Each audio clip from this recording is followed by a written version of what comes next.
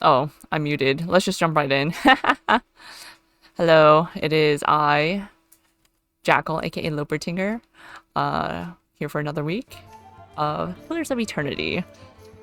Let me get everything going. Move my windows here. What the heck? Convict Zeshu! It is you, it is me, and it is you! How's it going? Okay. This window needs to be here so I can see. This window needs to be here so I can see. Alright. It low-key throws me off when I forget people can change their names, but I'm glad you left the Zeshu in there, Zeshu, so I know who you are. You alright? How am I? I'm good, thank you. Are you in the midst of another workday? Hey there. Where are we right now? We are... Oh, we were exploring the city. Let's see, we're in Copper Lane. Oh, there was sewers and there was dungeoneering to do in the sewers. Classic. Let me move this. Yeah. Okay. That's better. Hey, said, how's it going? What's up? Eternity's my pillars. You gotta stop doing that, buddy. I just put them up, like, for eternity. Like, they gotta stay up there. We're all healed. We're good. Where's the exit? The exit's down here. Yeah, I hope everyone's been doing well. Staying warm if it's cold, or staying cool if it's warm, wherever you are on the globe. No sleep? You're gonna be lurking? No problem at all. That was literally me all of last week. I could not... I was not sleeping well at all last week, and last night was the first decent night's sleep I've had. But thank you so much for sticking around to lurk, Reset. Much appreciated. I'm gonna go to the sewers. And we're gonna... There's a quest. There's like an old man there or something like that. The old man wants us to rescue... Oh, no. Find the heirloom breastplate. Yeah. You got like 3 hours of sleep, then woke up and it was just an avalanche of things stopping you from getting more. No, I'm so sorry. That sucks. Yeah, definitely get your... I hope you get your sleep tonight. Or even a nap. A little, are you a 15-minute napper or a multiple hour napper? I feel like I can't nap. Because if I do, I'll just pass out for 4 hours. And then be groggier when I wake up. So I don't nap. Where are the sewers? Just hoping you'd rather not be dead and upset for Christmas. Yeah, so true, so true.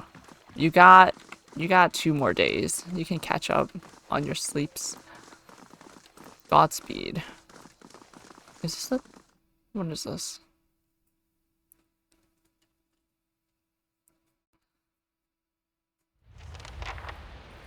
The Rip Van Winkle type of napping. I'm not sure what that means. Yeah? I may be stupid.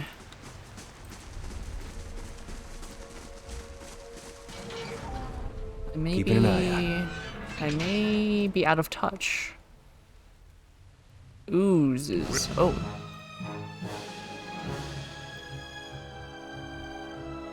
Have subs turned off? Subs like subtitles or subs like subscriptions or whatever? Because I'm not affiliate, so I don't have any of that. Right? Because you gotta be affiliate to do that. I'm Twitch newbie. If you meant subs and subscriptions, I super appreciate you, Zeshu. My goodness. Yeah, I'm not affiliate. Sadly. Not yet. Maybe in the future when I can stream more, but my current schedule doesn't allow me to stream enough for for affiliate. I need to catch up on classic literature. I really do. I was actually like trying to read through Dracula for the first time. It is kind of a dry read, not gonna lie. So I kind of stopped. I wanted to reread Frankenstein, and I wanted to reread Picture of Dorian Gray. I know that's like more modern, more recent than a classic, but you know. The story of Rip was that he went to sleep in the forest and slept for like 30 years. Okay, so you're saying no naps for you, otherwise you just pass out. Oh, got it. How may I help?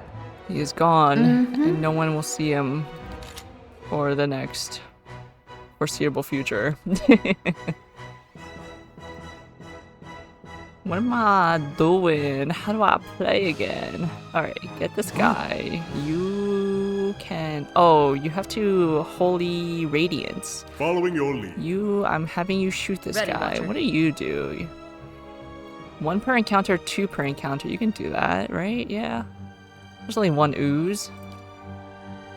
Yes? And hog mode.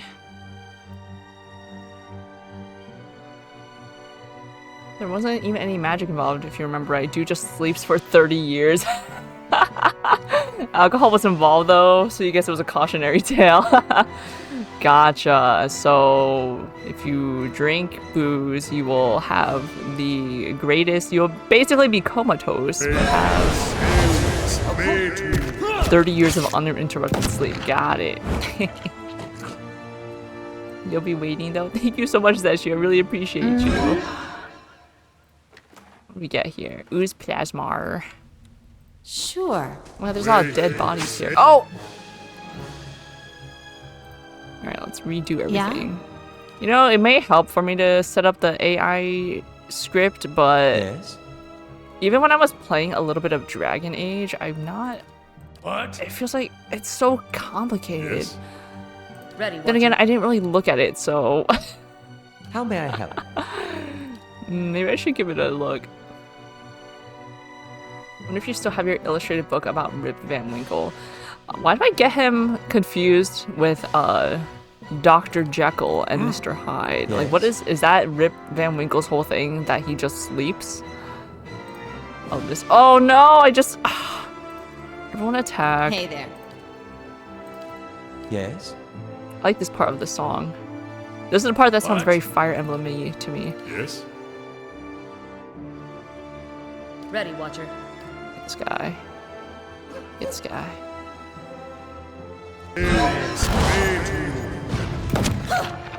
Get this guy! Yes! Oh, I thought this said 121. That's 12 and 1. Yeah?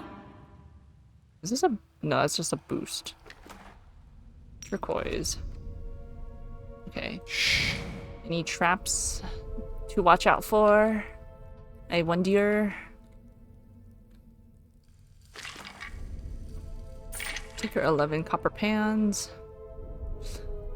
Beffers of Wollongong. Missing you, MM. Love you more. XXXOOO. Warlock Wormblade. The Swedish chef. Jebediah Jiggler. That's a good name. I hope they don't put anything too cliche on this gravestone. Adrian the Lurker Sparkman. I think, therefore, you are the Lurker. Thomas Giblin. The rain in the astral plane falls mainly on the elder brain. The brine. Tom Rigney. Here lies Tom Rigney, an atheist, all dressed up and nowhere to go. Mikkel Thomas Holmes. When logic and proportion have fallen sloppy dead, and the White Knight is talking backwards, and the Red Queen's off with her head, remember what the Dormouse said. Feed your head, feed your head. Chris W. May ye always be a seeker of truth, for ignorance is the greatest crime one can inflict upon themselves, and in doing so lets the lies and the evils of the world go unchallenged. Tobias Tearsell. Eulicus? Once tormented, now eternal. Untra. Wait and hope. User. Eureka! Urethra! Just kidding. That thing cracks me up. And so, Hrafin. Lost in the White March. I owe you one. Vaysark. I'm not really dead. I'm just pretending. Sure. Clorn, working with the Lords of Justice to end the tyranny of the Harbingers of Death across the realms and still cheaper than Van Dune. Remember, Dirk cannot be cursed. Verodi, we all have a debt to nature due. I paid mine and so must you. Johnny Bear, in memory of his wallet, may the pillars of eternity guide its contents to proper use. Tula Lunaris, I have no idea what I'm doing. Period. Yeah? You and me both. Lunaris. Tunar. What is this? Veloon. Velune. Salune.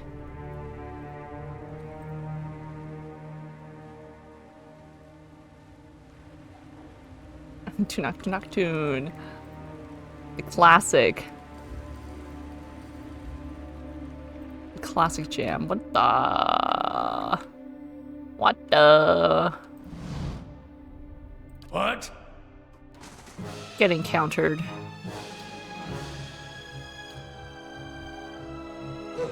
Alright. Ready, Watcher. Do that. You do Yes. that. You do that. You can do that and do that. The origin of that song always amuses you. What's the origin? Oh wait, I think I know the origin. Something about like, they were like, you can't get girls or something like that, right? And then he was like, watch this. I can get girls with this silly song. Oh!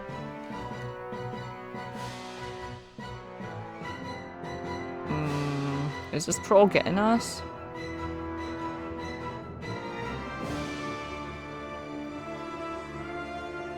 Ooh. Yeah? I? Ooh. Ooh, this troll is stumbling Following your along. Only chanted one phrase. Let's mark this prey. Jude was accused. People only listen to his songs because of the scantily clad woman in his yes, in this music video. So dude fired up Photoshop or whatever and just made a music video only with himself. I love that. Yes. Yeah? That is correct. Honestly, there should be more music videos like that. Like, Aloth. Hey there. I love when music videos are goofy like that. Ready, Watcher. Did you mark your prey? Can you shoot this guy? I? Move, Aloth, move! No, he's stuck! Wait, that was one per rest. Ooh. Okay. Oil time. Who else is doing what? What are you? Following your lead. 3 chants. Okay, so you can do something.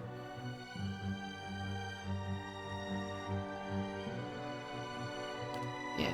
Oh. Are you involved in this hit? Summons 3 skeletons. I feel like that takes forever. Reduces damage reduction. Yeah. That reaches for sure. Ready, Watcher. Alright, ma'am. Get your bow out. Shoot him up. The troll has very... What is that? What is that? Fortitude, not might. Deflection, fortitude. Okay, so... We will not be knocking you down, I don't think. We can do...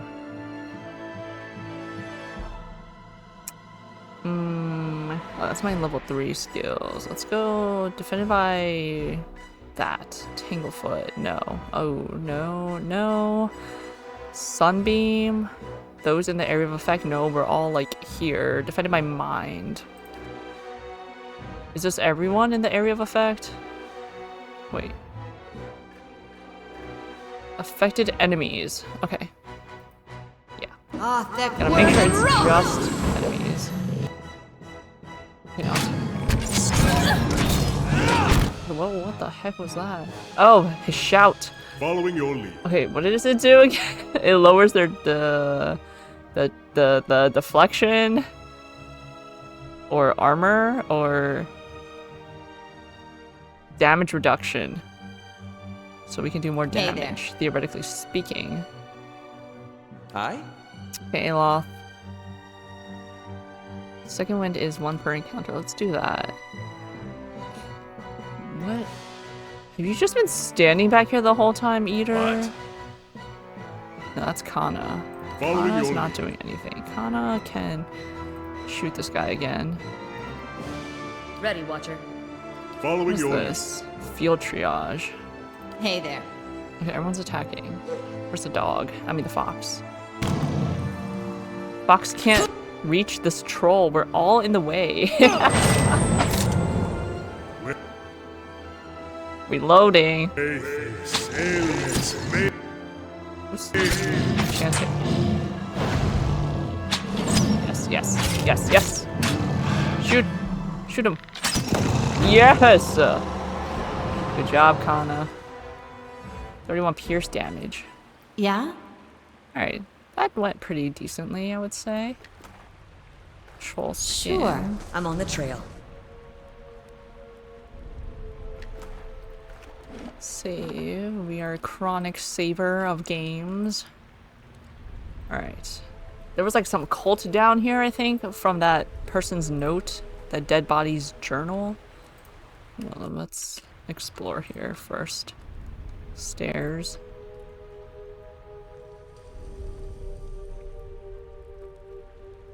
The druid. What's in this room? More grave things. There's a lot. I'm gonna skip them now too. Like I'm skipping the NPC stories. It's just a lot like in one place. Like if it was like more spread out, then I'd be like cool. But I kind of want to get going with this game. Not that I don't appreciate the backers who made this game possible. Possible with the viewers like you. Thank you. What's this? Cloak of Prevalent Shadows. Aura of Stealth. Who wants a Cloak of Stealth? You don't have a cloak. Sagani.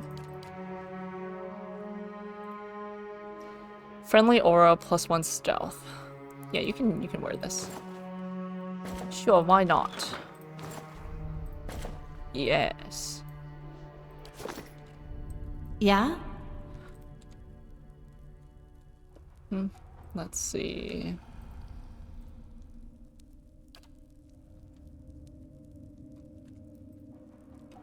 Any more traps in here? Okay. Lockpicks. Beautiful. Save, save, save. You know what? Let me look at the... Just kidding. That just activates party 8. I don't know what that... I don't want to mess with that right now. Too much, too much, too much.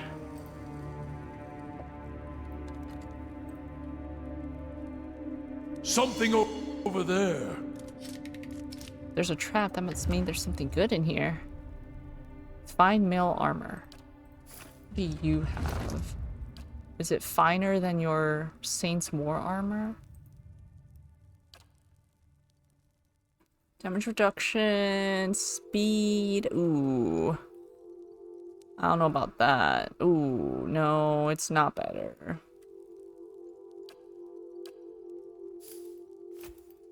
That's not better. It's good to sell, though. We can do that. We haven't sold anything since the first time we sold some things. And we have a lot of junk in our stash. I hope there's no limit. Actually, no, it might be... Nah, I hope there's no limit. I was gonna say it might be better if there's a limit to how much we can carry in there, but... That'll just upset me. Wait. If I can't carry extra loot. Hi? I'm here. Mark this prey.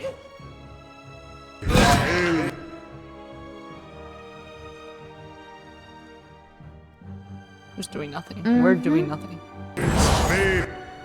You knock down ooze. It's immune to prone. If there's a limit, it's pretty big. Good. Because I was gonna say, if there's a limit, then that'll force me to have to sell things every time I go into town, but I don't wanna... Yeah, it's immune to that. That's fine. It has no legs to be knocked down with. Ready, Watcher. Okay, dead. Yeah?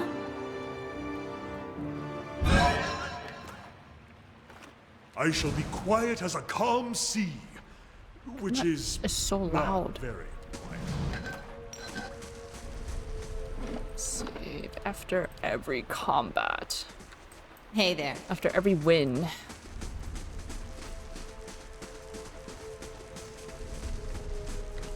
I'll take a look.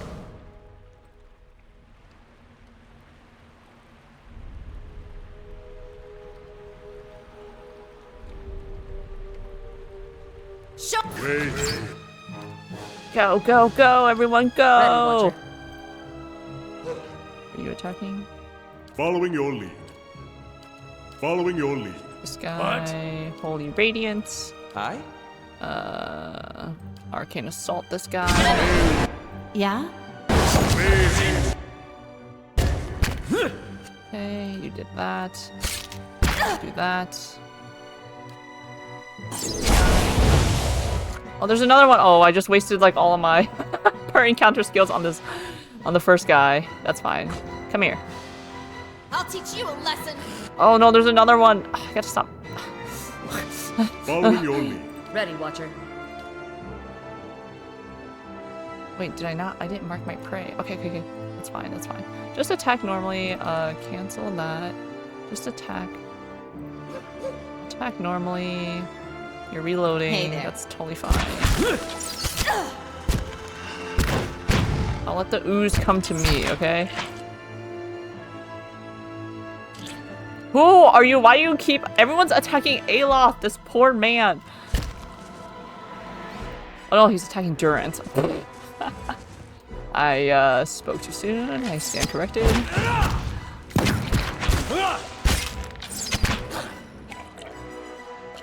Cool. Hey there. What is this? Drugs? Gold rot chew. Why are you carrying gold rot chew? I would not chew that if it came from a slime. I don't know where that thing's been. Ew. Yeah? Hello? Hello?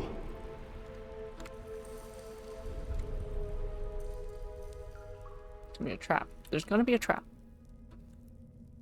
Do I want to Yes? field triage Durance? Because it's health, right? Yes, it is health.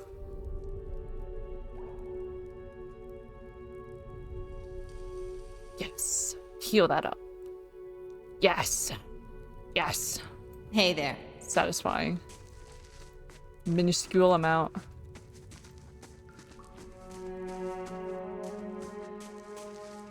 I'm looking for a breastplate. Has anyone seen one around here? Skeletal fighter? And the big, there's two of them and there's a big room. Let me come back here. I'll take a peek. Let me do that later. I don't want to get mobbed. Anyone here?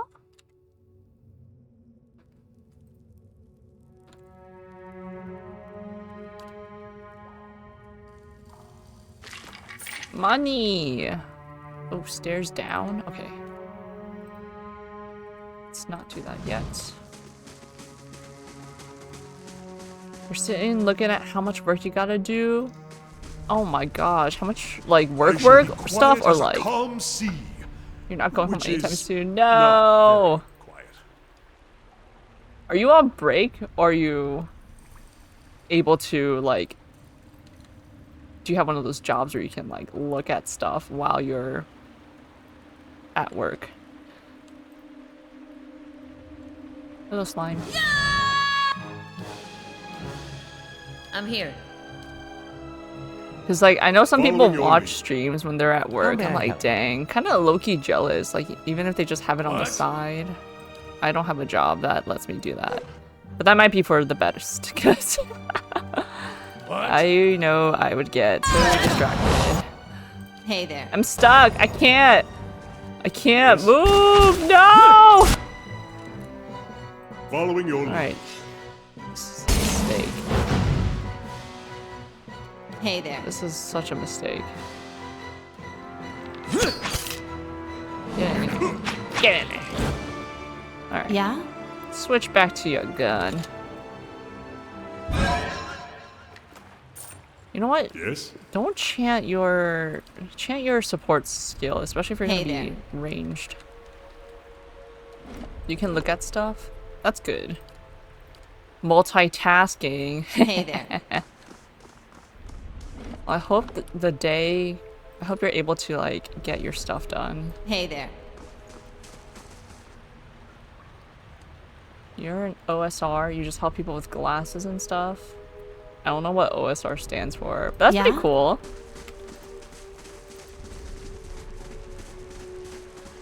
Like when people go in the store, they're like, I need this adjusted. Viscous, foul-smelling sludge ebbs in the trench. Not bad at all. I feel like when I make to-do lists for myself, it helps me. But then sometimes I make to-do lists for my to-do list because I have so many things going on, and then it's I don't know what to do. Laying low. I don't know where to start.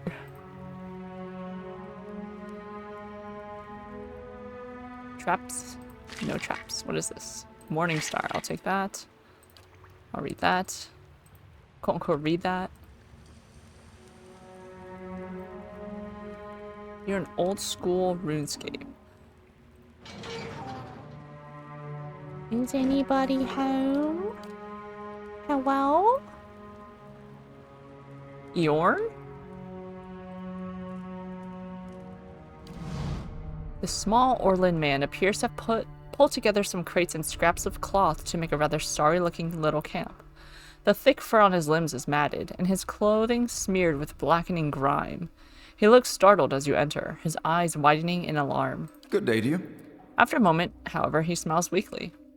Hello there. Wasn't expecting any visitors down in these parts. He glances around the dim room. What are you doing here? What can you tell me about these catacombs? Have you seen a woman named Rowena? Yorn shakes his head. Sorry, but I don't know anyone by that name. I know I'm not the only one down here, however. I hear voices now and then, from across the canal. Sounds like they're coming from the northwest. Yorn nods in greeting. Anything else I can do for you? What can you tell me about these catacombs? Yorn smiles wryly. Haven't explored too much of it, to be honest. Got lucky finding this little corner of it, but let me think. Well, the canal there, that's Grogan's Canal. Grogan was the dwarf that planned the whole thing. It runs up through to Andra's gift. Spills out into the sea there. Otherwise, it's just a lot of bones. There's the Warrens for people who couldn't afford better, but it's all flooded now. The fancier folks, they have their own resting places down here. Drier places. The Dukes of the Deerwood are down here, actually, if you want to pay your respects. What are you doing down here? Yoren grimaces. I've been a little down on my luck lately. Didn't have anywhere to stay, so I thought I'd come down here. Nobody pokes around in the catacombs much. Not until you, anyway. There are less dangerous places to live as meager a life. You're hiding from something, or someone. A sad tale, but not the whole story, I think. What are you hiding? You're hiding from something. Yorn looks around the dingy chamber and nods slowly, expression pained. Yeah, I guess that's plain enough to see. Yorn sighs heavily. Very well. It's true. I've been hiding from the knights down here, but it isn't what you think. He ducks his head. It was an accident. That's what they all say, buddy. It's been hard for me here in Defiance Bay. I suppose I thought if I got involved in city business, if I made the right friends, it would get easier in time. And it did, really. I made a name for myself, a place. People actually listen to me when I talk. Well, they used to. People can get very passionate about these things. We were discussing, I think it was shipping agreements, of all the things to fight over. But this one night, this man, he got very angry. I think maybe he'd had a little too much at the inn. Yorn pauses, and I guess he didn't like an Orlin talking back at him. I struck him. He came towards me, and I hit him, and he went over like a tree. I guess he struck his head on the way down. Yorn lowers his gaze and shrugs helplessly. Turns out he was a knight. The Crucible Knights won't care how it happened. They just want me gone.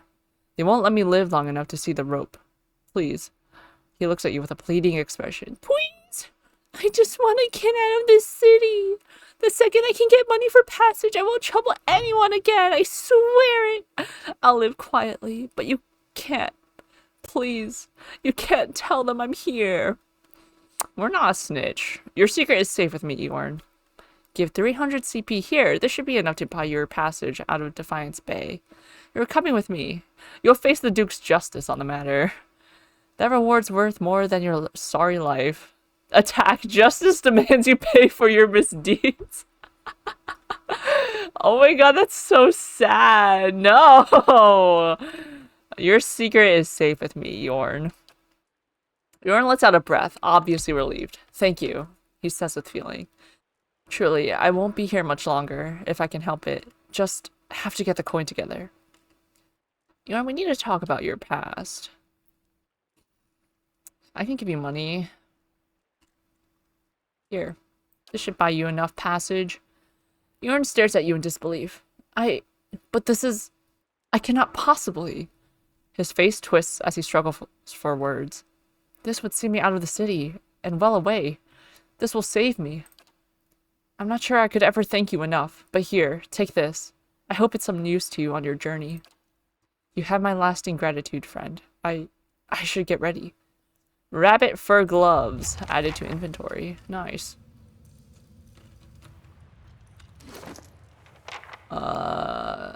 This. Plus 0.1 to crit damage multiplier. That's such a baby amount. I can't comprehend these numbers.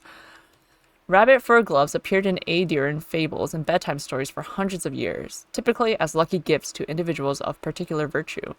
The gloves were first mentioned in a bedtime story about a girl who, in the midst of a famine, gave a piece of fruit to an elderly crone. Dude, calling an old person a crone? The old woman in turn gave rabbit fur gloves to the girl, and though it was summer, she accepted them graciously. She wore them and managed to forage enough to feed her family, and a few short seasons later, she became a hunter of uncanny skill. In other stories, the gloves are given to brave warriors, hard-working servants, and honest shopkeepers. The last story to mention the gloves is that of the notorious pickpocket Sandurin, who lost them when he stole an apple from a wizened old crone. Although the gloves appear to be sewn from the fur of different rabbits, there is no detectable seam between the many-colored pelts. They're soft and cozy, yet when you put your hands in them, your fingers still feel quick and nimble. A rabbit's foot dangles from the left glove, and their natural warmth suggests the presence of essence. Dinosaurs. You old... Calling someone an old dinosaur? That's, like... redundant. You... dinosauric crone. You ancient, feeble... Oh, who wants gloves? You ancient, feeble little thing. Decrepit. Hey there. I'm on the trail. On the trail. Campfire and lockpicks.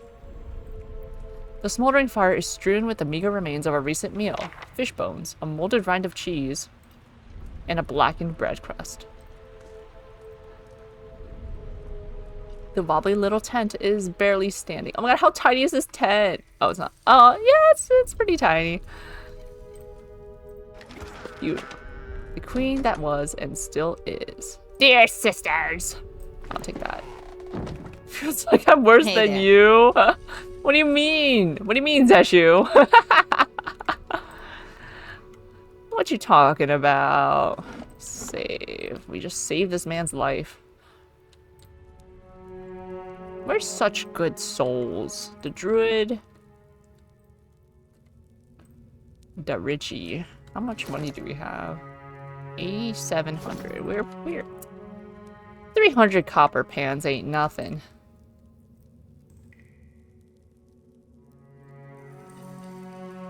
Bully old people is fun. No! I just say that. Nah, nah, That's nah, nah. settled. Oh, skeletal wizard. No. Let's get out of the doorway.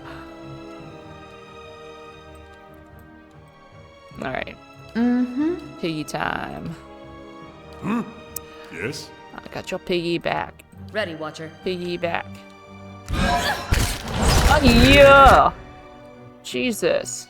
Minnaletta's bounding missiles. Oh my Yeah? god, my endurance. Get some second wind up in here, Ready, please. Watcher. You shoot this person? Shoot this skeletal wizard? Dude, the mages are vicious. Yes. Mage on mage attack. Let's go. Into the fray. Where's this? Is the skeleton dead? Did we kill that first skeleton? Human skeleton. Is it dead? I don't know. I don't see another red dot, so we'll get this guy. Everyone's gonna get this guy. Alright. I'm here. Yeah, get this guy. This stupid skeletal wizard. This nerd. Knock him down. What are we doing? Just standing here. Let's go. Go. Yes, yes, yes. Yeah? God, you beat us up. Alright, we'll just stand here and recover our endurance. Vessel bone. Once one of the bones to which a soul desperately clung, now it holds only traces of the life it held. There's two of them. Yeah? You got two souls in you? Ooh, that's an idea. A skeletal wizard composed with the souls of two, the bones of two souls. Then they have like a split personality type of thing. Skeletal fighter, we can take you.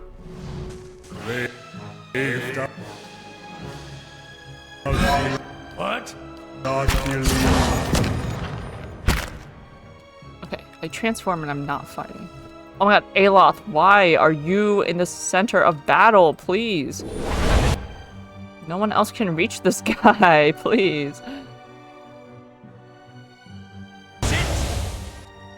Everyone move. I did not plan Yes? everyone's position Ready, well. Watcher.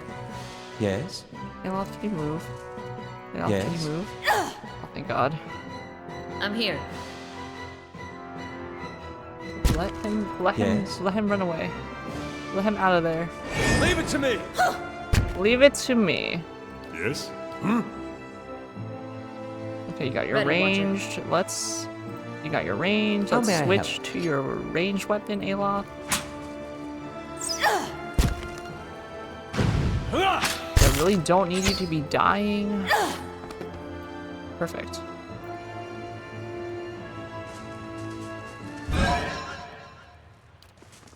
That's a lot of backers. All right, give me Ready, this. Watcher. Hey there. Nice and quiet. Oh, I missed this jar.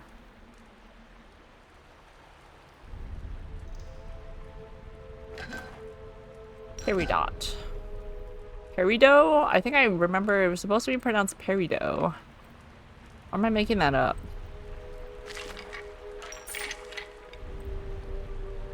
Peridot.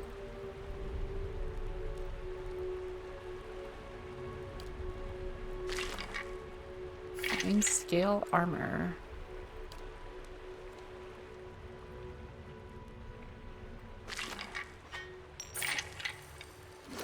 What's that? Who picked up this item? There has got to be a better way for me to... This one, Fine Scepter, to know, like, what I just picked up. This is a wand. No, this is a scepter. Oh, you can take this. Fine Scepter. Let's switch this out. Yeah, get in there. What is this? A wand. What is that? We don't need to be caught with crack cocaine in our inventory, alright? Let's put that away, okay? Tuck that in our stash. I have all these traps, and for what?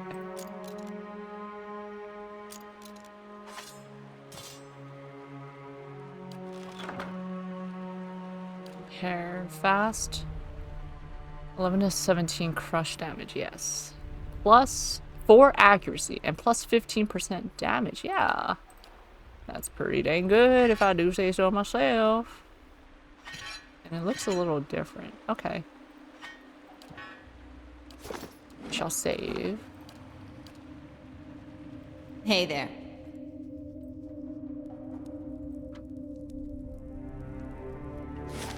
That place is explored. I'll take a look. There's... Ah, what is that? Tread carefully.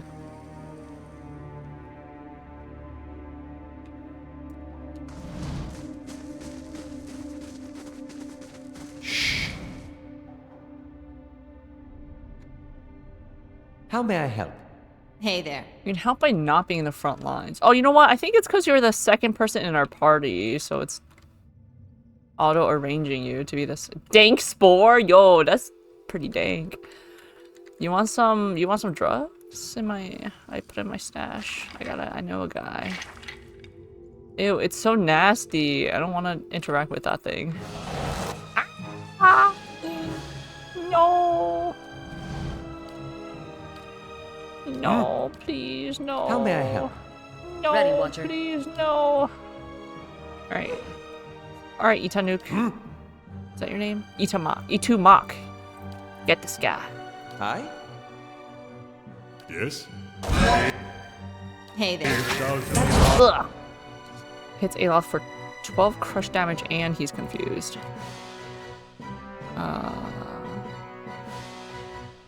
What's this? Oh, my boost, my buff. Following your lead. I'm here. Kana hits Dank Spore. Nice. His shotgun is crazy, actually.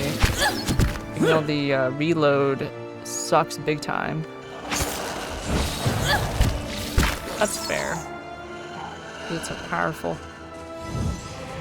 Alright, gotta wait for him to stop being confused. There we go.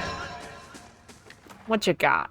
Dank spores. These small feather-thin spores have delicate stinging barbs by which they cling to surfaces, passing creatures, and the inside of nostrils. Sick. I'll see what I can find. Sporling. Ew! It's Christmas Eve. It's Christmas Eve's Eve for me. Merry, Merry Eve. I actually did not forget that Christmas is in 2 days. Hey there. You actually didn't know that? Oh no. Oh, how the turntables. 2 weeks ago, it was me being like, where the heck? Yeah, time be flying. Braved out with the lot of your lead. Kill the baby. Kill the baby first. Look at it. Kill the baby. Who's confused? Hey there. Oh, okay, we're confused. The druid is confused. Head on. Wait, we didn't kill this baby. Finish killing this baby.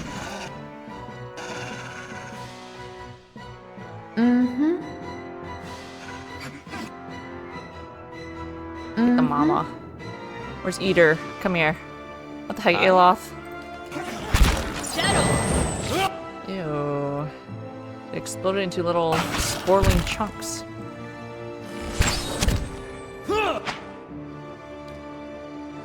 Oh, he's confused. Okay, that's Following fine. your lead. That's fine. Thank God the dang spore is rooted in the ground.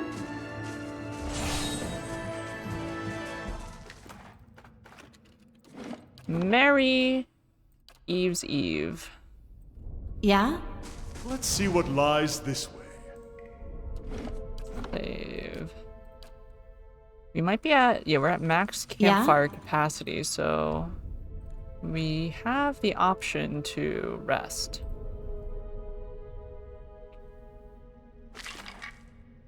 A dagger.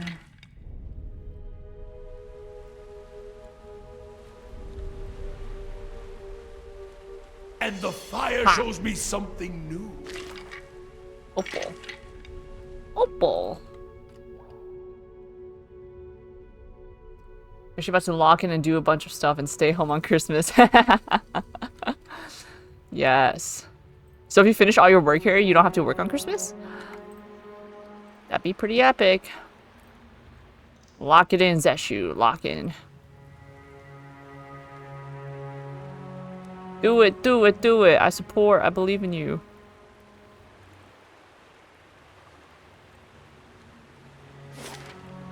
This goes back to the beginning. In the beginning.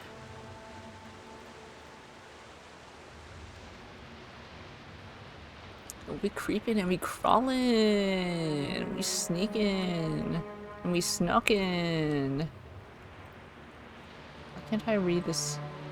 Oh, it's the same disgusting descriptor. Alright, so we gotta go this room. There's definitely gonna be like multiple mobs in here. So we should definitely rest before entering that room. I shall be quiet as a calm sea, which is not very. Margaren's fire casts light in dark places.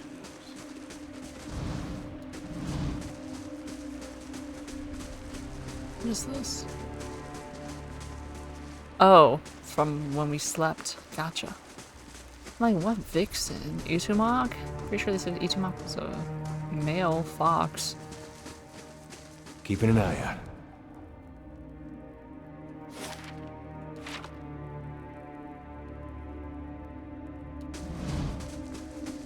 I'm on the trail. Alright, we're gonna camp right outside of the enemy territory. Introduction 2, yes. Skill multiplier. 2. Racial accuracy bonus? Oh, against. No, that's silly. I don't know who I'm going up against. Hey there. 8 hours have passed. Fantastic. Skeletal fighter, skeletal fighter. Great. Yeah? Okay, let's back up a little bit, buddy boy. You can attack, you can attack. Holy Yes? Radiance, I'm you're here. chanting and shooting. Following your lead. Actually, you can go sicko Ready, mode. Watcher. Yes? I'm here. Itumak. How may I help? Well, this guy's chasing him! Stop chasing Aloth around. Alright, cool. That's it! Yes, yes, yes. Yes, get wrecked. Noobs, get wrecked.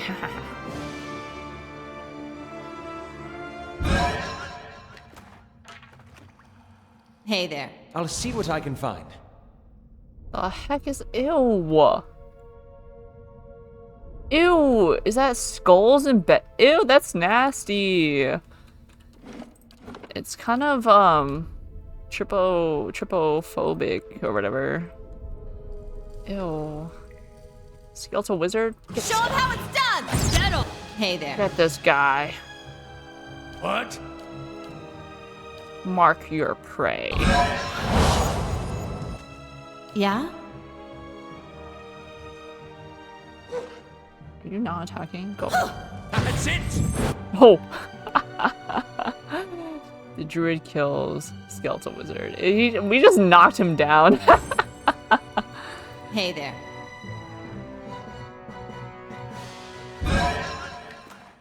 Mine. And what does the flame reveal? Hunting bow. More money. Look, 320. Look, the guy... Eorn could have... Well, he technically would have had to go past these skeletons, but... There was 320 CP lying around in here. We made our money back.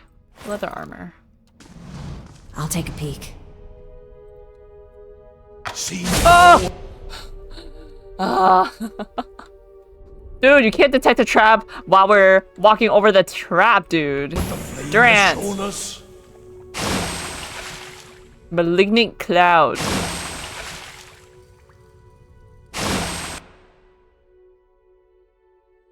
Can you disarm it? Get off this. Ready, Watcher. Oh, it's just gone. Hey there. Okay. Well, what does it do? It's good. Okay. Phew. It didn't kill us all. You're good. You actually remember that you gotta buy a gift for your coworker. Oh. Thank God you remembered that. Hopefully you can find something. Yeah? If you know what you Margaret's want to give them. fire cast light I don't do Secret Santas. I don't do gifts. I'm not a gift person, man. Like, don't give me anything. I don't need anything. I don't want to have to give you anything because Yeah? I'm so bad at... I don't want that stress. I'm on the trail. Stop. Everyone stop moving. Stop Aye? moving. Stop moving. Stop moving. Stop moving. Stop moving. Following Stop your moving. lead. Stop moving. I haven't. Okay. Same. Yeah, you get it. Like, How may I help? Yes? I don't need anything. Don't give me that pressure. Trap disarm. Hey Thank there. God. The amount of thought you put into it and got nothing? No! What? Yeah? Hope that's not based off real experience. I'd be like, bruh, never again. You just bought them a $200 gift card for girly stuff. That's pretty good. Yeah? You suck at gifts. Yeah, I just give like, I know it, Hey there. but money's money. Like, gift card, that's money. It's not quote unquote thoughtful, but it's money, Hey there. right? Like, would that not be the best gift? Maybe because it's so Hey like, there. okay, we see money all the time. We get it. Aye? We get it. Ready, Watcher. Everyone Following stop your moving, lead. stop moving, stop moving. This I haven't seen before. You failed to disarm the trap. Okay, we're walking around this, guys, okay? Don't... Tread carefully, okay? How may I help? Everyone, walk around it. I'm here. There we go. Itumak, don't be... I'm here. What? Right, Durant, scout ahead. Itumak.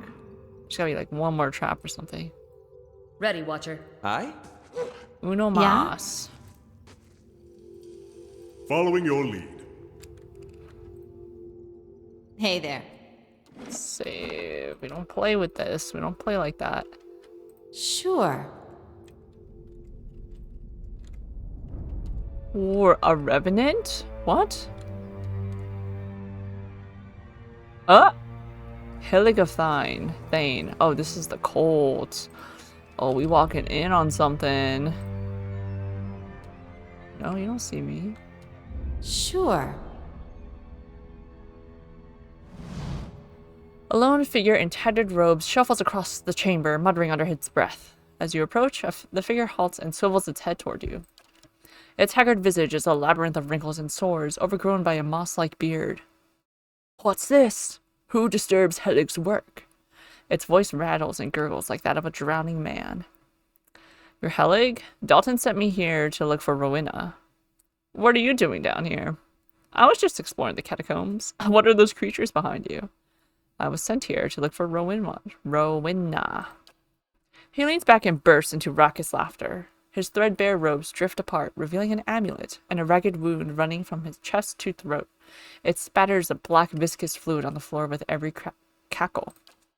That old fool is still alive? I do hope he still doesn't bear a grudge for that incident. It was so very long ago. Dalton believes that Rowena is in the catacombs. What happened to you? You may want to get that looked at. What can you tell me about Dalton? Attack, I don't know what you are, but I'll send you back to the grave. Yeah. But you may want to get that looked at. What? This? He points a gnarled thumb at the wound. A long story.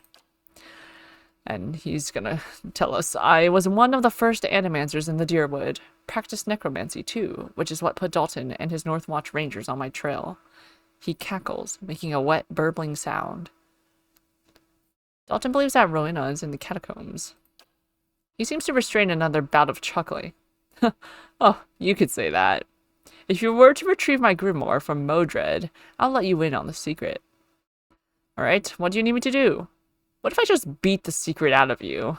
Attack, no bargain. I'll find Rowena without you. What if I just beat the secret out of you? He smirks. You could try, but then you'll just end up dead. Alright, what do you need me to do? Did I save? We can take this guy. No bargain. We can take this guy and his 3 revenants. Aye?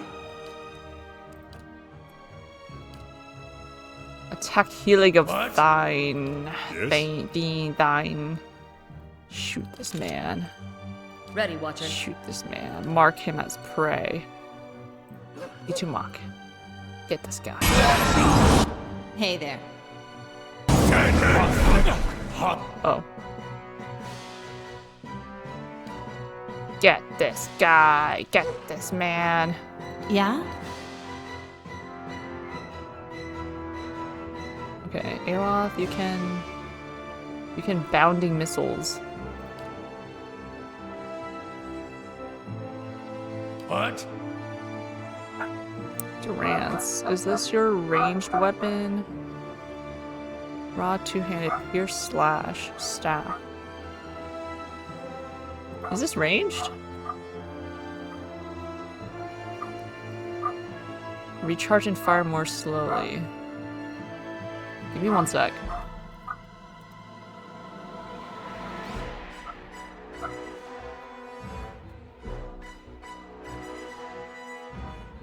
Okay, back. Whatever that sound was scared. It was like 10 seconds ago. In game? If it was in game, then maybe it was just the fight starting.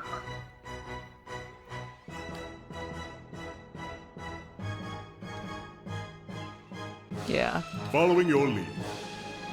Yeah, I don't know, this... Sorry about the shock. Some of the, like, sounds are quiet. Some... Oh my god, we exploded this guy! And then some of the sounds are, like... mad loud. Did we kill them all? The druid killed Helig of Thine. Quest updated. Oops. Hey there. Get this guy. This guy really said, if you would try to attack me, you were dead. Huh. Dead on. Foolish. And what does the flame reveal? Alright, find scepter, Helig's grimoire. You already had your grimoire, or did you have another grimoire, you're saying? A fine scepter. Oops. Close that. Who? You? Let's see, what skills? We got those skills. What's this? Here, you can take that. Fine robe, you can take that. Sword ward amulet +5 will. This brilliant bloodstone amulet has a strange aura about it. As you hold the gem, you think you hear a woman's voice. I think that's Rowena in there. Oh. Yeah, we had a grimoire, but what about a second grimoire? Yeah, maybe. Maybe we'll stumble across this Modred and get Helig's Grimoire Part 2, Volume 2. A soul prowls within the bloodstone like a caged Stelgar. Ah, what is that? It's filled with a fierce, restless energy. Who are you?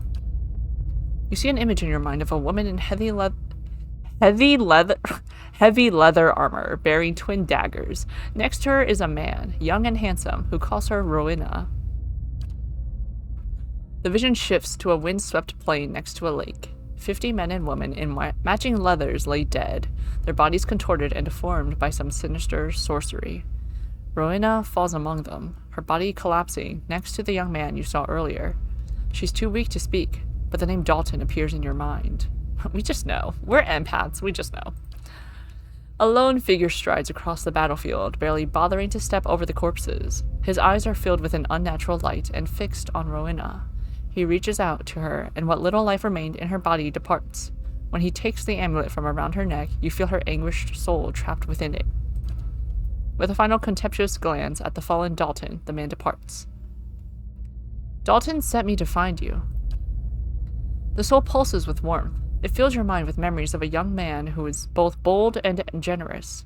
But fury and despair gnaw those images away until all you can feel are cold, crimson walls pressing against you and something loathsome feeding off of you as the years fade into decades. Well, what do you want? You see an image of the amulet shattering and the soul inside rising and dissipating among the stars. Farewell. Alright, I know. Should we do this in front of Dalton's face? Yeah? Dust and cobwebs have been swept aside for various alchemical implements. Oh. Though coated with rust and grit, they look recently there. used. A grim assortment of rusty blades adorns this table. Tarnished locket. A faded portrait of a young nobleman still rests inside. His face has been worn away by time. Well, we can sell that, so I'll take it. The scattered feverish notes detail various enigmatic procedures and rites of necromancy. Oh my god, he's so pale. Okay, there's stairs downwards. I guess that's where, Modor... Now this... Oh! No, I shall be everyone discreet. Stop. Everyone stop. I have...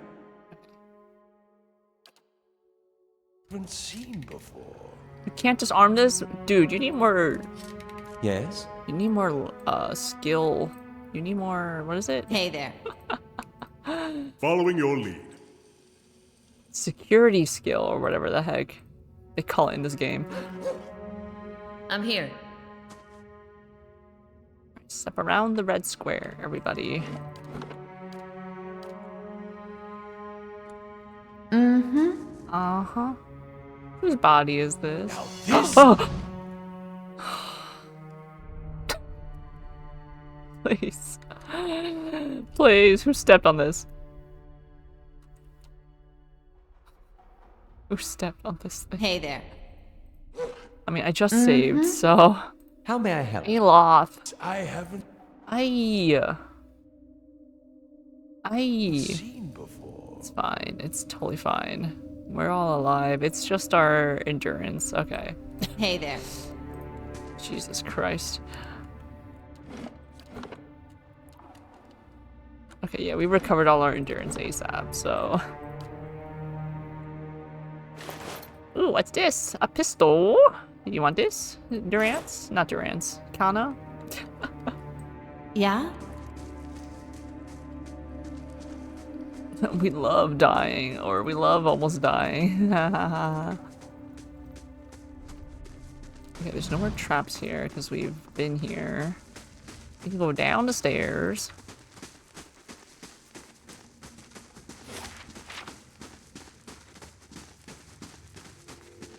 We could make camp, but I don't think we have to. We're pretty good on our health and our skills. Do we want to change your formation? What party formation did I do in Baldur's Gate? I think it's something like the triangle. Sure. Oh! Older robed man, looking pretty imposing. In front of you looms the ghostly hollow image of a man who was present at your awakening.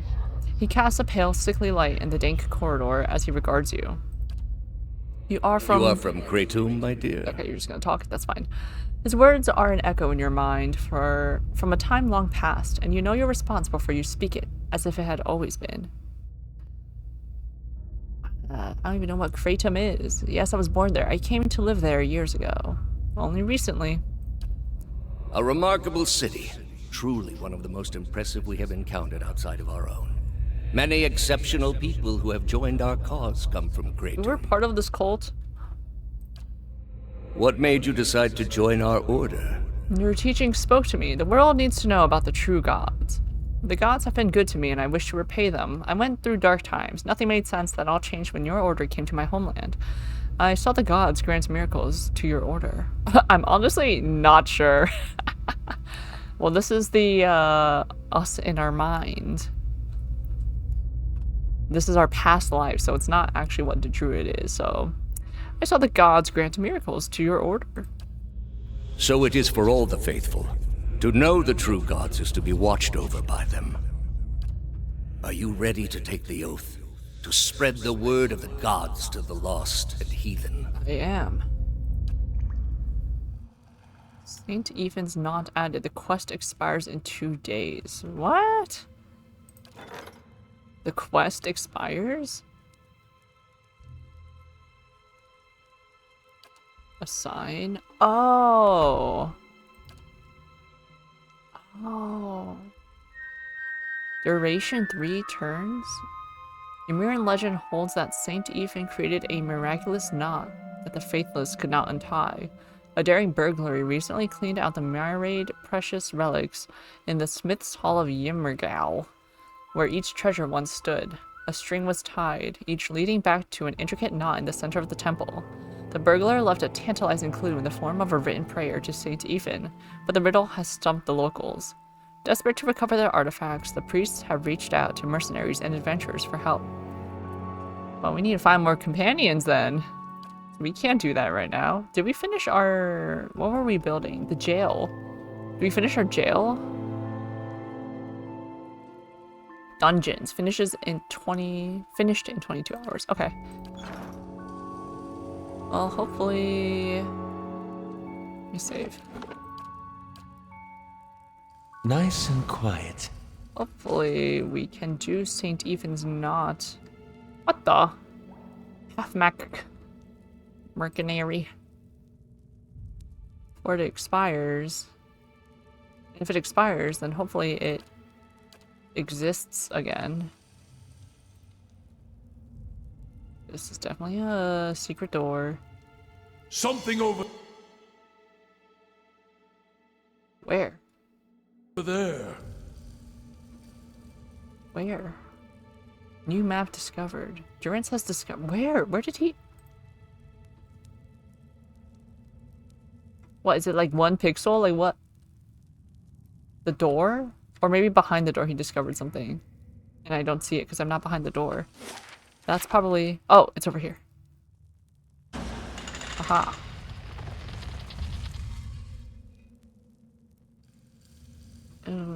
And the fire shows me something new. You failed to disarm the trap. I bet there's like mad traps in here. Alright, let's see.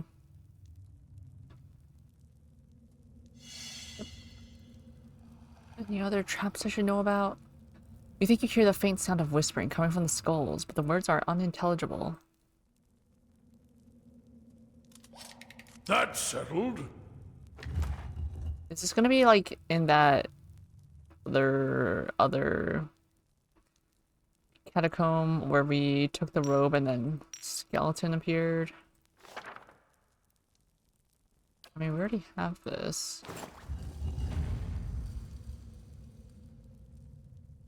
We'll take it again anyway, why not? Who else needs a robe? What is this? Resolve? No, that's good for you. Freeze? Restore freeze damage? I think the stealthy thing is better than that.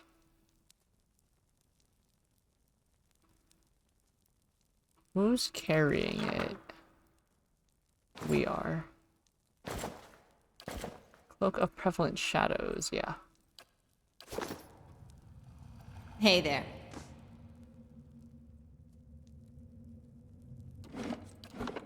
Save. Accept. Let's talk to these strangers who may or may not want to kill us if we don't join their cult.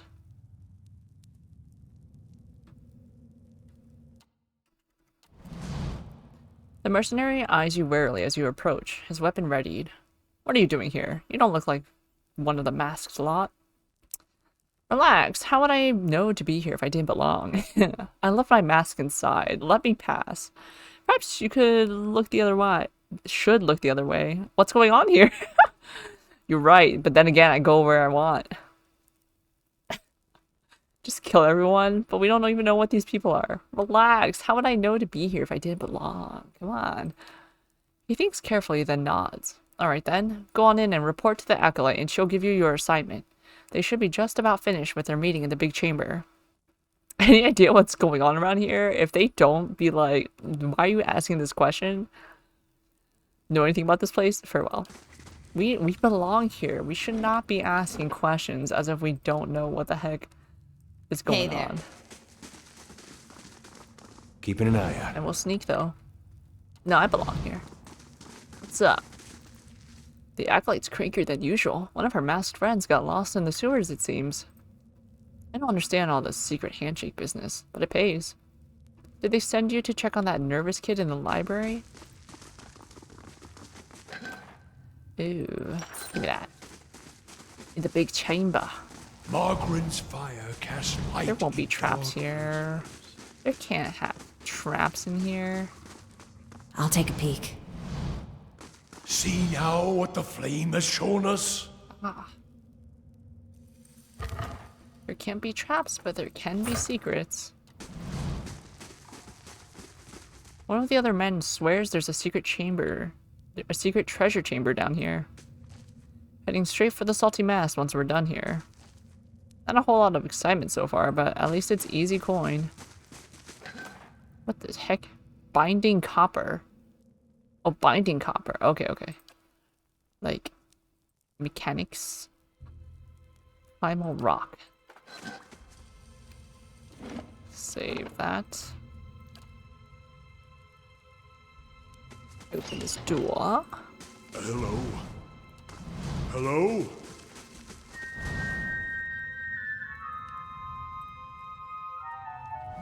Aloth falters and brings a hand to his forehead. He takes a staggering step forward, coughing and sputtering. Back you, Claude! Those hooded fiends are nigh to be trusted!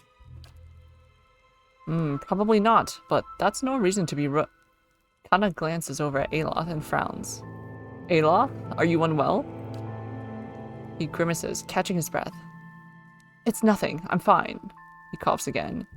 This probably isn't the best place to linger anyhow. We're gonna proceed. Major potion of regeneration. Okay, maybe we shouldn't proceed down this area. Yeah, we'll come back. I think the game's trying to tell us something. We need that. Potion. Back your clods. Mercenaries. Ooh, some shit. Don't mind if I do. Grain, oil, yeah, I'll cook up some. Acolyte's cranker, yeah.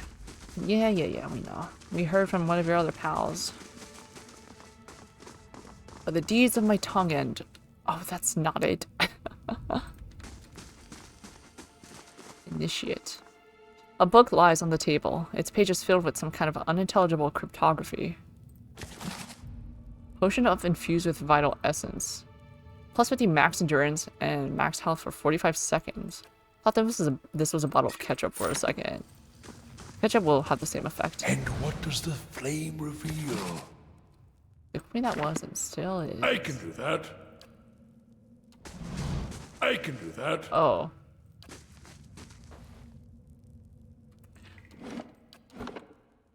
Will we get in trouble if we lockpick this? A simple test. That's settled. Now we belong here. Hey there. Well met, friend. A lone figure paces back and forth. Not gonna lie, having bad and dealing with rude customers is crazy. Oh my god, I'm so sorry.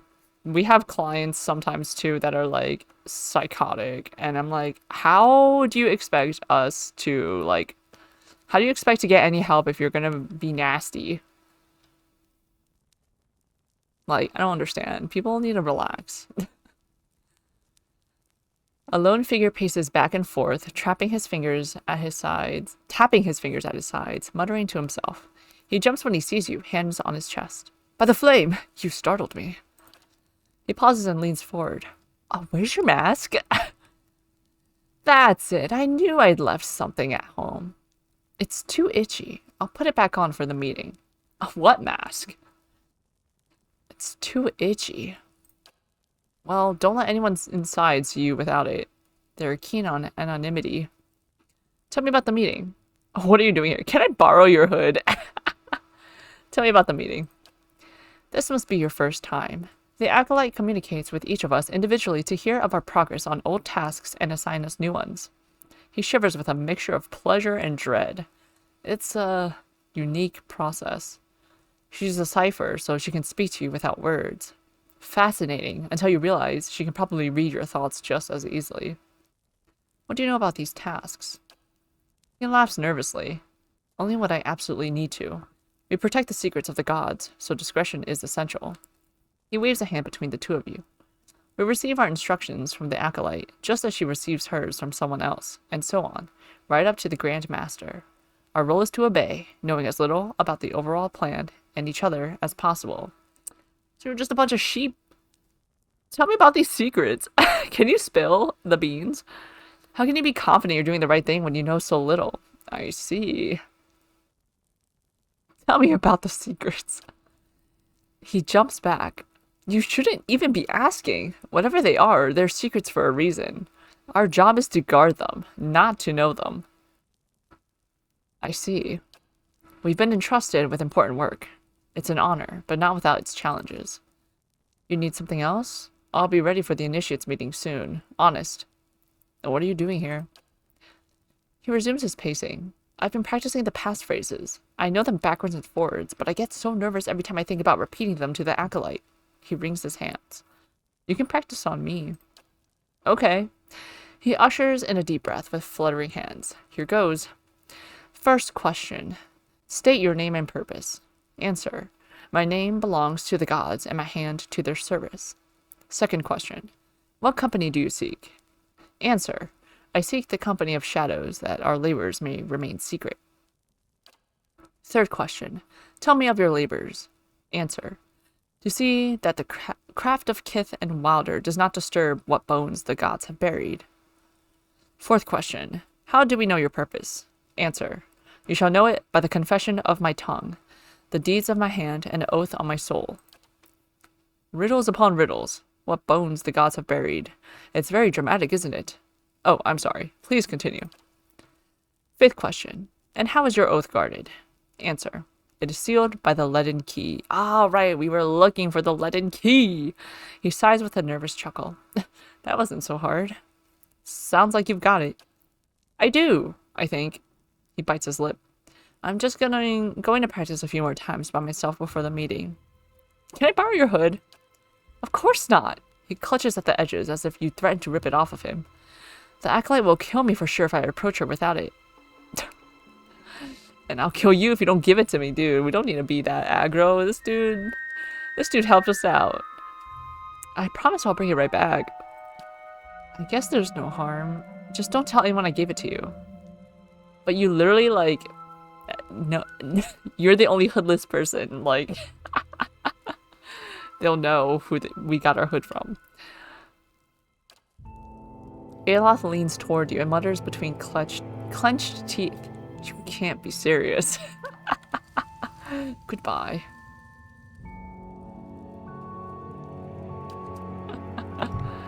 Got your hood. Modica hood. A dark mask bearing the stylized countenance of Wudica is attached by thread to a black hood. Worn together, they obscure most of the defining features of the wearer's head. Well, we have a helmet covering our head.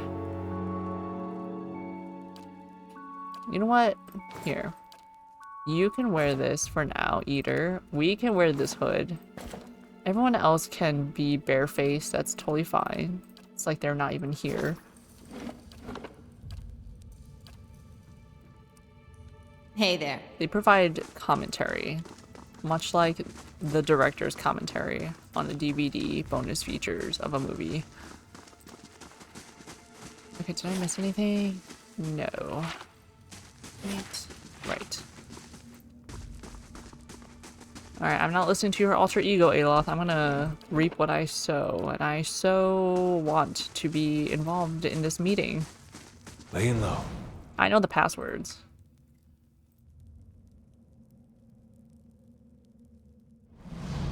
You hear murmurs and chants on the other side of the door. A ritual of some sort is already underway.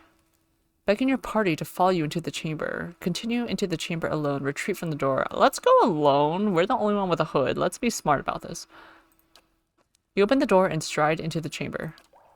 We know the passwords. We're good. We're good. Several shrouded figures are lined up across from a hooded woman. The figure at the head of the line approaches her, and the woman places her outstretched hand on the stranger's forehead. They stand in silent communion as you look on. A few moments later, the stranger steps aside and resumes his place in the circle around the statue. The woman turns toward you. You are late, attendant. Even though her face is concealed, you sense her rage in her dangerously low voice and in the sudden silence of the others in the chamber. I've been waiting on your reports. Quickly now, state your name and purpose. The woman beckons you closer with curling fingers. She rests her open hand on your forehead, and you feel the heat from her palm through the thick material of your hood. Her voice is so low and soft that you're not certain whether she's speaking aloud or in your head. Mutter indistinct. None of your business. Just mutter indistinctly. My name belongs to the gods, and my hand to their service. What company do you seek? I see. Is that an offer? I see the company of shadows, that our labors may remain secret. Tell me of your labors. I'd rather show you, to see that the craft of Kith and Wilder does not disturb what bones the gods have buried. How do we know your purpose? I asked you first. You shall know it by the confession of my tongue, the deeds of my hand, and the oath on my soul. And how is your oath guarded? I've had enough of this. It is sealed by the leaden key. Welcome, attendant. Tell me of your exploits. Her voice reaches you as a whisper slithering first into one ear and then the other. In your mind, you see a building, magnificent with trellises and tiles and located on a pristine boulevard. The wealthy and learned stroll in and out, trading knowledge and coin. Does he wait still? Yet it also houses misery and madness. Somewhere within its rotten core sits a man, his hair matted, but his eyes alert. He watches and waits, a prisoner by choice. Is this talking about located on a pristine boulevard? Never mind. I was gonna say, is this the crack house that we destroyed? Does he wait still? Yes? No? I don't know. Yes? Did they arrive? The Acolyte's vision takes you out of Defiance Bay and to a town in the wilderness with a watermill. A signpost on one of the paths reads Deerford. Several figures huddled together, shrouded in cloaks and hoods. An image of ruin suddenly looms in your mind. Two skeletal effigies flank a cleft in a mountainside. Did they arrive? It is uncertain. I don't know. Your information shall be relayed. Now, for your next task. The ruins fade from your mind, and in their place is a palimpsest of a neighborhood. Run-down estates are cobbled around a cemetery and an ancient tower. Savage shapes prowl the streets, and in the tower, a man hunches over a strange mechanism. Can't see him clearly, but there's something unnatural about him. Stop him. And above all, don't let him meet her. The Acolyte shows you a door in the base of the tower, a seemingly impenetrable slab of stone and copper, and then she shows you the invisible split between the perfectly matched halves, and you understand how the copper veins convert a command into action. The command comes to your mind, a surprising familiarity about it. You know how to open the door. Actually, I'm here to stop you. I can't attack by myself. 1v6, 1v5, 1v4 plus a boss. I shall. Her hand rests lightly on your head. Have you any questions, attendant? What is this place? Who are you? Remind me about the man in the tower. Show me the prisoner. In your mind, you see a building. Okay, yeah. Wealthy and learned stroll in and out, trading knowledge and coin. Okay, so it's gotta be like that marketplace thingy. Remind me about the man in the tower? Okay, he has a machine. I see the vision of the ruins. It's town called Deerford. Did we go to Deerford? I don't know. Farewell.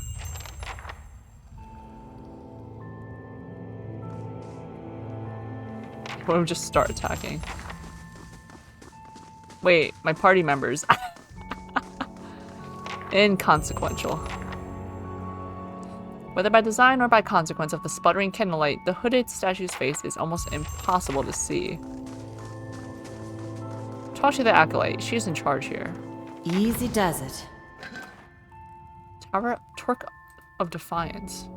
Only usable by Ranger. Okay. You're a Ranger, right? Sagani? Oh! Secret! It's gonna bring me up inside of like a fancy building or something. Devotees have placed assorted keys, their teeth filed away among the tunnels of the runnels of wax.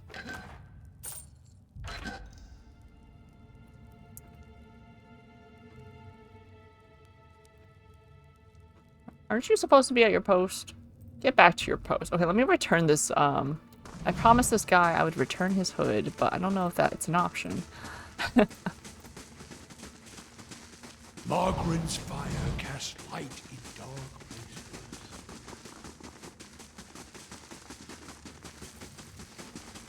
Here's your hood back, sir. Thank you. What are you doing here? Why are you nervous? He stops in his tracks. I've never seen that acolyte's face, but I can't stop wondering what she looks like under that robe. He twists his fingers together. And when she peers into my mind, I'm afraid she'll catch me thinking about that. You hear him swallow. Also, if I get the passphrases wrong, she'll kill me where I stand. Ha! Then look beneath the robe, I say. Fail her test, but succeed in the more important one. Once you have nothing to hide, a cipher's got no power over you. You should just stop thinking about it. I know! He grabs the sides of his robes. But the more I tell myself to stop thinking about it, the more I think about it. Never mind. He doesn't want his cloak back. His hood back. It's fine. We're running and running and running, running in a giant U shape. What are these new quests? Man who waits. Dying heritage. Through Death's Gate. Fragments of a scattered face. Records archive. Okay. Trials of Durance. Spent time. Yep. Time and tide. Explore the endless paths. Master below. Endless paths. Long hunt. Travel to the cliffs you saw in the vision. Voice from the past. Return to Dalton. 2-story job. Tell somebody about the plot. We're snitching? Oh, from the thieves. Find the heirloom breastplate. Be somewhere in the Crucible Keep in First Fires. Oh, I'm not even there. I ain't even there yet. That's the next place we were supposed to explore. The steward of Cage Nua has received a letter for you. A letter has arrived at Cade Nua addressed to its new ruler. The steward believes it may present an interesting opportunity. The steward has requested my presence. You can't talk to me through whatever connection we've got going on? Girl, I'm in the middle of something. Where are we? First Fires. Perfect. That's where we're supposed to go next. Oh wait, no, but I need to return to that A dude. moment, please. I feel I should explain myself. Okay. Yes? There's something I should have told you earlier. That's an understatement. So tell me now. Cross your arms and wait. Cross my arms and wait. He collapses his hands together, slowly massaging a knuckle with his thumb. I meant no harm. I thought I could keep it to myself. That when we resolve the matter of your soul, we would also address my problem. But unlike yours, mine is a presence that shares my senses and my skin, making herself manifest at the most unwelcome Herself? times. Why is it cutting off the first line of dialogue? I gotta look into that.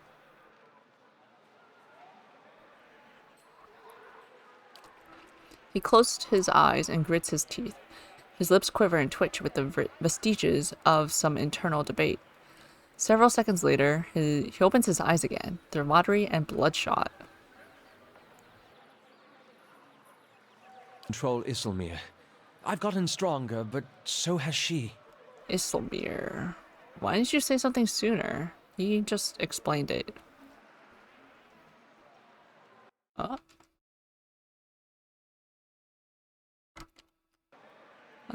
Oop. All my windows. Okay. Tell me about Isilmir. Of rash impulses and feeble faculties. She wags her impertinent tongue when she should listen. Scarf over anything tisn't to do with books and spell speak.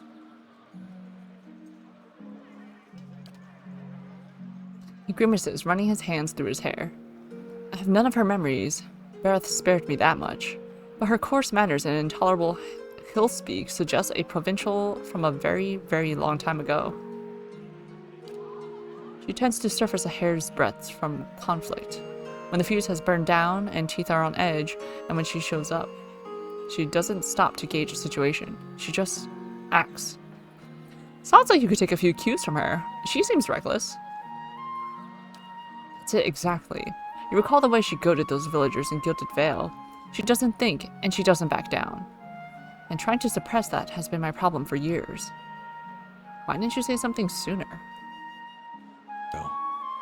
Those with awakened souls are shunned, mistrusted. And after your experience with Meerwald, I'm certain you can see why. You need to be careful.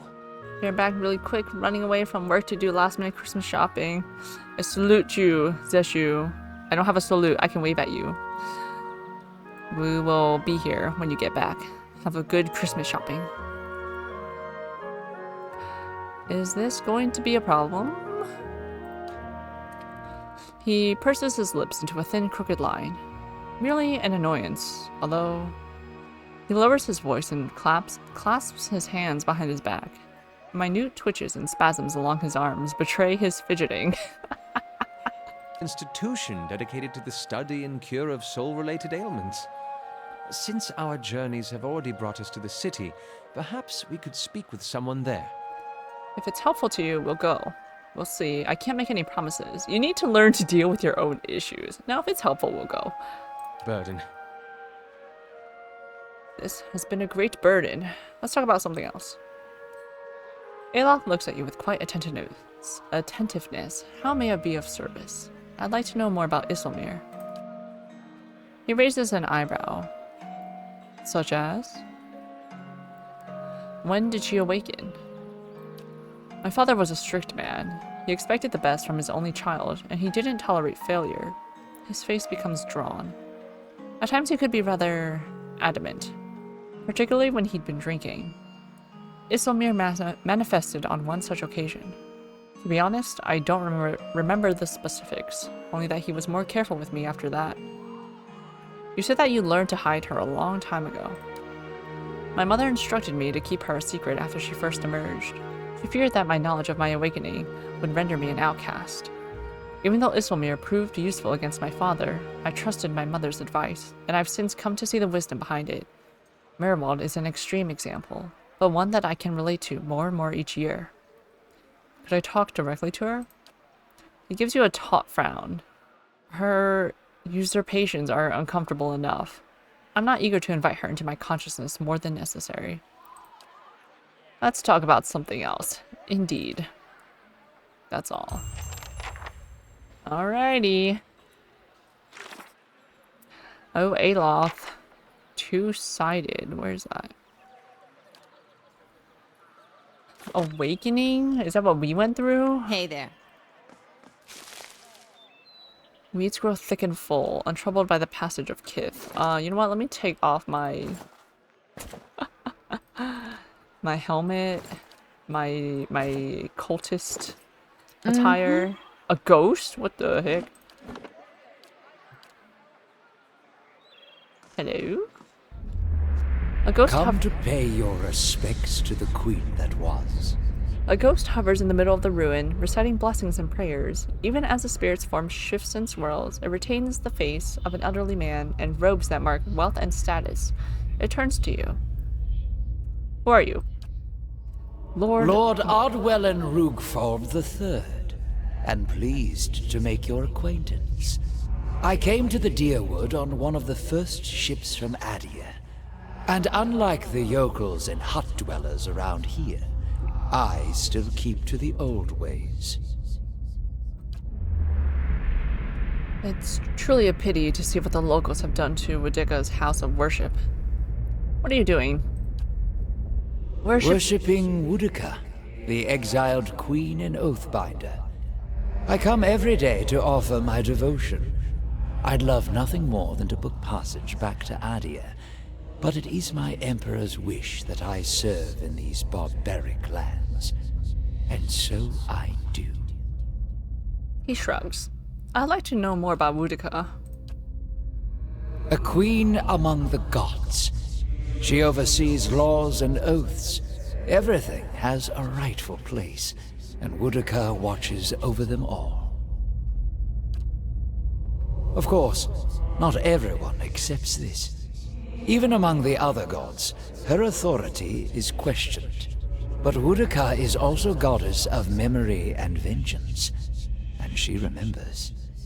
She'll remember every slight and trespass when she reclaims her throne. You know you're a ghost, right? I beg your pardon? Is this some sort of joke where you come from? I'm serious. Just look at yourself. A madhouse. That's what this town really needs. Goodbye. Oh, I like this ghost. Hey there. He's a fun one. A madhouse. Crazy. What do you mean I'm a ghost? You're insane. Alien diplomat, commoner. Got to laugh now and then, right? Being assigned to the embassy in Defiance Bay is an immense honor. Justiciar. What is it? I'm looking for a neighborhood with a tower. It's near a cemetery. Best you stop looking then. The place you want is Heritage Hill. You can see the tower over the district walls out that way. The Justiciar points to the northwest. But something happened there. They don't let people in anymore, and none of the knights want to be posted anywhere close to it. Steer clear if you know what's good for you. Where are the mad kept in Defiance Bay? Only place around here that takes them in is Brackenbury Sanitarium. I've heard they can treat your soul there, take the madness away. But there's just as many stories coming out of that place that'll chill your blood. There's a man, if you want to call him that, Ethelmore there. He's head warden. If you're visiting or checking yourself in, he's the one to talk to. I'm checking myself in. Oh no, let's go back to Copper Lane. We gotta let Mr. know about his beloved's fate.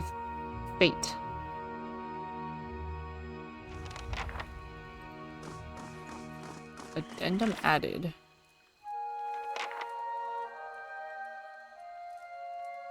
Brackenbury Sanitarium is our best hope of finding help for Ayla? Oh. Okay. Not what I would assume, but cool. Alton. Good day to you. His tired eyes brighten. Did you find her? Show him the amulet. Yes, but not as you expected. Helig bound her soul to this amulet. Since I found it, I'm keeping it. Lie. I'm sorry, Jalton. Rowena is gone. It was just a dream. Dude. Show him the amulet. The old man studies the amulet. Rowena used to wear this. Where did you get it? Helig, who's kept her soul trapped inside it for decades. It's time to set her free. Give him the amulet. From your old adversary, Helig. He trapped her soul inside it. It's time to set her free. Dalton's eyes widened in horror. No, please! After searching for her for so long. He gazes at the amulet. Just to have her close to me. To visit her in my dreams. That would be enough. Enough for you, but what about her? If you'd keep her trapped in this amulet for the sake of your own comfort, you're no better than the wizard who imprisoned her. Perhaps she found you now so that you could finally say goodbye. Give him the amulet. If this is really what you want, then take it. Destroy the amulet. This isn't your choice. Rowena wants to be released, and I'll honor her wishes. Perhaps she found you now so that you could finally say goodbye. Dalton's expression withers. You're right. Please, let me do it. He draws the club with a trembling hand and crushes the amulet. As the gem cracks, you feel essence rush from it. The old man looks at the shattered gemstone. Thank you for showing me reason. Perhaps you'll wait for me in the next life. He looks at his hands, shaking. The flame. She won't have to wait long. He better kill himself. Oh. Please, take this. He hands you the club. It's from my old adventuring days. I think it's time I finally let them go. Don't kill yourself now. Thank you. My Rowena and I can finally have peace. Alright. Deal un debita. Taxes collected. Lost 410 CP to bandits, earned 406. That's fine. Where's the club? Where's the club? It's probably in our stash, let's be real. Or not? What? What is this? Oh.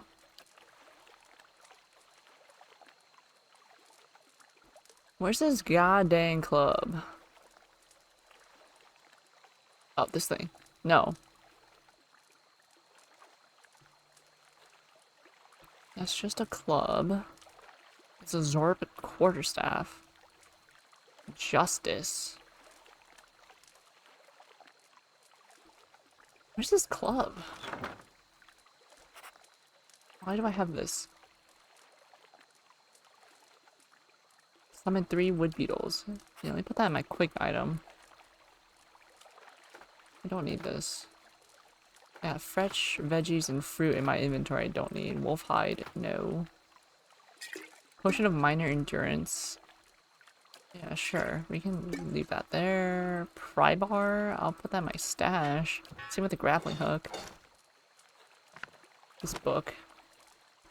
A rapier. Scroll that we're not using. Fine robe that we're not using. Spear we're not using. I'll keep the Woodica hood. I don't use traps. You can keep these grimoires. I don't use the shield. Tarnished locket, we're gonna sell that. Grimoire, what is this? Fine robe? Have your armor.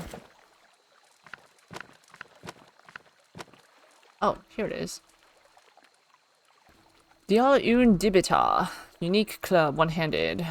Crush. Plus 5 accuracy, plus 4 accuracy, 15% damage, 20% damage against prone, stunned, flanked enemies. Once owned by the Glenfathen barbarian Badrin Calda, this club has ended the life of many an opponent.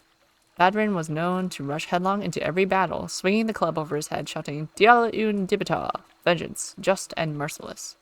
Even in victory, Badrin was relentless, using the club to dispatch wounded or captive foes where they lay. In time, his battlecry came to be associated with the weapon itself, remembered long after Badrin's death. Who wants a beating club? Kana, you can use that. There we go. Pistol, two-handed, slow. Arbicus, two-handed, slow. Scale armor? Who's using that? Okay, what is this? Defiance, concentration.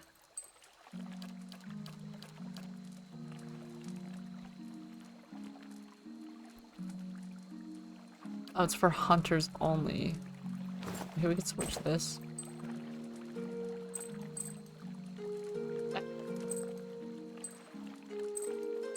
Concentration.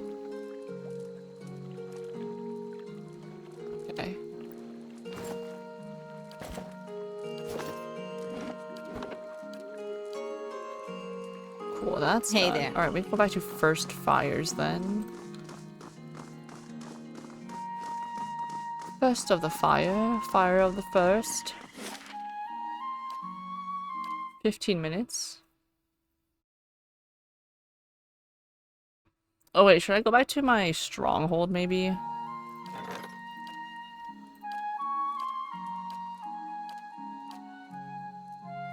How do I get back there?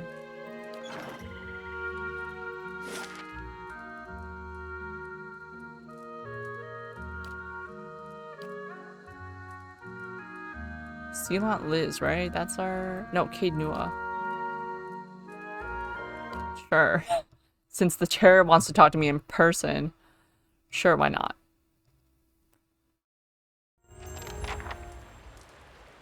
I feel sorry for whoever has to clean up this place.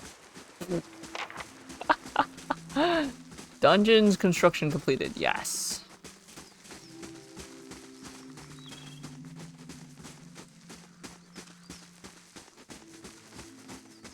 Are we like sluggish? No, we're good.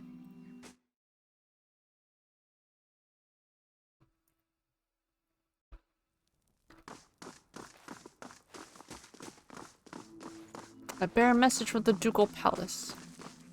Who are you?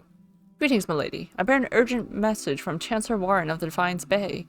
He requests that you meet with him at your earliest convenience in the Ducal Palace. Your claim on Cade Nua has been called into question by the Gathbin family.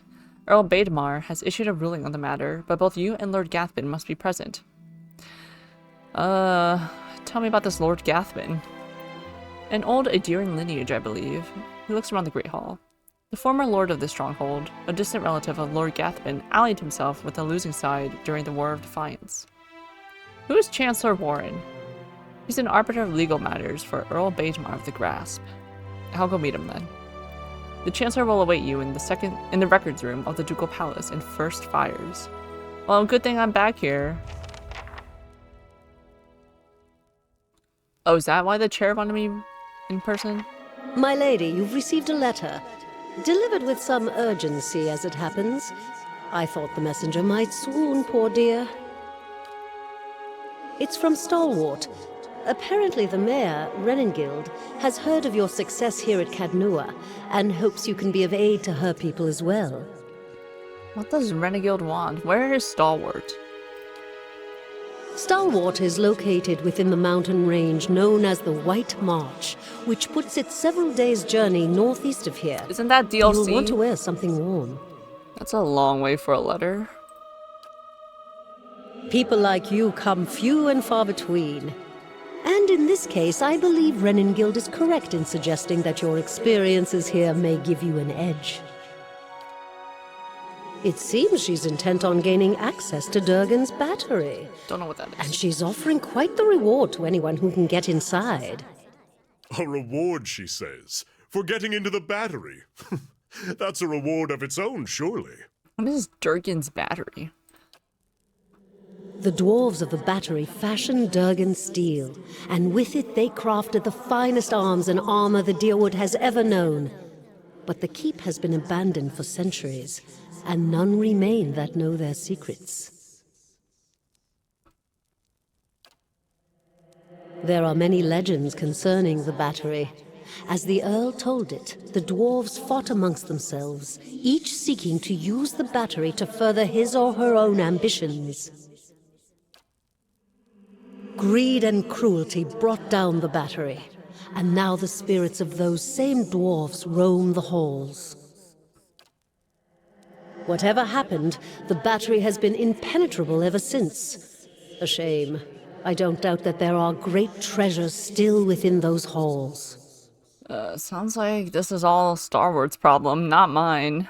I do enjoy vast amounts of wealth. Oh, just think! The greatest of the dwarven strongholds, ours to explore! I should mention that among those rumored to have answered Renengild's summons is a certain group I believe you may have an interest in. The Leaden Key? Followers of Woodica, intent on reaching Stalwart and the battery.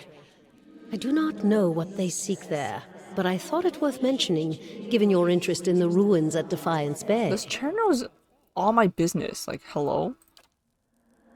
Now that I've delivered Reningild's message, there is also a local matter of some concern, my lady. Milady? A mercenary band has been sighted to the northeast.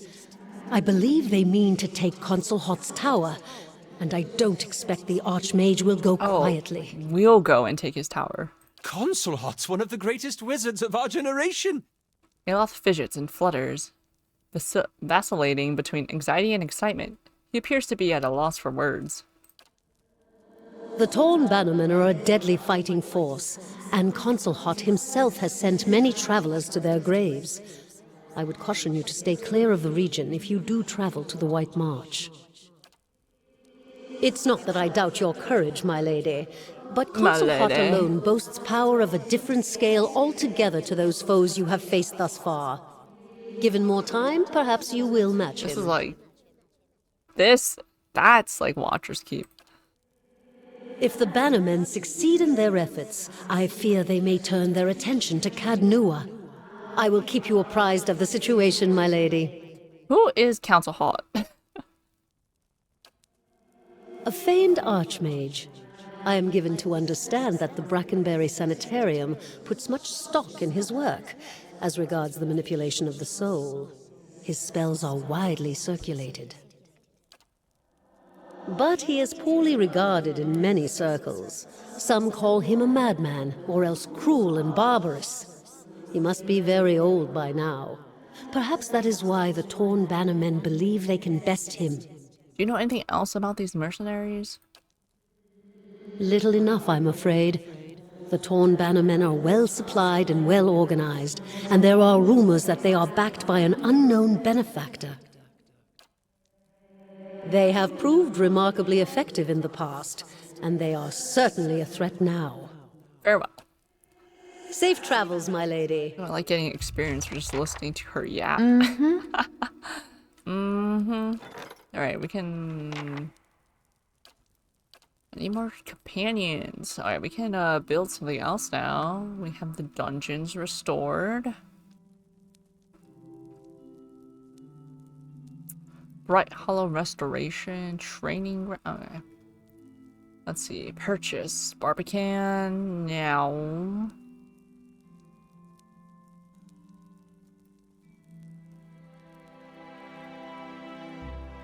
What's our... Wait, what's our... We have 6 security and 6 prestige. Let's up our security first. Or... Let me see what else I want. I got the dungeons. Let's up our security. I don't want no more battles, like... Get in my way. Hey there. Safe travels, my lady. So since you remember this, a word of warning, that quest is part of the DLC. I figured as much because they kept mentioning the White March. So I'm, yeah, definitely not going to go to Stalwart for right now. Especially not do Council Hall. I feel sorry for whoever has to clean up this place. That is... Council Hall's also in there, right? That was the last thing you were doing. And we got your butt kicked. Oof. Ooh. But you were so close. So you beat the main game? And it was just the DLC you needed?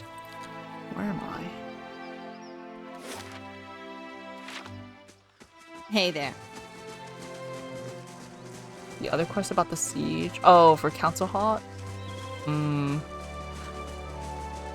Yeah, it sounded like if I can't take on the Endless Paths, if I have not defeated the, what do they call him? The basement dweller? Then I'm not taking on no old wizard. We'll leave that. Where is it on the map somewhere? Craighold Bluffs. Is that where the Sagani's vision is? Twin Elms. Man, what is all this? Deerford Village. We gotta go there sometime. Alright. Back to forest fires. NPCs with gold nameplates were designed by our backers. Interacting with them will allow you to experience each one's unique history. Oh, I didn't even realize they had gold nameplates. You didn't even beat the game. You were near the end, but for the point of no return. So if you beat the main game, you can't... Can you do Hey the there. DLC?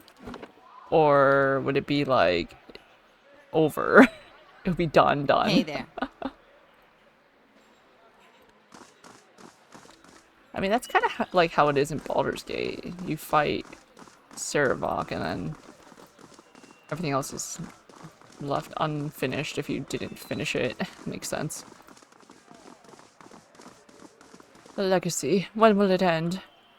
There's no shortage of game in the wilderness. You'll do well here. And what, you understand the game just ends? Oof. Oof. Alright, noted. We will do everything we can before destroying whoever the final boss is. Who's on... I was like, who's on fire? It's Durance's What? staff. Hey there. Scepter staff. The stones of this ancient tower have been blackened by centuries-old fires, surrounded by a patch of wildflowers like a memorial. A call for interested patrons. Yeah, tell me more. Another ship lost. A Valian merchant vessel dashed against the merciless rocks. No survivors. Still, Antra's beacon lies dormant, its doors barred to all. The waters claim many souls this season. Okay, you did not give Hey me there. any... Even the most daring of adventurers must keep up their strength. You know where the point of no return is, so you'll let me know when I'm about to hit it, assuming I have unfinished business by then. Ooh, awesome. I appreciate that. If I just stumble across the light, I'm like, okay, let me just finish this quest first, and then I'll do this thing, and then I end the game. Sure. Is this a... This is gold? Is that what they're talking about?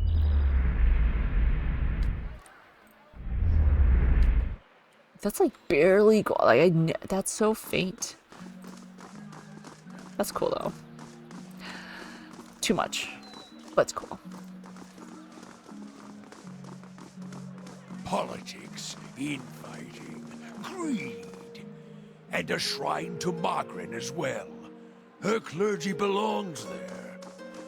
You barely see any difference, right? Like, we demand to see the Duke. He's busy. Settle down or you'll feel the back of my blade. We need more reasonable people in Defiance Bay. I'll see the Duke. Oh wait, they want me to see the Duke. Sidley. Well met, friend. The young woman wears a simple but well-tailored uniform. She watches the comings and goings around her with quiet attention. Any news to share, or are you just here to see the Ducal Palace? What's the Ducal Palace? It's the seat of government here in Defiance Bay. This is where the Duke Admith Hadrit declared freedom from Adiran rule some 150 years ago. She lowers her voice and grins. It's also a hotbed of regional politics. Trust me, the gossip here beats what you'll find in any tavern or brothel in the city. Ah, dear wooden politics. It changes too quickly to be worth keeping up with. Better to strike up conversation in the taverns than to try to loiter inconspicuously in the palace corridors. Yeah. Yeah, I don't think I want to listen to political gossip. The Ducal Palace, you sure hope we won't have to stop some guy from becoming Grand Duke. Oh, I sure hope. Now, we've already overthrown, Gilded Vale's ruler. We could do it again. Looking for news? Who are you? I'm a page here at the palace. I deliver messages and run errands for the Duke and his advisors. The pay's not great, but I can't think of a better introduction to politics. What goes on in here? She laughs. Where to start? We've got meetings, public hearings, and ceremonies, and that's just the stuff that happens out in the open. She leans a little closer. This is where the Duke and his key advisors work, so there's always someone bartering for a favor. Unfortunately, I'm not at liberty to talk about that side of things. But if you want the official version, she clears her throat and gestures counterclockwise around the palace. We have a shrine devoted to Magrin, official records, and chambers for public hearings and council meetings. Tell me about the Shrine of Magrin. It's a symbol of Magrin's protection of Defiance Bay. She's represented the revolutionary spirit of the Deerwood ever since independence, and her involvement in creating the Godhammer bomb only affirmed her importance to us. She scratches her neck. That's also where the first of the sacred fires burned. But Firga, the tranquil ardent, has had some trouble keeping them lit. What kind of records are stored here? Mostly dull official stuff. Census counts, tax records, militia registers. Now I keep my distance. I got curious one day and got drafted into reshelving half of the records. She yawns. Worst day of my life. That'd be the best day of my life, what the heck? Is there a hearing going on right now? Sure is. Duke Avar has been meeting with some of the city leaders for weeks now, trying to figure out how to address the legacy. The whole business is terribly secret, though. I tried to sit in the gallery during my lunch break one day and got turned away. She sniffs. But a lot of the talk concerns animancy, so there's good reason they're keeping the meetings behind closed doors. The legacy? I can't be that dumb. Why is animancy so controversial? She laughs. Where to begin? Traditionalists think it's a crime against the gods. There's no question that poking around in souls is risky, but the more progressive elements believe it's our only shot at restoring healthy births. And it doesn't help matters that animancy research often involves old Ingwethan relics that were illegally looted from ruins in Air Glanfath. She makes a quick twitching motion with her index and middle fingers. So, what do you think about animancy? Me? I think the real danger of animancy is confusing a real scholar with an expensive fake. We get a new case here every day. Some poor couple in the gift or copper lane who spent every copper they had on a miracle cure for their unborn child. It never works. She shakes her head. Breaks your heart, but there's usually nothing we can do for them. I see. Anyway, the legacy is what the politicians have all been whispering about lately. I'd like to ask about something else. Tell me about the current Duke. That would be Avar Wolfgren. Don't let the title fool you, though. Our dukes have been elected since independence. Some find Duke Avar rather coarse. He's a frontier noble. Personally, I think a rough and tumble type is just what Defiance Bay needs. Goodbye. You're quite helpful, Sidley.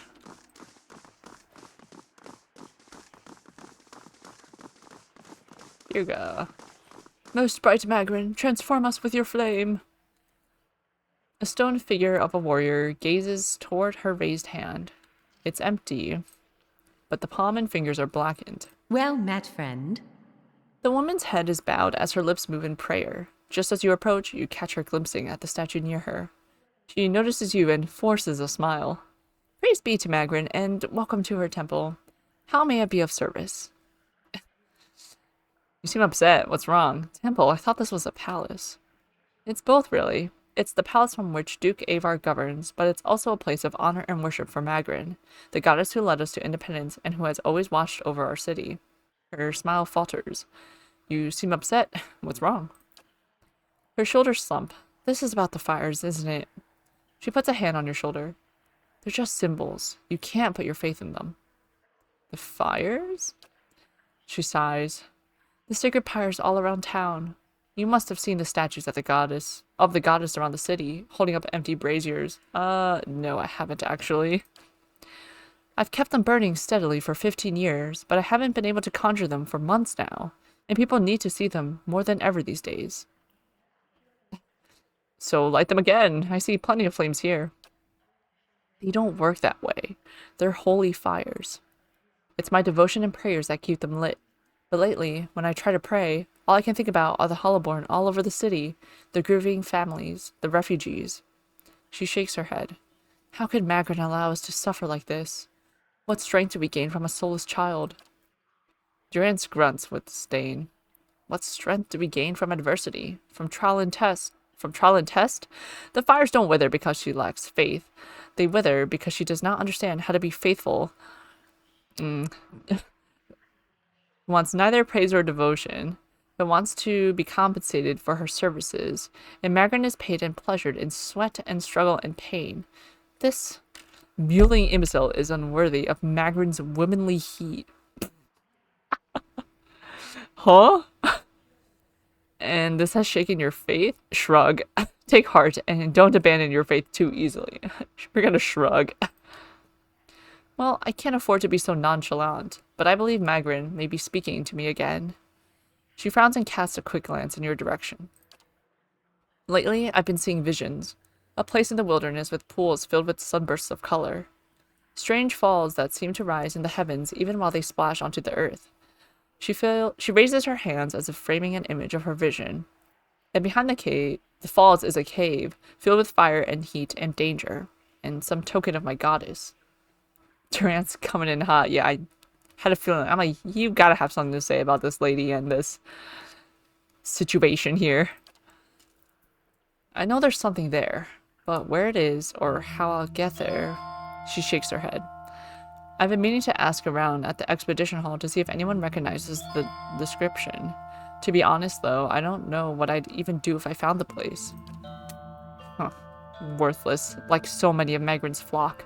Afraid of her god's tests.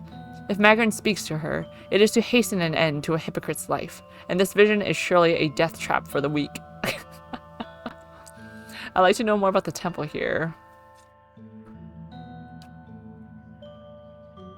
Magrin is the most revered goddess among the Deerwoodens, so it's no surprise that her temple is part of the ducal palace. Her fires symbolize trials, revolutions, and the blazing of new paths, all of which are important to us. She gestures to the statue. This is the first of the sacred pyres. When this is lit, so are the rest around the city. Something else? What's the significance? They symbolize Magrin's power and guidance, and right now, the people of Defiance Bay need to be assured of her presence. She crosses her arms, staring at the statue. Our neighbors in the Valian Republic see us as superstitious, but we're just sensitive to the signs and warnings of the gods. That's literally superstitious. Goodbye. Figura, you got nothing. I don't know. I'll do the quest though. No secrets here. I'll see what I can find.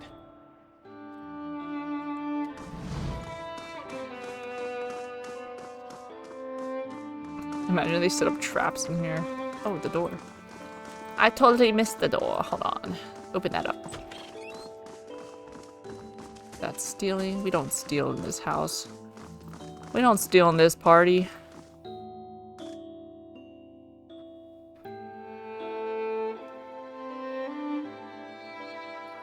Oh, this is outside.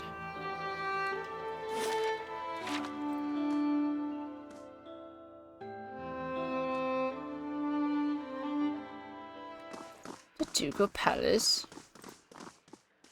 Only people with the official invitations are allowed to observe the animancy hearings.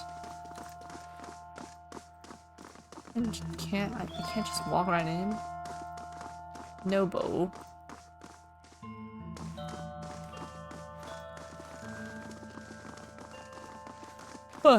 Excuse me. Oh, I don't have a key. Let me save before I talk to more people. Marshal Forwin, Chancellor Warren, Records Keeper. Welcome. A taciturn man with graying hair pores over a tome he's just withdrawn from one of the shelves. He glances up at you with baggy eyes. Yes? Is there something I can pull for you? I'm looking for militia records from the time of the Saints' War, trying to find out what happened to someone. The man clears his throat. We've had a number of inquiries about such information. I'm afraid we've had to bar access to the public. Seems there are still quite a number of folk in Deerwood who bear ill will toward Red Sarens. It would be irresponsible to surrender their names to just anyone. Many came to settle here as refugees. Perhaps if you were more established in Defiance Bay, things would be different, but I have no reason to suspect you to be any different from the others. I take what I want. The records keeper frowns. In the Duke's palace? I can assure you that you do not. Besides, without my assistance, you'd be sifting through scrolls for years. Man, he is not fazed. We've come a long way. I just need to find out about my brother. I don't even know what side he fought for. You must understand, I have heard many such stories. I'm afraid there is nothing I can do for you. Farewell. Come on, bro, you gotta... What, we need more reputation? What if we were, like, hated? Will you still show us the records? I believe you have business with Chancellor Warren. Thank you for coming to Druid. I've been trying to track you down for some time. I was like right here in the city. This is Marshal Forwin, Earl Bagemar's military advisor. He will serve as a witness for this proceeding. He gestures at the man next to him. Well met, Road Warden. Your reputation precedes you, I admit. You created a bit of a stir throughout the nobility for your reclamation of Caed Nua. Most are still not sure what to think of you. Get to the point. The legitimacy of your claim to Caed Nua is in question. Earl Baedmar has issued a ruling on the matter. I trust the Earl to make a fair judgment. Caed Nua was abandoned for over a century, and I've claimed the land through strength of arms. My claim is legitimate. Caed Nua is mine. Any who challenge my claim will face my wrath. I see. All will be made clear once Lord Gathbin arrives. Do you have any questions for me while we wait? All the questions. Tell me about Earl Baedmar. Earl Baedmar comes from an esteemed line of lords that rose to prominence after the War of Defiance some 150 years ago. The Deerwood consists of several earldoms. The Baedmars govern the northern earldom known as the Grasp. As to the current Baedmar, he is a fine man as I know. It is an honor to serve him. Tell me more about the Grasp. The Grasp is now the largest of the 7 earldoms after it consumed the pre-war earldom of Yenwood. It encompasses notable settlements such as New Hilmar, Garen's Grasp, Gilded Vale, and, of course, Caed Nua. Yenwood? When the Deerwood was a mere colony of Aedir, it was divided into 9 earldoms. When the Aedirians were defeated and ultimately driven out, 2 of the earldoms were absorbed and borders were adjusted. The Yenwood was one such earldom. I have other questions. What do you know of Gathbin? Well, I've met him but once. It was ample time to determine the character of Lord Arldir Gathbin, or lack thereof. He is descended from an old Aediran line that precedes the War of Defiance. His great-grandfather, Rhaena Gathbin, was the Earl of Yenwood during the war. That is, until he was stripped of his lands and driven out from the Deerwood. What the dog doing? That dog is yapping. I have other questions. Do you know which way Earl Baedmar has ruled? I'm sorry, my lord, I do not. The Earl's decree is sealed. What was that about Road Warden? The one who rules Caed Nua on behalf of the Earl of Yenwood is traditionally known as the Road Warden. Your position might not be entirely official yet, but the title is an appropriate form of address. The Marshal nods and smiles. Being a Road Warden sounds like a lot of work, man. I don't know about that. I don't have any more questions. Your timing is impeccable. Here comes Lord Gathbin now. You're late, Lord Gathbin. We have all our weapons out. A little intimidating. An opulently dressed man strides towards the Chancellor, his sandy hair trailing him like a banner caught in a light breeze, boot heels echoing throughout the hall. An elven woman with cropped hair dressed in dark, glinting mail shadows his steps before taking position alongside him. She watches you unabashedly, taking your measure. Let's move past this formality as quickly as possible. I have other matters to attend to. It's well known that Caed Nua belongs to me, by right. And where is this pretender? She who murdered the Raedricks, my own sister and her husband, and steals my land. Where is this low-born wretch? Warren clears his throat and glances at you. Well, you don't have your weapons out when dealing with government? You know what? You're right. You're right about that. If anything, we need more weapons out. This woman here? This is the Lady of Caed Nua? I thought she was just another servant. Perhaps a valet or a scullery maid. Raise your hand. Everyone who owns their own keep, raise a hand. Go on. Don't be shy. Don't be shy. Imbecile. I hope you've enjoyed your time squatting on my land. Provoke me further and I'll hang you from the highest wall of Caed Nua when our business is finished. Chancellor, read the Earl's decree. Anyone else own a keep? Anyone else Road Warden? I didn't think so. Warren breaks the seal on the scroll and unfurls it. Regarding the matter of the Gathbin claim on Caed Nua, Earl Baedmar finds that the Gathbin claim was never relinquished. By law, Caed Nua is the rightful property of the Gathbin family. You forgot about this part? Can we actually lose the stronghold? I knew it. Gathbin smirks at you triumphantly. I'm not yet finished reading, my lord. Gathbin rolls his eyes and motions for the Chancellor to continue. This guy. However, the Earl recognizes the Druid's part in reclaiming Caed Nua, a site that has stood abandoned and even, some would say, cursed for over a century. Before Caed Nua is returned to the Gathbin family, the Earl has decreed that Lord Gathbin will provide compensation in the form of... Absolutely not. Gathbin folds his arms, a defiant scowl on his face. My lord? Born raises his eyebrows. You don't think we can lose it? That would be kind of funny.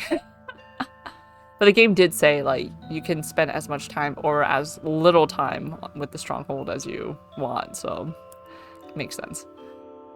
The amount is quite reasonable and a requirement for your land to be returned to you. If you'll just allow me to finish, I'll not pay a single copper to this miscreant for my ancestral land.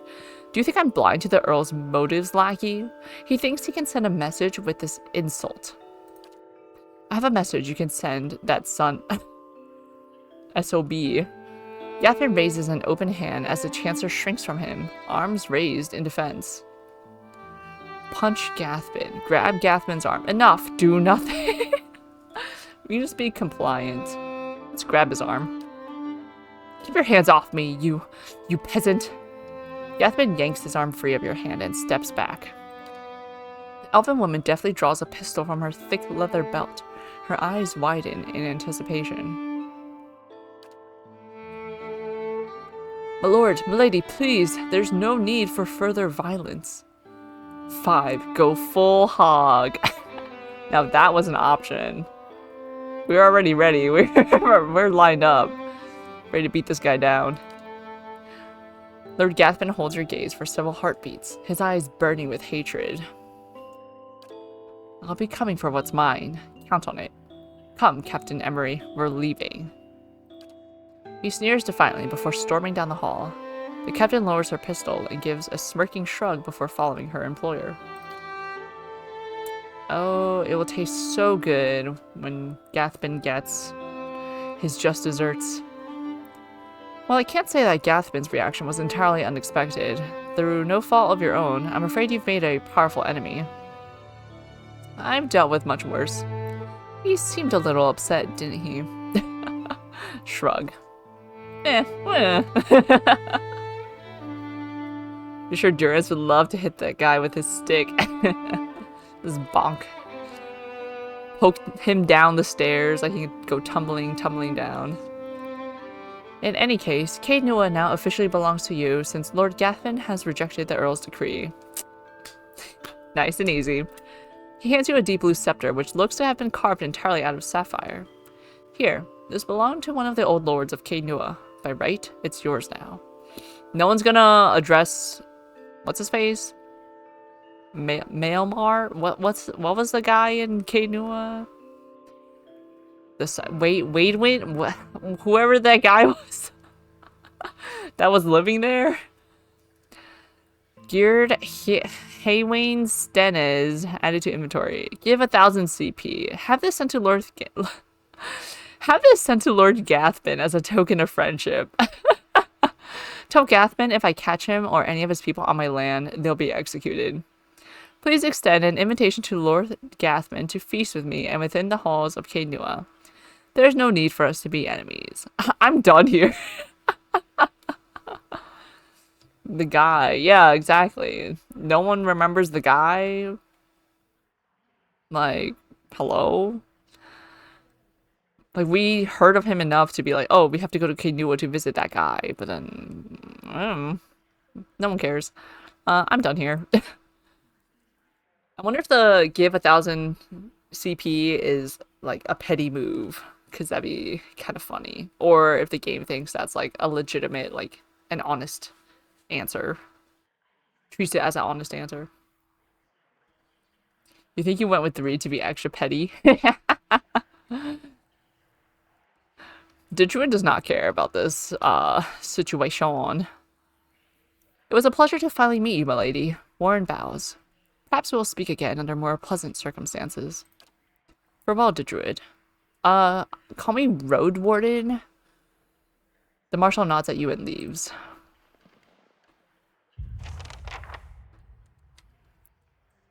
Hey there. Hey there. Chair, we defended you. You could have had that dude as your new whatever lord. It's too many terms and words. I'm getting them all confused. Alright, let's get out of here. That's done. Check. Alright, that's done.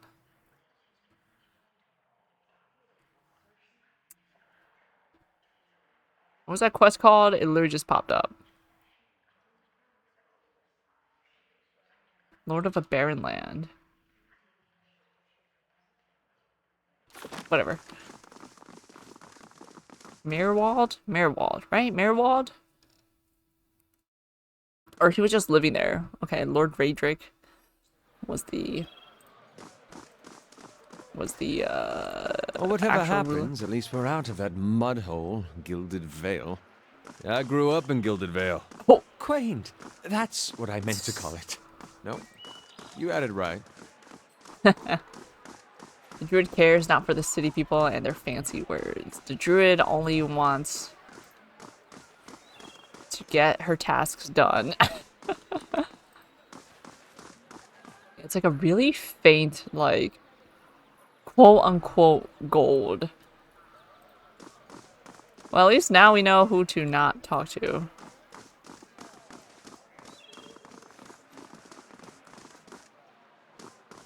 Okay, I went down here. That's where that ghosty was. Ooh, let me pick this. Oh, is this a thing of, Magrin? Yeah.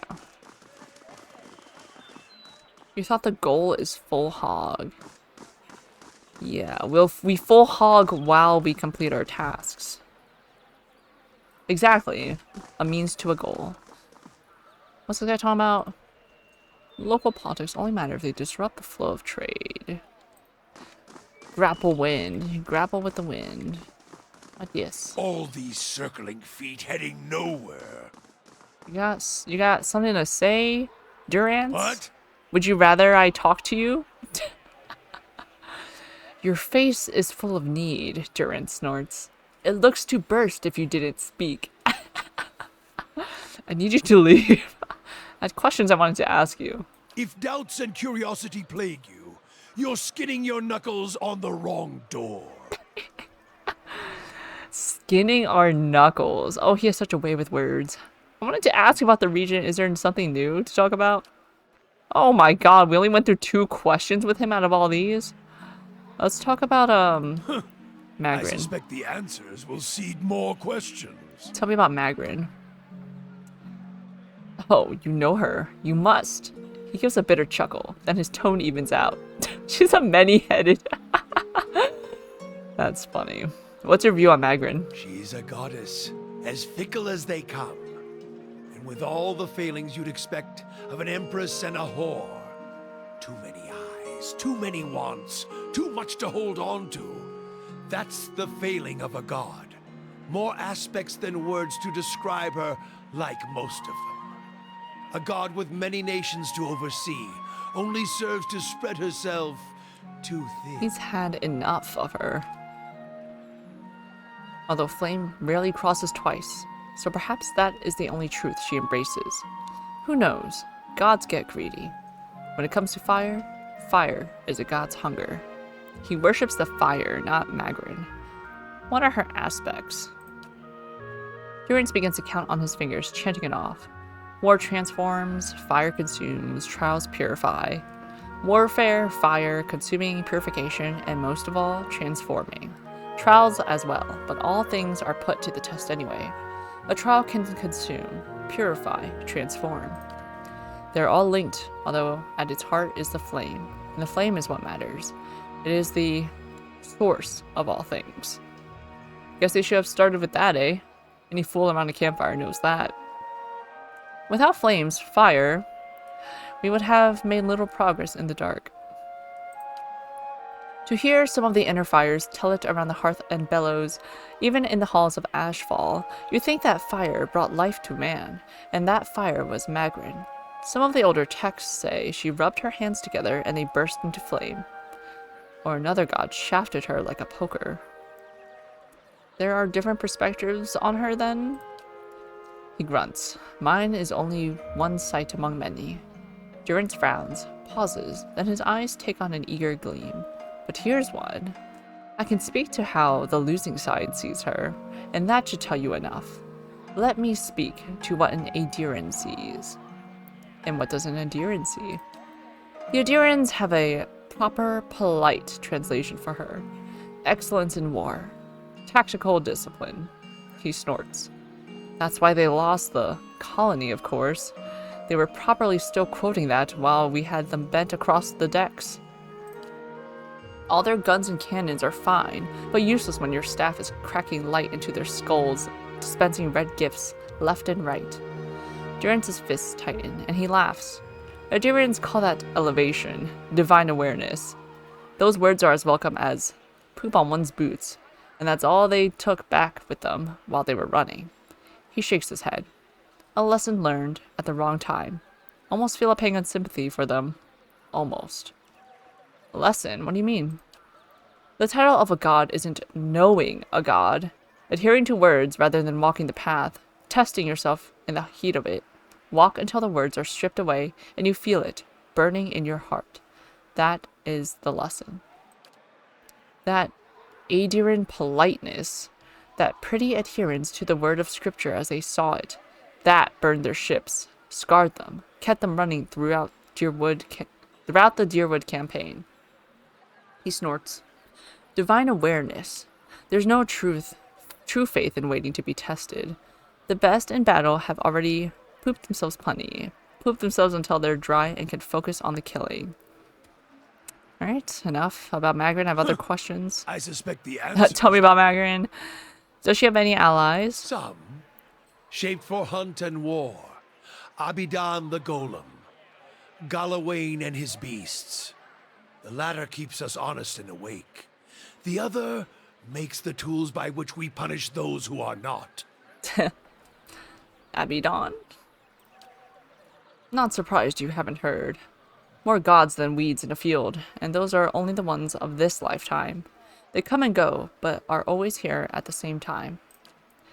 Abidan used to look human. Durance grunts. Got killed, then built a new body for himself. Transformation, with Magrin's help. Perhaps she needed her own blacksmith to tend the fires. If so, Abidan serves it. He's a weapon, a tool, not a god in my mind. Still, the people of Deerwood, the cities especially, hold him dear. So be it. Although, if the reward for hard work and craftsmanship is a body like his, I'll keep my blood and my cock and hips to thrust it with. Okay. What a way with words. You also mentioned Galawain. Monster Father, the Great Hound. And as for monsters, this world has quite a bit.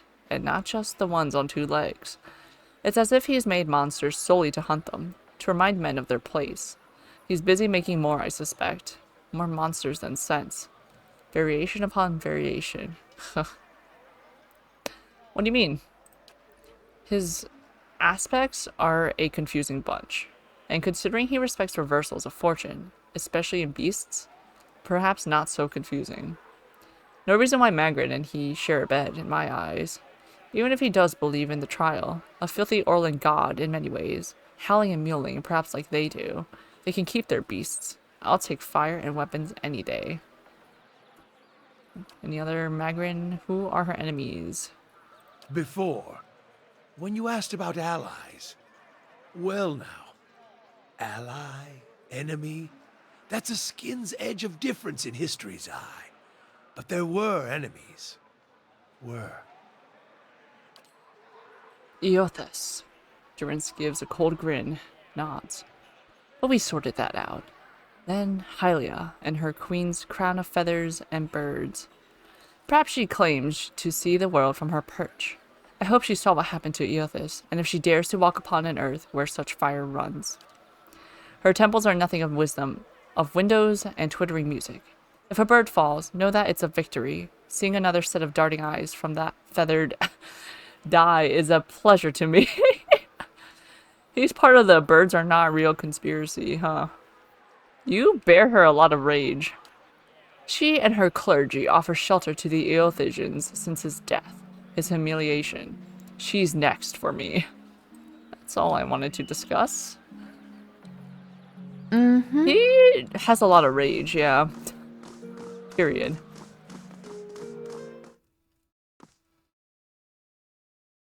Is there any purpose for us being here? Ooh, I can take stuff. I don't want to take this book. Vicent Agosti. Gods keep you. What can this humble servant of the Republics do for you? Tell me about the Valiant Republics. They are rich in all ways, in wealth, in style, in culture. If you were to go to the Republics, you would not want to leave. Why would you? The people are beautiful and charming. I'm here because the Songreta Ducala wishes it. But when my appointment is done, I will be on the first ship out, and I will sing from here to Salona. If there's nothing else, I must return to my duties. What do you do here? As a Valiant ambassador, my job is to ensure trade with the Deerwood remains strong and profitable. Cool. There's a lot of diplomats here, huh? These postings show current prices for a range of commodities, and they track the running exchange rate for the Valian Lusk.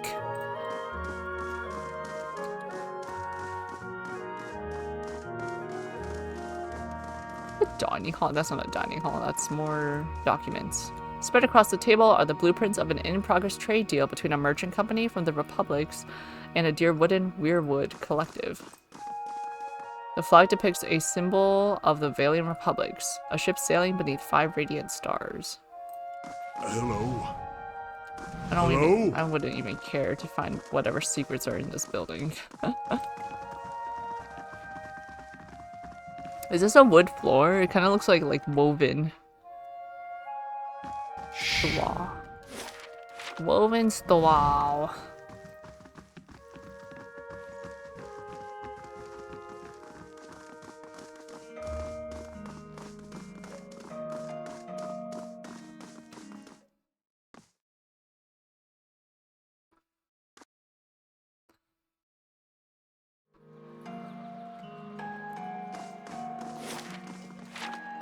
Okay, I'm glad First Fires is a tiny area.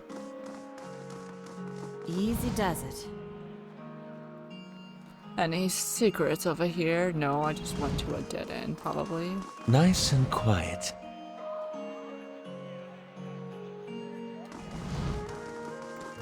Everybody go, go, go, go, go. Everybody go, go, go, go, go. Everybody go, go, go, go, go, go, go, go, go, go, go, go, go. Everybody go, everybody go, everybody go, everybody. Nice hat. Rub-a-dab-dur.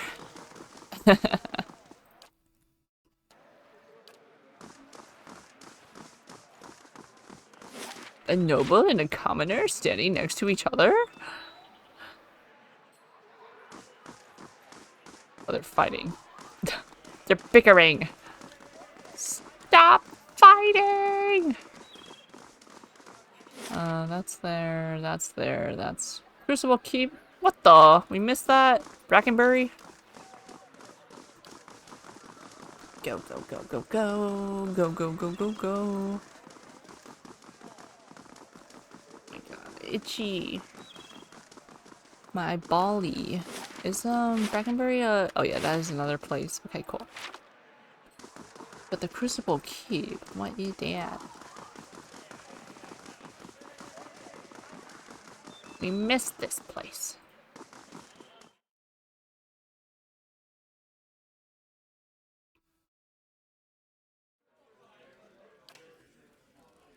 Justisar Aldmar. What business brings you to the keep? Well met, friend. Aldmar gives you an appraising eye. Judging by the scars on his face, he's lucky to be able to do that much. Every day we get more from the hinterlands pouring into Defiance Bay. Keeps us busy on the watch, it does. You look like you recently arrived yourself. Who are you? A soldier of the Crucible Knights, and proud of it. I help keep everything running at the keep so that Commander Cliver can focus on more important matters. Looking for something? Or just knocking the dirt off your boots? What goes on in Crucible Keep? This is the headquarters of the Crucible Knights, so it's where we store arms and armor as well as where many of our soldiers bunk. Commander Cliver's in the back, making plans as usual. He scratches a scarred cheek. You'll find the forge at the west of the building, along with our master smith Dunstan. There's also a shrine to the golem if you're the praying type. Tell me about the Crucible Knights. We're the defenders of Defiance Bay. We're not exactly a formal knighthood, but we don't tell Commander Cliver I said that. He grins. We were the first organized militia to oppose Adiran rule, and today we're the largest force in the city. Our soldiers undergo years of combat training, and our officers are required to have their souls read by that critter out in Dunyard Road. Not the critter. What's this about Dunreed Row? Just a requirement of the Crucible Knights, so the higher-ups know there's nothing messy built in your soul's past. Aldmar widens his stance. Keeping the ranks pure is fine by me. I just wish they were more careful in hiring their ciphers. What's wrong with their ciphers? Spit it out, I see. What's wrong with their ciphers? He shifts his weight and glances at the empty halls. They're mostly Orlans. I'm sure they're talented enough, but you just can't trust them. Hostility is in their nature, and they've learned to hide it over the years. He frowns and crosses his arms. All I'm saying is, they should at least be supervised by other folk. That's reasonable enough, isn't it? You're wrong. That's fair enough. That's a horrible thing to say. If people treated them better, you wouldn't have to worry about them being so hostile. That seems like an extreme position to take. Oddmar shrugs. I'm just speaking the truth. Nowadays, it seems that's the biggest crime of all. That's all. What's up here?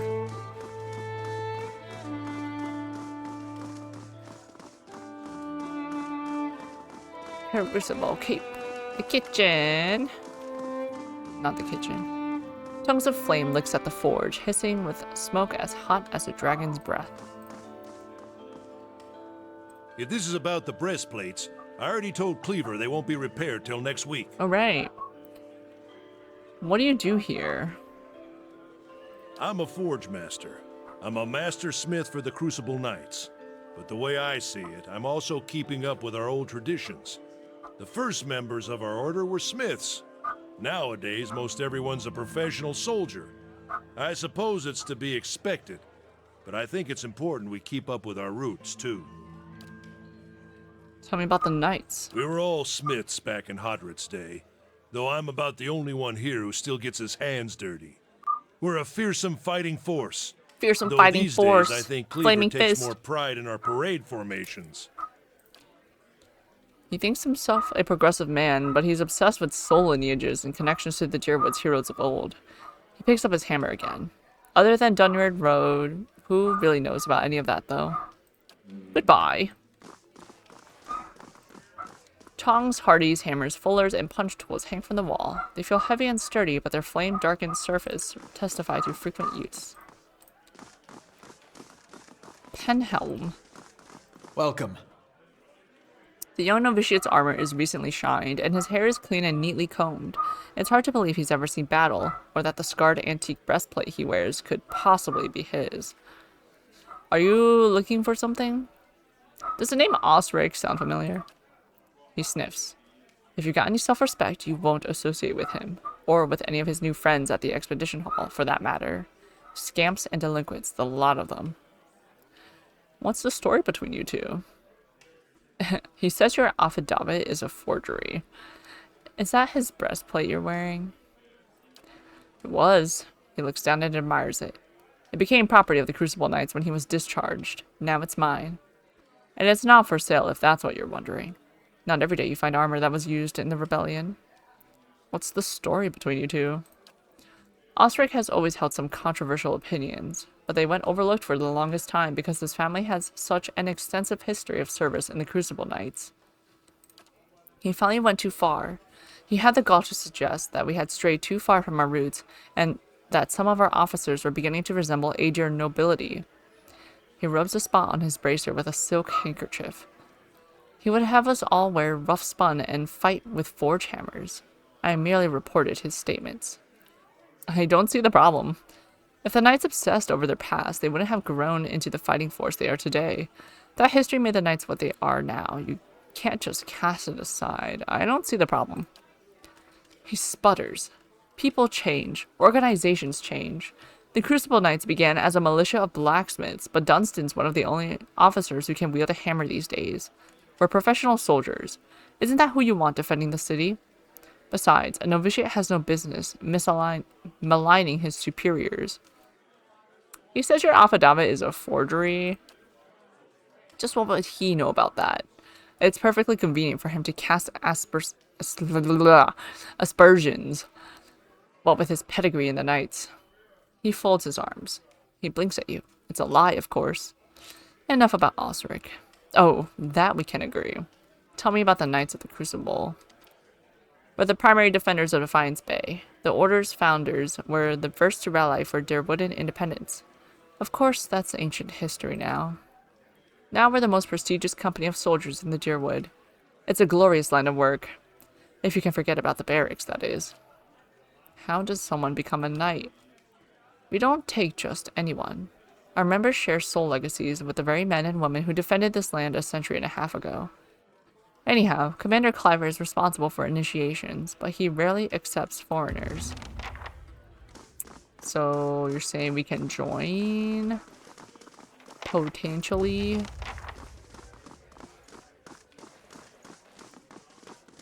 Find Penthelm's affidavit at Crucible Keep. I can do that. I'll take a look. I can totally do that.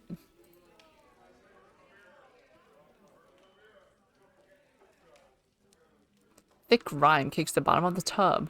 The towel hanging from the side gives off an awful stench. Ew, y'all nasty. That's settled.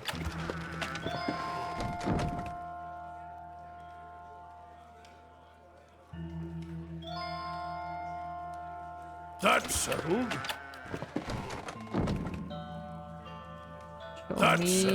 Show me your affidavit. I would assume it'd be in an office, but it does not. It doesn't hurt to take a peek in these chests, yeah?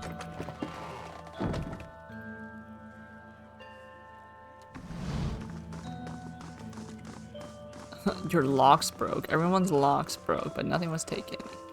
Here's the dining hall.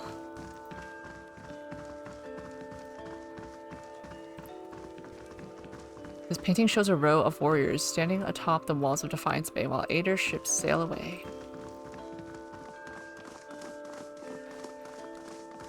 God, how big is this keep? We just don't have the manpower.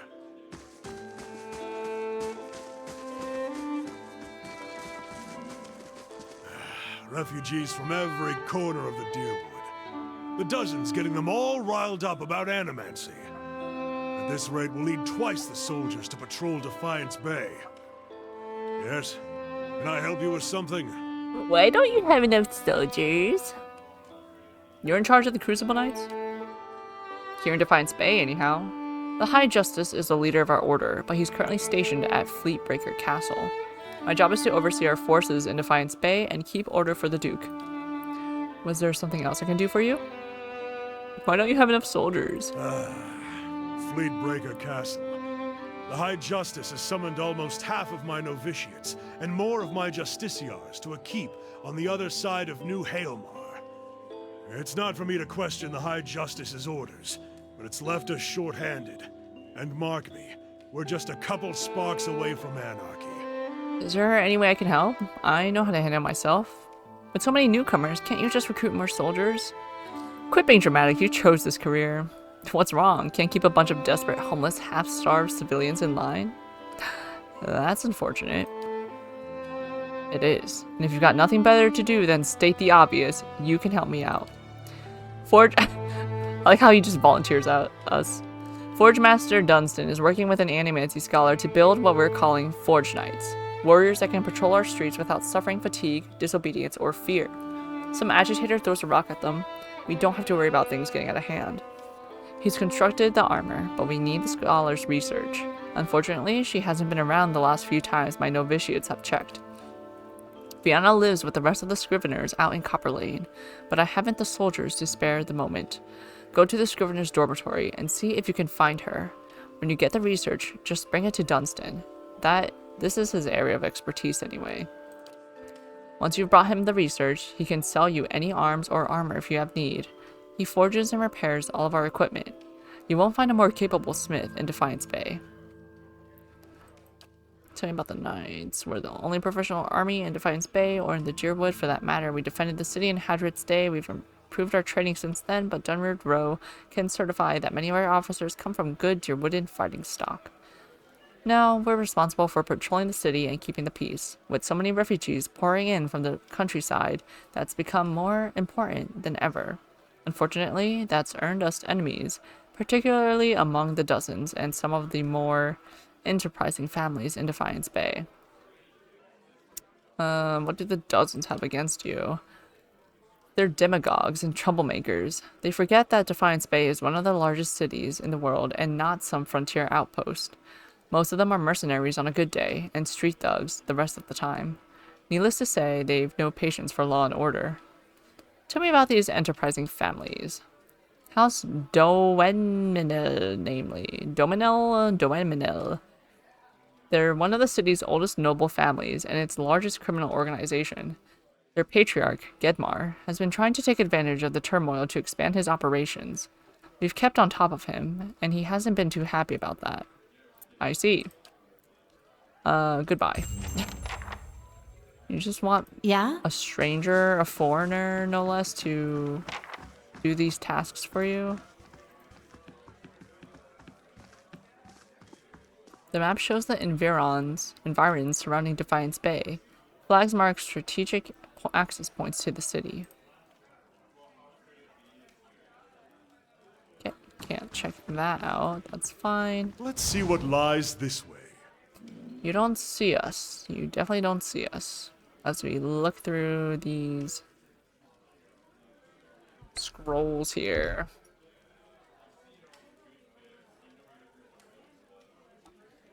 You know what? I should save. It's been a hot minute since I saved.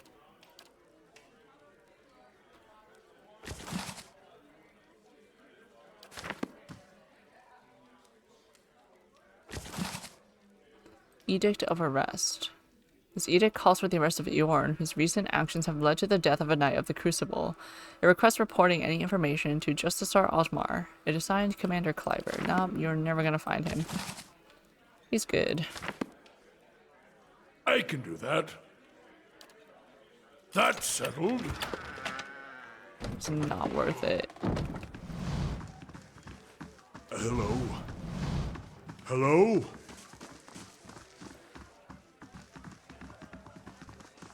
Down here. It's gotta be here, right? Come on. Yeah. No. Daily affirmations.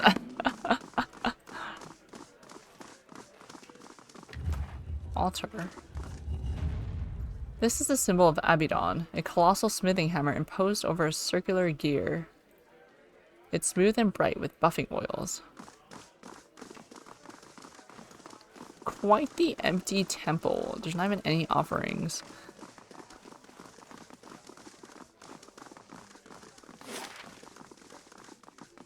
Raining, the archives, I need that.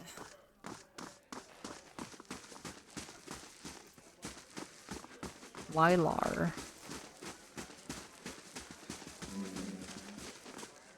The Justisar's gaze flicks over to you briefly before returning to the novitiates gathered in the training area. If this is about patrols, my novitiates are already stretched to their limit. Between the refugee influx and the mess at Heritage Hill, I simply don't have any units to spare. After a pause, she looks over to you again. I'm sorry, was there something else you need? What do you do here? Is something wrong at Heritage Hill? She lowers her voice. What isn't wrong is the real question. A whole district of walking, flesh-eating corpses. We sealed the area 2 months ago, just after I lost one of my finest commanders there. And yet, this is the second guard rotation to disappear. There are already enough rumors about the place floating around the keep without my soldiers whispering about these disappearances. I just as soon abandon the district, but if those monsters should find a way out... Tell me about Heritage Hill.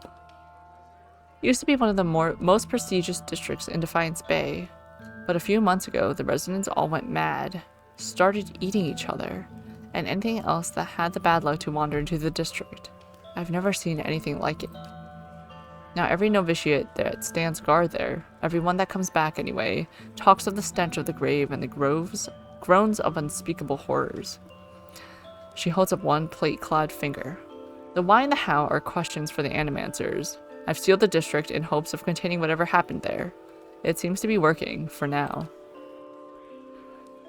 You said earlier that something was wrong with Heritage Hill? I could look into it. She steps back and regards you. After what I've just told you, you want to go to Heritage Hill? I've lost trained soldiers there. Why should I let anyone in? If people are disappearing, someone's got to figure out what's happening to them. You've got nothing to lose. Your trained knights have nothing on me. It just seems like you could use the help. What's the harm in letting me try? You've got nothing to lose. If you're so eager to rush to your death, I won't stop you. She quietly looks on at the novitiates. And if you're somehow able to put a stop to this, you've got my permission to enter Heritage Hill. I'll send word to the guards at the gate. What do you do here? I'm in charge of the keep's novitiates. I'm responsible for their training and patrol assignments. They're good soldiers, but they've been quick to adapt to new changes. And they've been quick to adapt. Farewell. Getting a lot of quests here.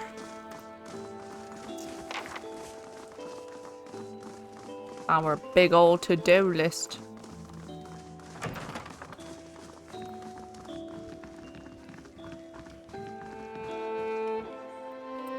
You're back. Welcome back, Zeshu. Work is donezo. Nice. Time to celebrate. Sneaking around here. This is a record of active patrols and reported crimes in Andra's gift. The latter... What does it say? The latter far outnumber the former.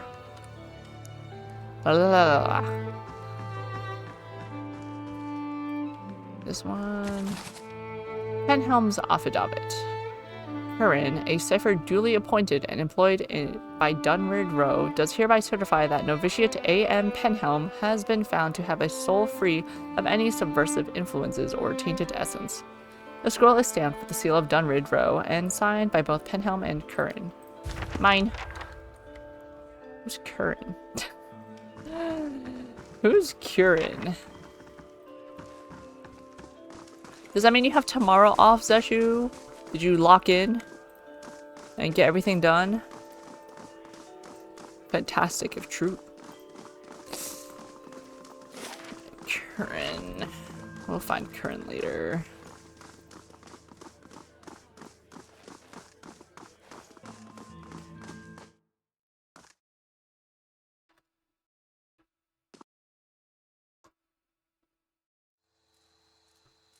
Yo, is my connection okay? What's going on here?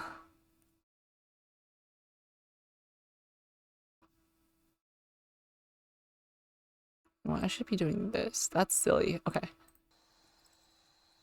That's so silly.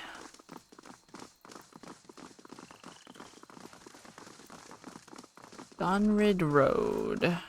Copper Lane. Let's go back to Copper Lane. Let's find whatever her name is. And then report back to what's his face? Scrivener's dormitory. The Scriveners are How's right the hand? there. Turning purple. I'd have to cut it off. I warned you not to pet him. If I'm not supposed to pet him, why is he so soft? True. True. Why is he so soft, huh? Yutumok? Level up. Oh, from the quest. Okay. You want to talk, Eater? Strange place for a shrine to Abidan, Crucible Keep. Maybe it made more sense at some point before it gathered all that dust. And the only thing the Knights of the Crucible worship these days is the nobility, as far as I understand it. Knew some soldiers who got recruited by the Knights after the war was over. They told me some about it. They get these young kids in there and they tell them about blacksmithing and about the revolution and about tradition. Talk about the golem like he created the Crucible Knights in his forge to go win Deerwood's independence. Then they join, and it turns out all any of those knights ever talks about is when are we going to get recognized as a real knighthood? When are we getting our titles in our land? Their High Justice wants to be an earl. Says it's Abaddon's will. He's got a castle and an army. You wonder how long he'll wait before he starts a war over it, saying Abaddon told him to. It seems like some members do still take their ideals seriously. For all we know, maybe Abaddon is telling him to. They don't seem all bad. They're keeping peace in Defiance Bay. And the nobles will respond that their gods told them that they're the only true nobles.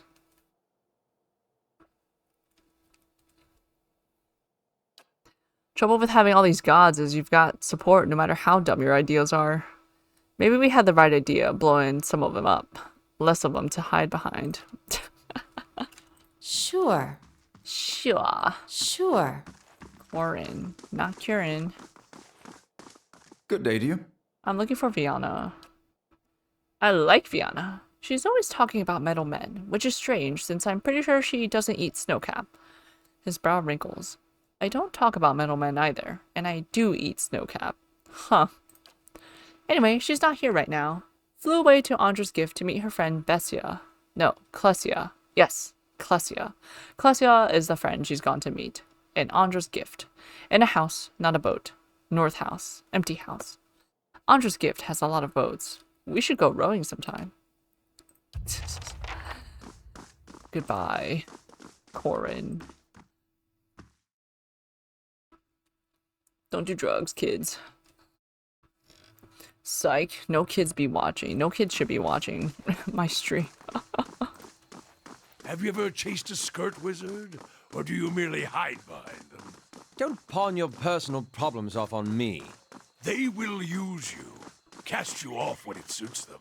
Never speak another word to you. Maybe they just don't answer to fiery whore. Oh. Oh. Is Durance a freaking incel? Because of...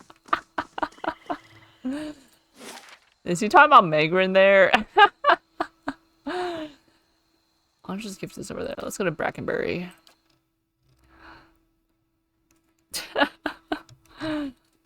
Yo. Save.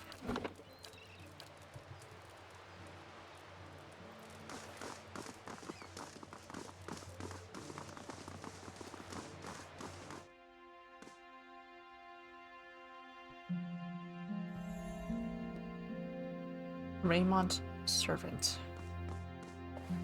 I can't talk now. The master of the house does not tolerate shirking. Speak softly, lest the Lord's daughter, Lynette. She's sensitive. What? What? Light, flame, and sound. We'll keep to ourselves. The labels, all perfectly angled outward, boast an array of fine vintages. However, they're all coated in dust. Father never reads to me. He's always busy with his own books. How old are you supposed to be, ma'am?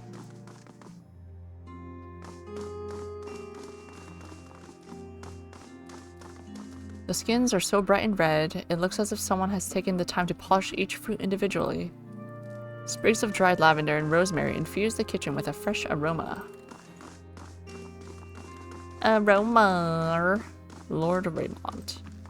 The ledger lists quantities of wheat, copper, and weirwool. A deep crease along the spine suggests that the book never closes. Good day, stranger. Lord Raymond holds a shipping manifest in his well-manicured hands. Despite his expensive clothes, he has the sallow complexion and restless air of a man who devotes all of his days and most of his nights to work. If you have business to discuss, make an appointment with my attendant. I don't have time for unexpected visitors. Give letter. Tell me about yourself.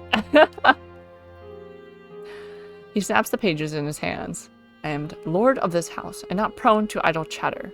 If you have no business here, I suggest you be off. He doesn't look up from his papers.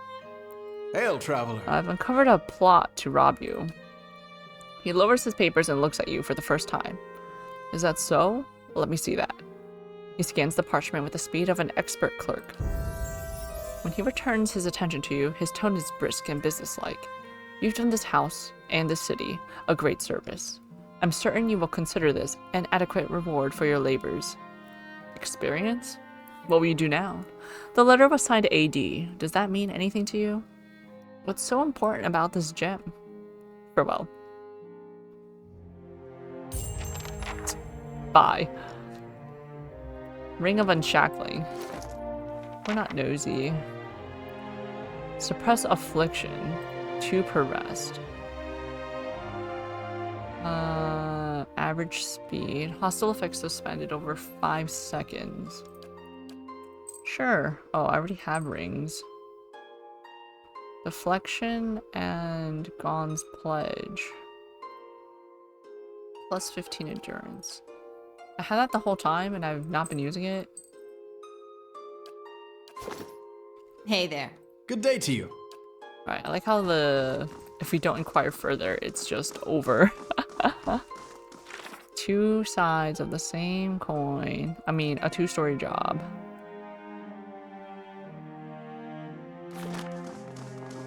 Ain't none my business. None ya. The old serving woman regards you with bleary eyes. Begging your pardon, but I'm afraid I'll have to ask you to return downstairs. Visitors aren't permitted on the upper floor. Backhand her? Oh my god.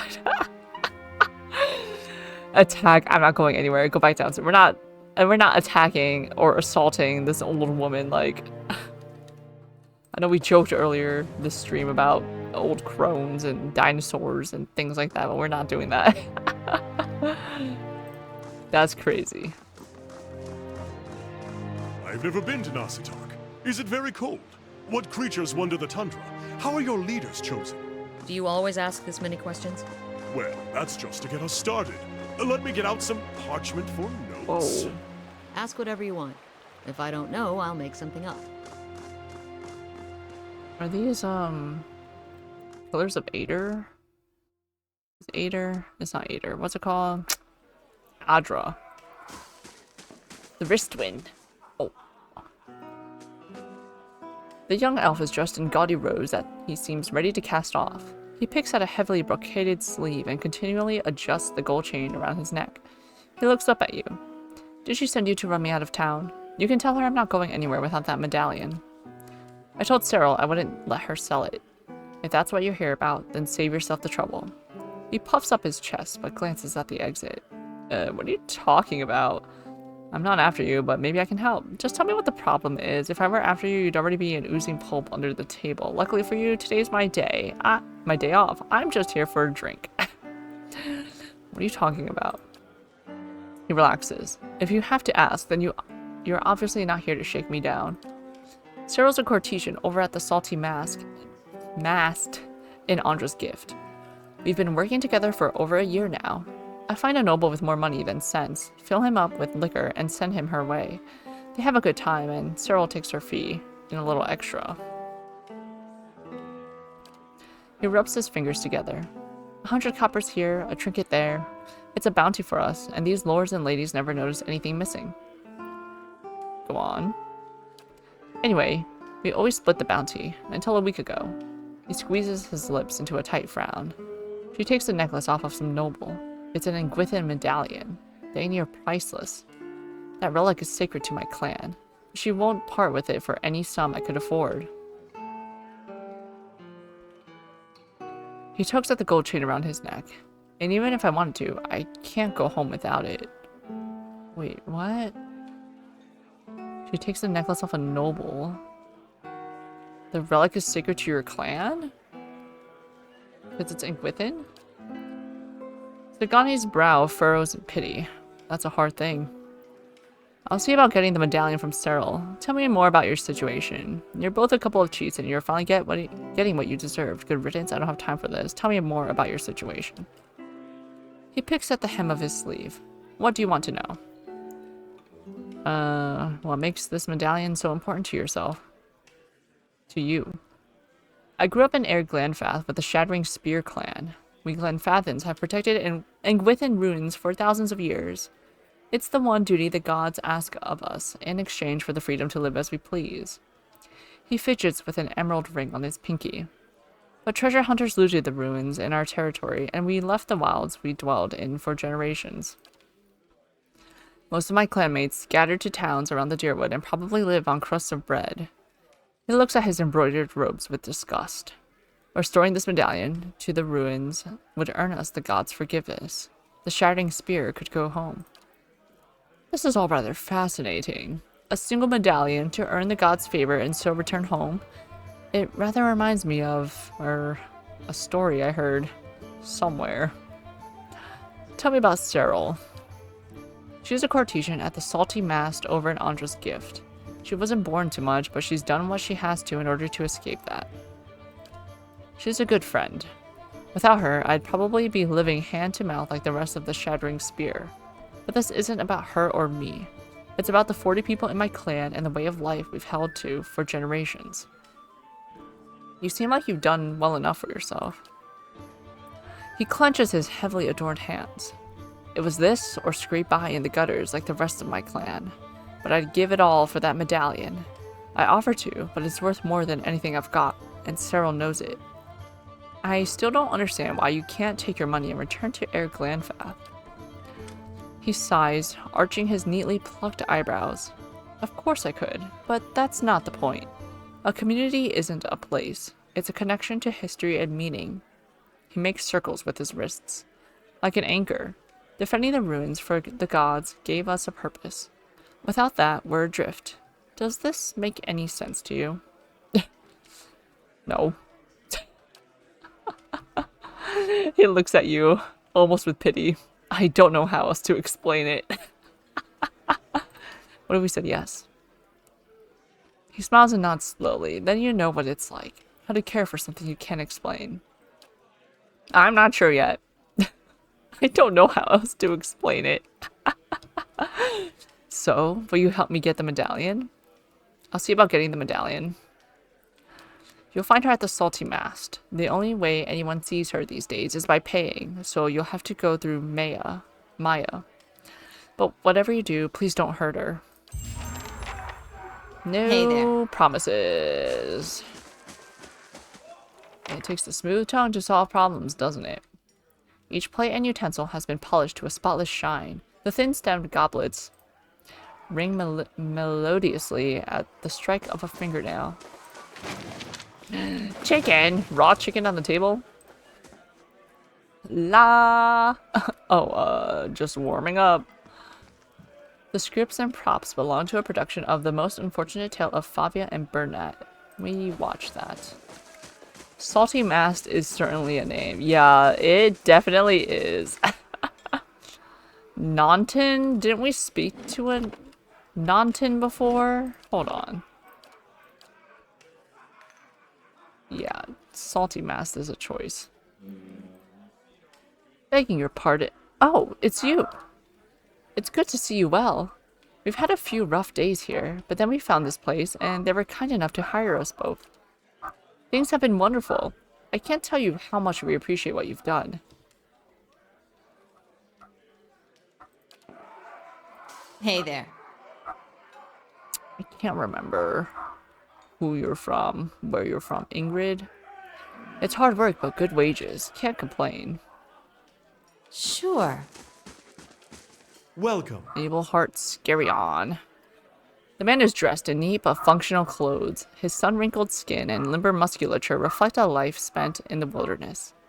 Well met. What brings you to the Charred Barrel? Is this your place? It's my retirement. Used to be a warehouse back when Brackenberry saw more ship traffic, but it fell out of use when the area became mostly residential. I inherited it from some great uncle who'd never had any luck pawning it off on my cousins. Now it's the most popular spot in Brackenbury. The nobles come to unwind, and kith from other districts come to mingle. We get a few rough types too, but they behave in here. Besides, their coin's as good as anyone else's. Who are you? I was a cartographer for the Duke for decades. Crossed the White March half a dozen times and mapped out most of the ruins of Thine Bog.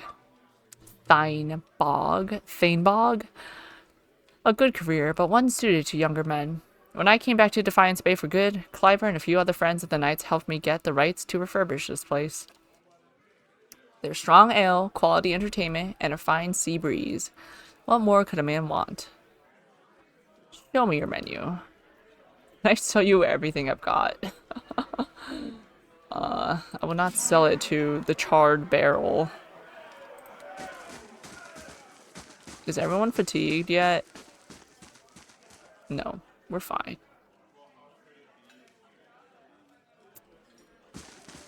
We're good. Hello, cook. Please don't track dirt into my kitchen. The patrons here are particular. The oven smells of roast game and baking bread. Breaking bed. No. No. Baking bread. The proprietor has collected a respectable variety of bottles from around the world, from tart Ader reds to sweet summer wines of Ruatai. Bandit leader. Can we fight y'all? Pale yellow and deep amber whiskeys from the Deerwood and the Living Lands rest side by side. Okay, we've got culture here. Flasks of the infamous Soulburn of the Deadfire Archipelago are nestled next to crystal clear Nasataki and Glam Felon spirits. Let me just save my game before I initiate something. Just having a little chat with my associates. It's usually pretty quiet down here. That's what the boss likes about it. Even with Dunrid Road down the street, people don't ask too many questions here. For Brackenbury, this place is pretty low-key. Alright, hideout.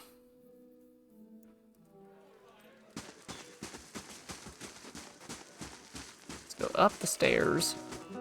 This is a pretty big establishment, I will say.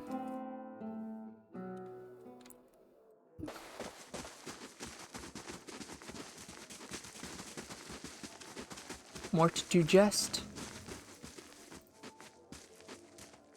This ashtray is painted with colorful waves and whorls in the style of Ruatai. This map of the Deerwood and Air Glenfath appears to predate the discovery of some of the ruins in the east. It's signed by the cartographer A. Scarion. Oh, the proprietor. Okay. Merwith watches you through kohl-rimmed eyes. She puts her hand on the hilt of her blade, jangling the jewels that hang from her wrist. We don't know each other, stranger. Best we keep it that way. What brings you to the charred barrel? Merwith raises an eyebrow. What's it look like? Good wine and a little peace and quiet. She flips a copper coin with her thumb. And Scarion don't ask too many questions. You don't seem like a Brackenbury local. I'm a sailor. She gives you a half smile. And a liberator of certain goods. Merwith casually fingers a large earring. And the nice thing about the snobs here is that they're usually too polite to ask more. I'll be going. This map charts routes through the White March. Let me take note of that, maybe. I'll take these coins. An ixamiddle water jug fashioned from white clay. We are out of here.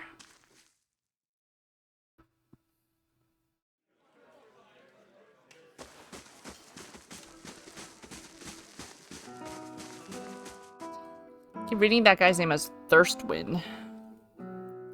Wristwin.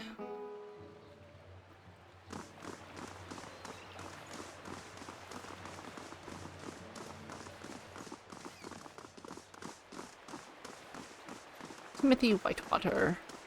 Rocco Francis Whitebrows. Admith's Wort.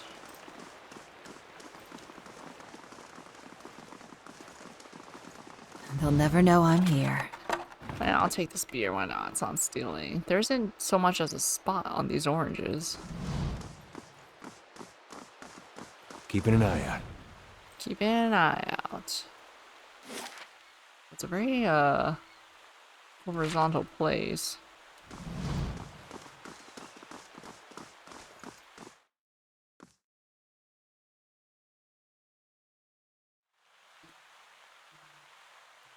Marble at the base has been worn smooth by the passage of hundreds of feet. On the fountain? Kieran's wasting his time with those disappearances. Oops. I don't know who Kieran is, but we're supposed to see them for something. Is it for the fake affidavit? A link! Yes, I'm certain of it. Hail and well met. The Orland man is surrounded by books and scrolls. His wiry hair stands nearly on end, and his ears prick up as you approach. You carry whispers. Cade Nua, Gilded Veil. Old voices indeed. What are you talking about? You must be mistaken. How did you know? What are you talking about? The Orland grins, revealing a row of dagger-pointed teeth. As a cipher, it's my job to know these things. You carry the whiff of ancients. What else can you tell me? His ears twitch downward. Not as much as I would like, unfortunately. My duties for Lady Webb require me to focus my talents elsewhere. He regards a table piled with scrolls. What brings you to Dunrid Row? Is this affidavit real? It's signed by you. He holds the page but seems to stare through the words as if something woven in the fabric of the paper. Kieran bares his pointed teeth. I remember Penhelm, a preening peacock of a man, his mouth dry and hands moist when I told him he was a sole descendant of an Endirian general, one who'd fought against Hadrid's rebellion. He scans the affidavit. A forgery, and not the first I've seen. He hands it back to you, but I've no time for the knights and their obsessions. Bring this to his commander, Cliver, and show him the seal. He points to the wax stamped by his forged signature. If he compares it with another, he should be able to spot the difference. Aloth's gaze flickers to you. Doom a man for the soul the gods gave him? Seems rather unfair. It looks as though you could use some help. What are you so busy with? Tell me about your skills. I check for soul connections, looking for lost things, missing things, or troublesome things, particularly where people of power and influence are concerned. I'm a cipher.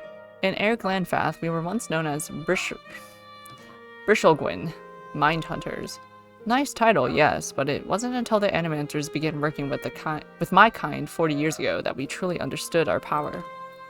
Now we make some of the best detectives in the world. Tracing souls, we can look at a person and see where they have been, or look at the weapon and see who touched it. Useful for solving crimes, as you can imagine. Can we help you? Not at liberty to discuss my work, unfortunately. Dunrid Row ears only. A civilian would need the confidence of Lady Webb before I could share. What are you so busy with? His small furry hands gesture expansively at the papers before him. Hollowborn, growing unrest, and the ever-present political intrigues. With so many missing souls, missing persons are the least of our concerns these days.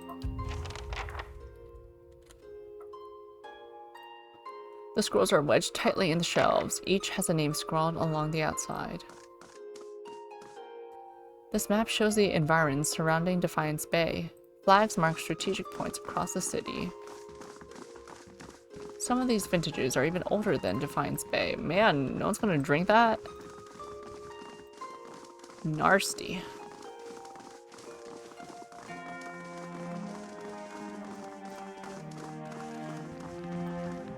Group of notes speculate about the identity of a location of a secret sect in Defiance Bay. Either these notes are written in code or the author's handwriting is atrocious.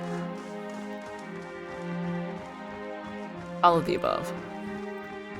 Affixed to the wall are leads in a case involving, apparently, a caravan that disappeared en route to New Hilmar. Who's Lady Webb?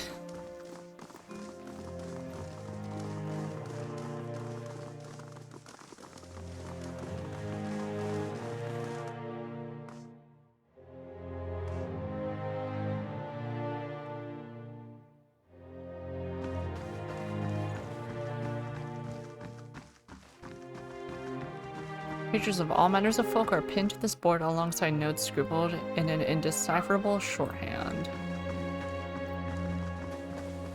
These notes are scribbled in a cryptic shorthand.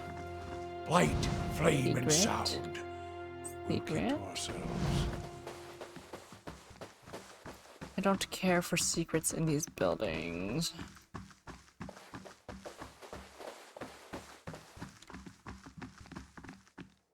Lady Webb wants to see you. She'll send for you. Alright, none of my business. Going back down. Down and out.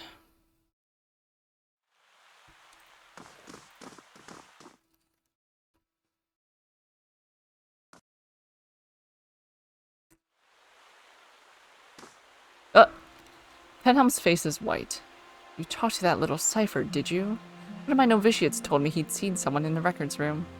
He takes a slow step toward you, extending his hand. Give me the affidavit. I've done nothing to you. His other hand comes to rest next to his sword. What does this mean to you? Your superiors deserve to know the truth. Cheer up. You always thought you were someone special. Soon, everyone will know you are. Don't worry, I'm sure the knights will let you stay to scrub the latrines. You're right. Take it. What does this mean to you? Are you serious? This is my career. I've labored years for it, and it all hangs on some coincidences of a past life. Any Derwoodan, rich or poor, can aspire to a position in the Crucible Knights. Anyone can rise to the ranks of high justice, except for those of us born with the wrong soul. Tell me how that's reasonable.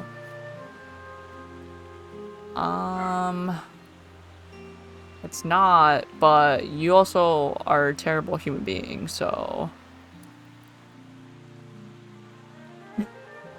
Don't worry, I'm sure the knights will let you stay to scrub the latrines. Cheer up, you always thought you were someone special. Don't worry. He draws his sword and spits at your feet. I won't let you ruin me over this. Oh, if it's a fight you want, it's a fight you'll get, sir. Yeah?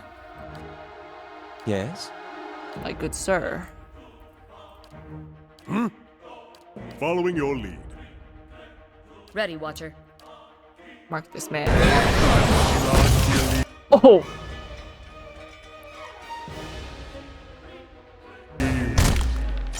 Oh my, he knocked Eater down.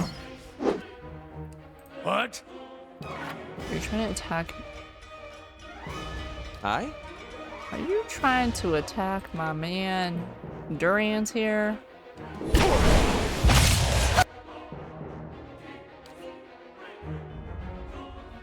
Alright, now you get back up. You knock Penhelm down. You hear me, Eater?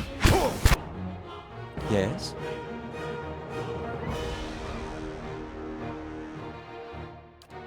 What is this? Why can't I use my 3rd level wizard spells?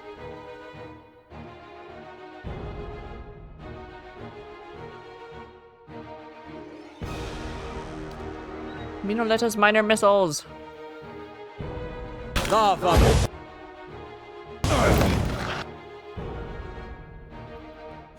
Okay, now, sir, you can. Oh, sorry. Yes? Kana, you can switch to your sword and beat this guy up. Let's beat this guy up. Ready, Watcher. Beat this guy up. Beat this guy up. Hey there. Penhelm is still alive?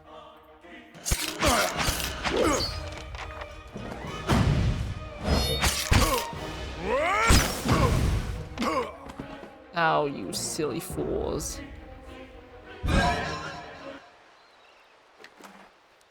Three swords, 2 breastplates, 2 helms, money, and Osric's family breastplate.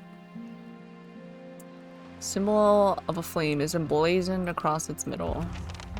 Mm-hmm. Well, we don't gotta worry about Mr. Penhelm anymore. Sure. Kieran. Kieran. Oh, Kieran. Guess what happened? Greetings. Hello again, my mysterious friend. Goodbye. Thought you would like to know. Well, I guess he said he didn't care. He said it's too... He got bigger things to worry about.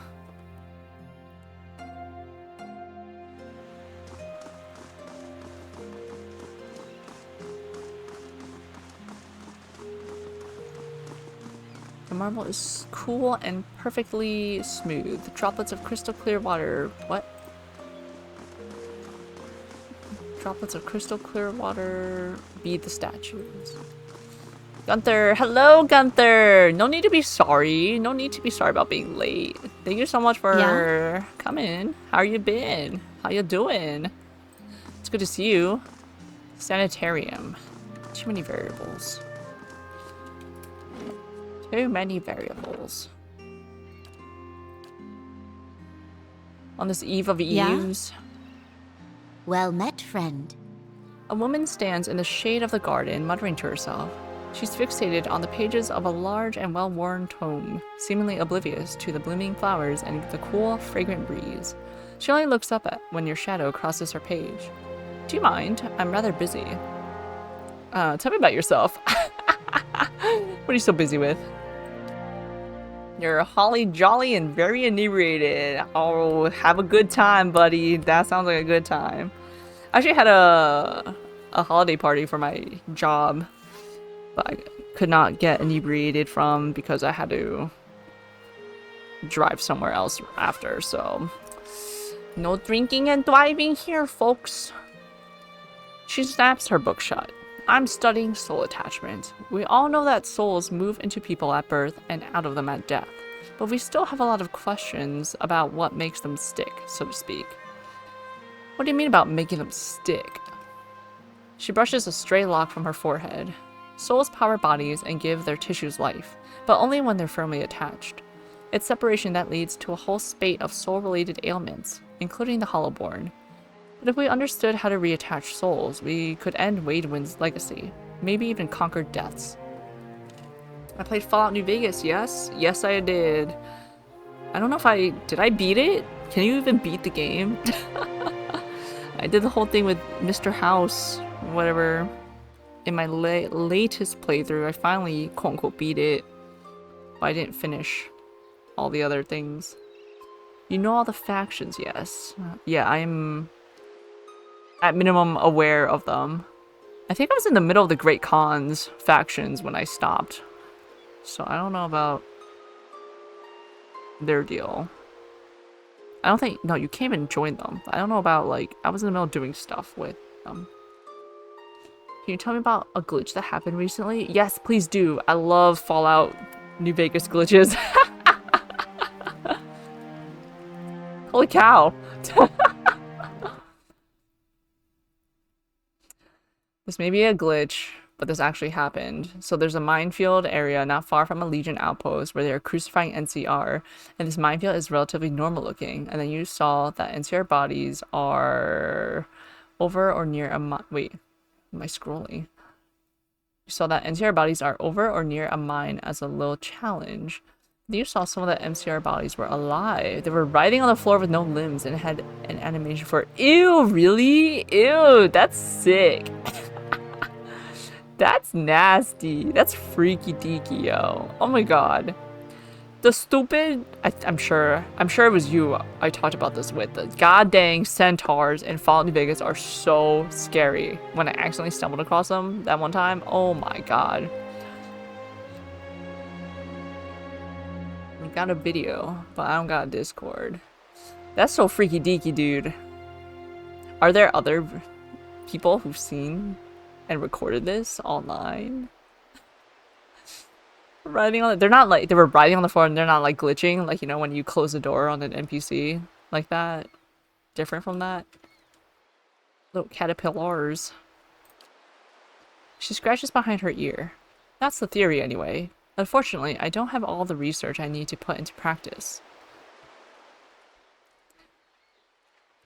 What exactly do you need?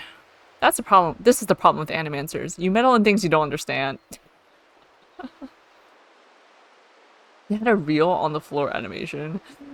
Freaky, freaky, freaky deaky. Ew. I wonder if it... because I've never come across that before. But then again, I didn't finish exploring the whole game. I wonder if, because sometimes there's glitches where they do an animation when they're, like, not... like, they do a crawling animation, but they're, like, it looks like vertically, like they're standing so much. Standing so much. What am I saying? Standing up. I was saying the classic. You like that? Oh, what a sight. I wonder, did you have the Wild Wasteland perk? I don't know if that, I don't know how much gets affected by that perk. But I wonder if that's maybe a correlation? There's a manuscript called The Theorems of Pangram. It contains research from Pangram's experiments on detached souls. The Hall of Revealed Mysteries is rumored to have a copy in the Elder Archives. Pangram's work is considered to be one of the more, daring animancy texts.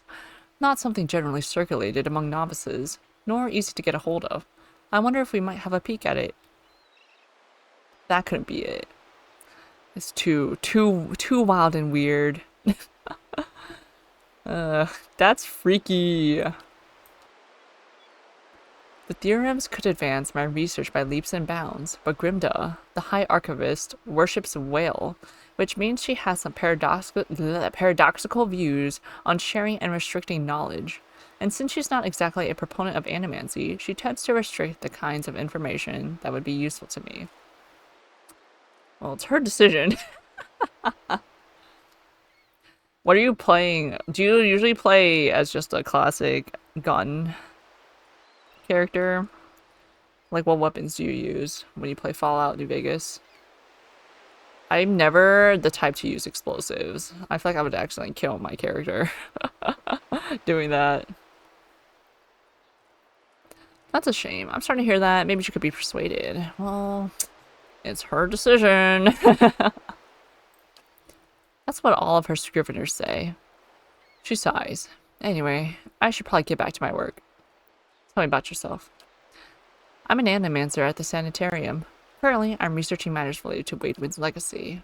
Anything else? I know what Wadewood's legacy is. We're not asking that. Tell me about the theorems. Pangram was an animancer working in the Deerwood. He had some interesting theories about essence and some rather innovative techniques for studying it. He was able to reattach souls to their bodies after death, although he wasn't able to prevent his patients from degenerating. He was controversial. What do you mean by degenerating? Well, there seems to be a tiny problem with reattaching souls after deaths. The bodies will reanimate and may even retain memories and personality, but they develop a hunger. Oh, the zombies. So the cause of the Heritage Hill situation seems to be linked to this theory of pangrams. Pangrams theory, if you will. Living soul-infused flesh. Without it, they start to devolve, decay mentally and physically. And if the process goes too far, which it eventually does, they become mindless corpses, attacking anything that moves. We haven't figured out a way to avoid that. And you wonder why Grimda won't share this research with you. That sounds like necromancy. Nonsense. Necromancy is magic. This is science. Why doesn't Grimda lend you the books you need?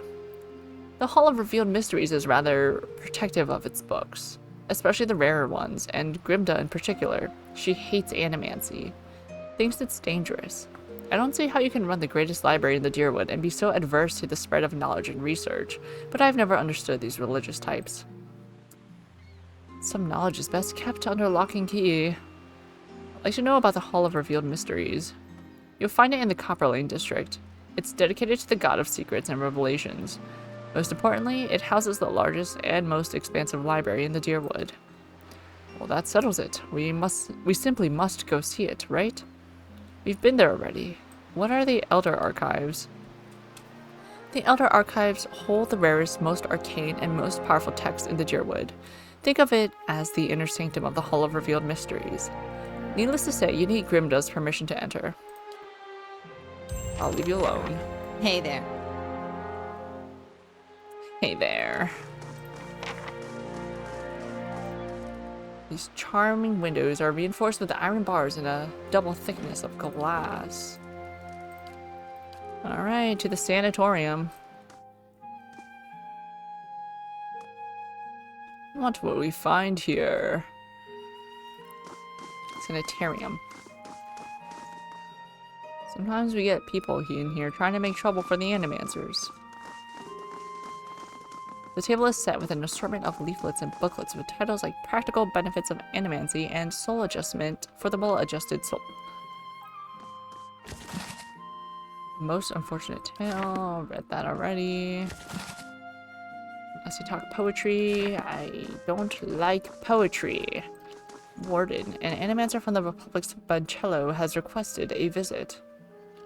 Extend a formal invitation. See to it that the necessary preparations are made, of course.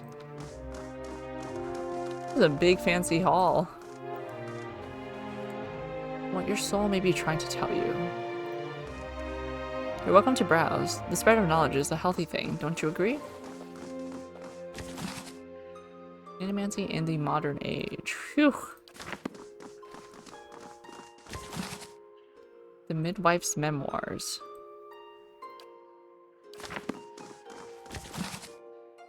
Come to Woodika.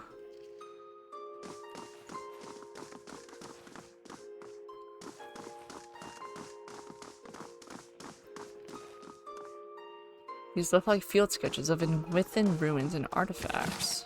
I love the sound of the books. This painting of a rolling forest glen has a strangely soothing effect. Warden. A well-maintained statue of a middle-aged man presides over the room, looking down unblinking over the bustle of harried academics pestered by the hopeful desperate. A strong warmth emanates from it that you could sense from across the room. There's a human soul stored beneath the stonework. You feel its attention turned towards you. Oh, it's just like my chair at my house. It has been some time since a watcher graced these halls. His voice echoes deeply, rumbling the floor beneath you. I am envious of your natural insights, traveler. I can only imagine how it might have helped my work. It might have helped my work and life. Now, what is it that has brought you to my sanitarium? You may have a member of the Leaden Key in your midst. I'm curious as to how you've come to be in your present state. In the statue, you mean? Well, I was old, and it seemed wrong to me. A lifetime spent in pursuit of discovery, only to lose it all in death. Somewhere, someday, I would wake up in a new body, none the wiser, and pursue a different course entirely. All that experience wasted. If we are ever to unearth the principles behind our existence, it will be in spite of our condition. Of that I am quite sure. To live on as part of something I helped build seemed to me a better legacy than what nature had in store. The transfer itself was quite simple as our techniques go, and for that I am grateful. Playing with souls is far easier to accept when they are not your own. I do miss being able to take an active role in the scholarly efforts here. Now and again, one of our animancers will humor me and consult over some problem, but they are a jealous breed and are too often afraid to collaborate. If you are considering it yourself, I can tell you that it isn't for the easily bored. Does anyone know anything about awakenings? There's an animancer on the lower floor who came all the way from Revua to study them. Take the stairs down and look for Belisage. Tell me about the sanitarium. A history lesson? This is a rare pleasure. Most come in here only concerned with cheating death in one way or another.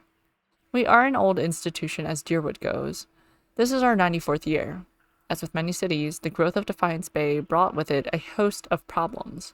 One of the worst was that those born with, shall we say, ill-favored souls came to populate its streets in droves. Thus, the sanitarium. Brackenbury was a natural fit. It was growing, but there was also a lot of money here back then. This place owes its survival to the curiosities of the wealthy more than anything, I think. Our founding came at a time of great suspicion and animancy, much like today. So much progress has been lost to the mishaps of a few careless practitioners. But in time it was forgotten, as all things are. Since then, we have been at the forefront of animancy's resurgence. We have played host to many gifted researchers and pushed the boundaries of our knowledge in ways never thought possible. Some of the first safe transferences were done here, and we have pioneered work in soul purification, lineage analysis, preservation. It's really quite a list, if you'll pardon my pride. Today it's, well, I can't say it's exactly the same. There's been some push to shut us down. It comes from Deerwood's more excitable denizens, whose minds are more passionate than thoughtful, I'm afraid. People see this legacy, and they see it involves something they don't understand. So it's natural for them to suspect people whose understanding exceeds theirs.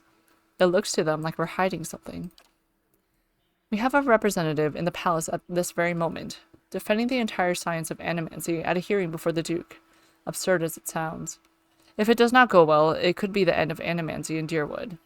I fear Avar may be swayed by all this unrest, irrational though it may be. We shall see.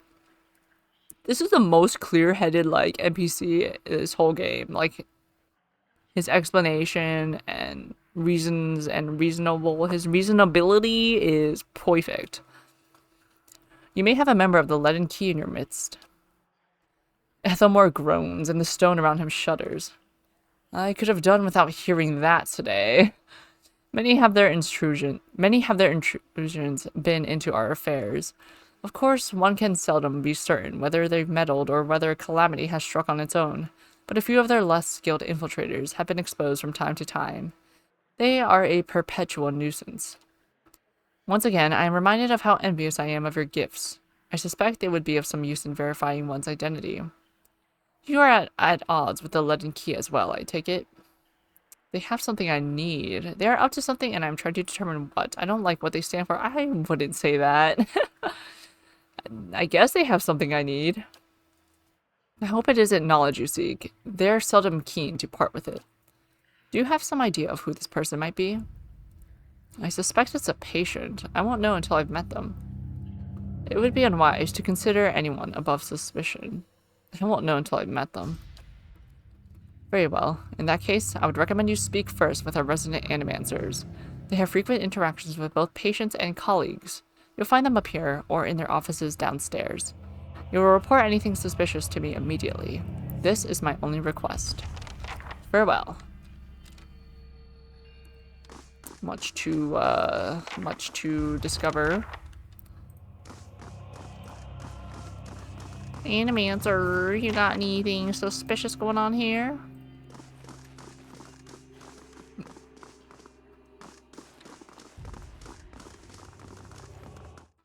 I'll check downstairs in the offices.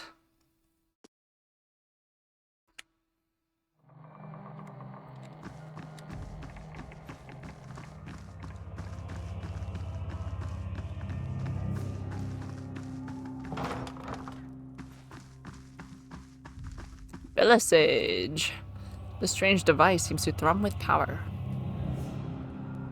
Went AFK for 5 minutes and turned into like 20 minutes expedition of digging, looking for stashed gift bags. Oh dang. Did you find what you were looking for? Did you find the hidden gift bags? Greetings. A woman paces back and forth, her feet crunching on the soft red carpet. She gestures and mumbles to herself, shaking her head as she pores over pages of notes. She almost walks into you. Ikosi, here I am, looking so hard for answers in my research that I do not see the kith standing in front of me. What can I do? I guess. So why the heck do you have so many bags? Hey, you never know when you need a good bag, you know? You get a good bag, save it, store it somewhere. We do that too. I'm looking for an expert on awakenings. She laughs bitterly. That would be me. Though the lack of research subjects has made me more of an expert in counting floorboards. I would like to transfer Animancy's success in buttressing pre-awakened souls to soothing those whose souls have already awakened, but I need subjects, and most of the patients here are too broken to produce reliable results. It is a tragedy to have come so far for nothing. You're in luck. I have a volunteer. She springs to the balls of her feet, beaming. Gellardi? Who is it? Athot's lips curl into a frown. I don't know about this. She grins more broadly still. Don't be silly. The process is perfectly harmless. All you must do is stand in that cage. Get in the cage, Aloth. I beg your pardon? I jest. You Adirans are so uptight. I do not even know what the thing is used for. It belonged to the last occupant of this office, I think. Now they upgraded him to a cell. Again, I jest. She rubs her hands together, getting down to business. So, I need you to sit here. She takes Aloth by the shoulders and steers him to the couch. And try to relax, but don't try too hard. Then you will not be relaxing. Indeed, his eyes are humorless. And you must also wear these. A little cold, but the copper will help conduct your essence. The Animancer fastens thick copper bands to Aloth's forehead and wrists. As she ratchets them tighter, his face twitches with suppressed irritation. Now, I will examine your soul through my scope. She reaches into her desk and produces a long chambered tube. Knobs, dials, and small toothed wheels run along the side of the device. It is fitted with Adra lenses cut to different thicknesses and concavities. By manipulating them, I find the angles and densities that will allow me to track the anomalies in your soul. Sounds about right. Sounds like that tracks. How exciting. I've never seen this sort of thing performed. Kana peers at the device with interest. It seems suitably complicated. Does this mean we'll get to talk to Isilmore more? I like that lady. She raises a finger. But first, we must find this cunning interloper. You will answer some personal questions while I make adjustments. Sagani pats his arm. Don't worry, I'm sure we won't hear any of it. Aloth squirms on the couch. Very well. She holds the scope to her eye and flicks the knob. To begin, tell me something personal. Something from a time before your awakening. There's nothing to tell. I was just a normal child living in Sithwood. He looks to you. His face is set in a frown, but the rigid edges of apprehension show through nevertheless. Talk about your parents. What do you remember talk about your parents. As you speak to Aloth, you feel your voice like a bell in your chest. It tolls softly, luring him into the mists of his own memory. Belisage doesn't seem to notice anything, but you feel as if your words are smoothing his essence, untangling its many threads. Okay, we're connected, Aloth. He closes his eyes. Mother is away most of the time, with the Thane's family, but I always know when she is coming home. Father's battles accumulate like storm clouds on the horizon. His fits of temper become swifter and more violent. It still shames him, knowing that her heimneg to another man supports us better than his labors as a steward. This is good. I am starting to see something. Continue. Tell us about the time you awakened. She bites her tongue as she twists one of the dials. I am in my 5th year of training. Mother is home. I can let my guard down a little because when she is around, he is usually only angry with her. But he has heard that I have had trouble casting missiles, that my flame shields are unstable. He is furious that I have failed, and Mother's presence reminds him that he has failed too. The first blow takes me by surprise. One moment I am sweeping the kitchen. The next I am sprawled on the ground, stupidly looking at flecks of my blood on the tile. His boots, glistening with fresh polish, thuds across the floor. He kicks me in the stomach, and I curl up to shield my vitals, but it's pointless. Protecting one thing only leaves something else exposed. You cast magic missile at the darkness. It'll light the way. Still huddled on the ground, I retreat as fast as I can. I retreat until the vision of the kitchen and my own trembling knees is nothing but a pinprick against a field of black. His jaw locks and his eyes twitch beneath their lids. Madiko. Belisage furiously cranks the knobs along her scope. He's hypnotized himself with this old memory. You've got to bring him out of it. Quickly, I almost have it. Squeeze Aloth's hand. You're safe, everything's fine. Shake him by the shoulders. Aloth, you've got to wake up. This is just a memory. It isn't real. Slap Aloth. Squeezing his hand seems a little too intimate. Shaking him by the shoulders is hilarious, but I don't know if that's gonna work. Slapping him seems too intense. This is just a memory. It isn't. Slap him.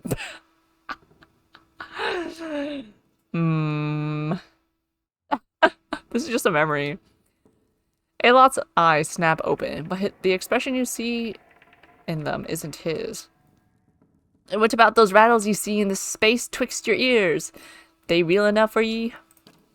Belisage sucks a deep breath through her teeth. That's it. I'm seeing a shift in his essence. Something spreading and congealing. She glances at you over her scope. Keep talking. He seems to respond to you. What brought you here? Cracking bones and voices high in ire. That warm molasses feeling that crips down your gut when crisis is nigh. Belfetto, we have flares of a totally distinct essence. She jots shorthand notes onto the pages next to her and turns one clicking knob of her scope. Now, try to get the two of them talking. Aloth, ask Isilmir what she's doing. Isilmir, tell Aloth why you've awakened. Aloth, ask her. Aloth's face twists in fury. Sticking weed, worming parasite. He bursts into sudden laughter. You'd say the same to your own kindled twig when it betrays ye. Eater grins. Must be hard to avoid knowing there's a lady in your body the whole time, judging you. Good, yes, very good. She rests from her scribbling, only to make another adjustment to her scope. I can now see two separate patterns of essence. Where he ebbs, the other flows. It's as if the awakened soul fills the space that he leaves empty. She prompts you with a circling of her wrists, quill still in hand. Go on. Aloth, what's this about ceding space to Isilmir? Isilmir, what exactly are you taking from him? Not more than I'm given. You should ask what I did to old man of his. How the last time he laid a hand on us, I break it in 3 places. Aloth's head jerks to the side. That wasn't your decision. It's never been your decision. I was awakening, but now I'm stuck with ye, and danged if I let your ninnying drag us both through the scupper. Ah, very good. She lowers her scope and consults her notes. I think I finally got something we can work with. I've tracked Isilmir's essence through the exchange. She has a particularly high density index during the most heated portions of their argument, and her essence seems to localize most clearly in the lower portion of the subject's left rib cage. That's right around the spleen, which, of course, means that she is triggered by black bile. No doubt the subject's characteristic melancholy is to blame. Aloth blinks back at you, and in the midst of his perturbation, you're not quite sure who's looking out of his eyes. That's utter bleep. Sagani's eyes are wide and innocent. It does seem as though she got one thing right. She glares at him. Yes, never mind my years of training. I suppose you have a better explanation? Isilmir manifests when Aloth is in danger or under pressure. You're close. I think Isilmir's appearances are related to potential sources of trouble for Aloth. Aloth's right. That's absurd. Isilmir obviously shows up when he feels threatened. If you're right, then removing Aloth's spleen would cure him.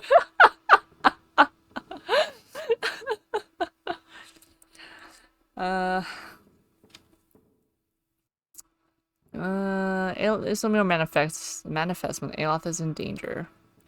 Belisage carefully scratches her jaw, her gaze darting between you and Aloth. I suppose that could be true. She jots another note. I'll have to check this against other research. He removes the copper bands. Well, and good for you, but what does this mean for me? Belisage frowns at her notes, tapping her cheek with a quill and making a grand show of concentration. However, you catch her stealing a glance at you over the pages. Isilmir tries to take control from you when she thinks you can't face a problem on your own. You can't let her make these decisions for you. She did you a favor by dealing with your father, didn't she? I think she's trying to help you stand up for yourself.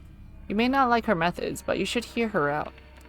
It seems that Isilmir steps in when she determines that you're in danger. It's not clear yet whether this is a help or hindrance. From my position, I'd say it's clearly a hindrance. I've got a lot to process. Regardless, thank you for your help, Druid. He does not look at Belisage. She sets her notes on her desk and returns to her scope. Well, I suppose this has been as useful to you as it has been to me. I finally have material worth publishing. You'll be the toast of Ravua, Fentre Aloth. I didn't even know his name. Fentre? His grimace melts into a crooked smile. Aye, advancing the right wise principles of animancy. Just what you've always wanted. As you turn to leave, you catch a darting movement out of the corner of your eye. Belisage is humming to herself, still occupied with her scope, but Aloth is holding her notes. He's just about to tuck them into his cloak when he catches you watching. He holds a finger to his lips, his eyes wide and imploring. Please, I don't want my personal information published like this, especially not after her nonsense. Bro, she helped you out. No, you get your explanation and she gets her research. That was the deal. Leave me out of this. Fair enough, but do it quietly. I can't let you do that. Not after hearing how much this means to her. That was the deal, bro. He slides the papers back onto the desk, giving you a rueful look. I'm not gonna help you explain this one, scholar boy. You can't do that. She literally helped you out. Also, everyone can level up, and some of us could have leveled up from a while ago that I did not. Oh my god, we're losing so much money to bandits. Our defenses. Alright, we leveled up. We want more. What do we want more of? You get some lore. We're traveled. Mechanics. Athletics. Yeah. This is why the sheriff hated Robin Hood. Yeah, you gotta put it back. My freaking, what is it called? Not my barracks. My defenses. No one's defending my stronghold. That's fine. We still made 100 CP. What do I want? Veterans recovery passive.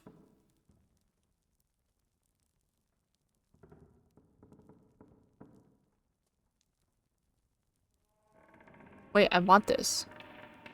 Yeah. Veterans recovery. Yeah. It's a passive. Yeah. Give me that. Mm-hmm. Yes, yes. I need endurance over time. Alright, Alot's turn to level up. What do you want? Lore? Athletics? Lore? Athletics? You can get a point of stealth. We've been sneaking around.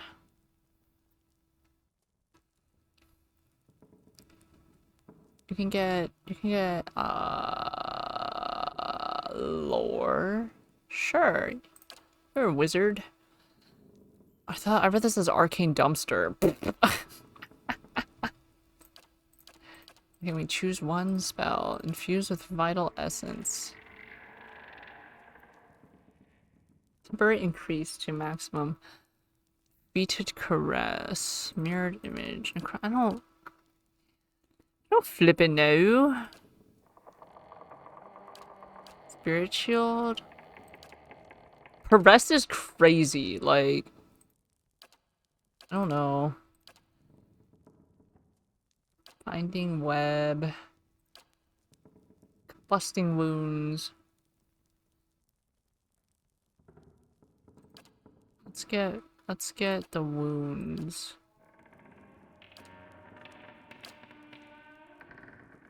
And another talent. Grimoire Slam. Causing large damage and knocking the target back. You need that. You need to push these guys out of the way. Modifies Arcane Veil. High deflection bonus. Actually, we need that too. Penetrating Blast. Bonus first level spells. Oh, that's good too, though. Plus 25 deflection.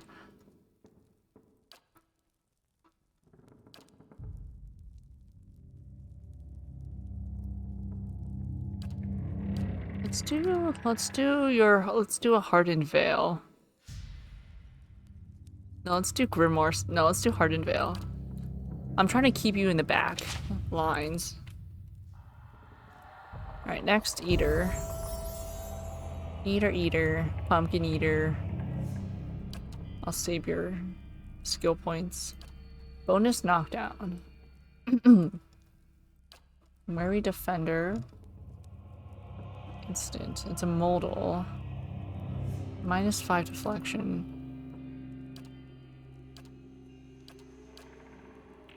You can do bonus knockdown. Sure. Simple enough. Durance. Let's get your mechanics leveled up. Brilliant Radiance. Enemies take burn damage from the priest's holy radiance. Ooh. Interdiction. Dazing enemies. Not like. Aggrandizing Radiance. No. Inspiring Radiance. Asking an accuracy bonus from the priest's holy radiance.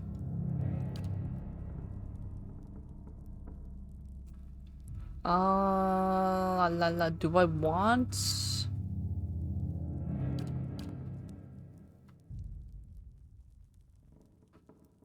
Do I want plus 10 accuracy or do I want AoE damage? Accuracy versus will.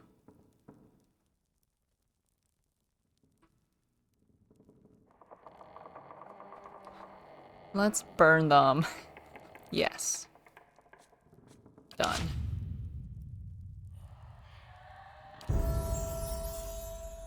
Seriously looks like a hairpiece. Like this. Nice hairpiece, Kana. You... Get some athletics. To be real, athletics is the most useful, like, thing here for me. But lore-wise, game-wise, you should have more lore. Alright, we can have skills. 2 bouncing beams of pure light that restore endurance and create immunity to frightened, terrified on allies struck by them. Stir something deep inside enemies in the area, charming them. Decreases duration and defense against hobbled, stuck, paralyzed. No. Causes enemies in the area effect to be terrified. Amasses stray soul fragments to form 2 will-o-wisps. No. Conjures 3 worms into existence to fight for the party. No. Paralyzes enemies in the area of effect. I like that. 7.7 meter 90-degree cone versus terrified. I like paralyzed. Beloved spirits.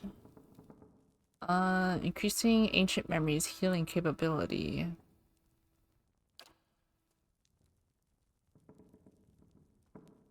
Similar to a priest's holy radiance. That's pretty cool. Veterans recovery. Runner's wounding shot.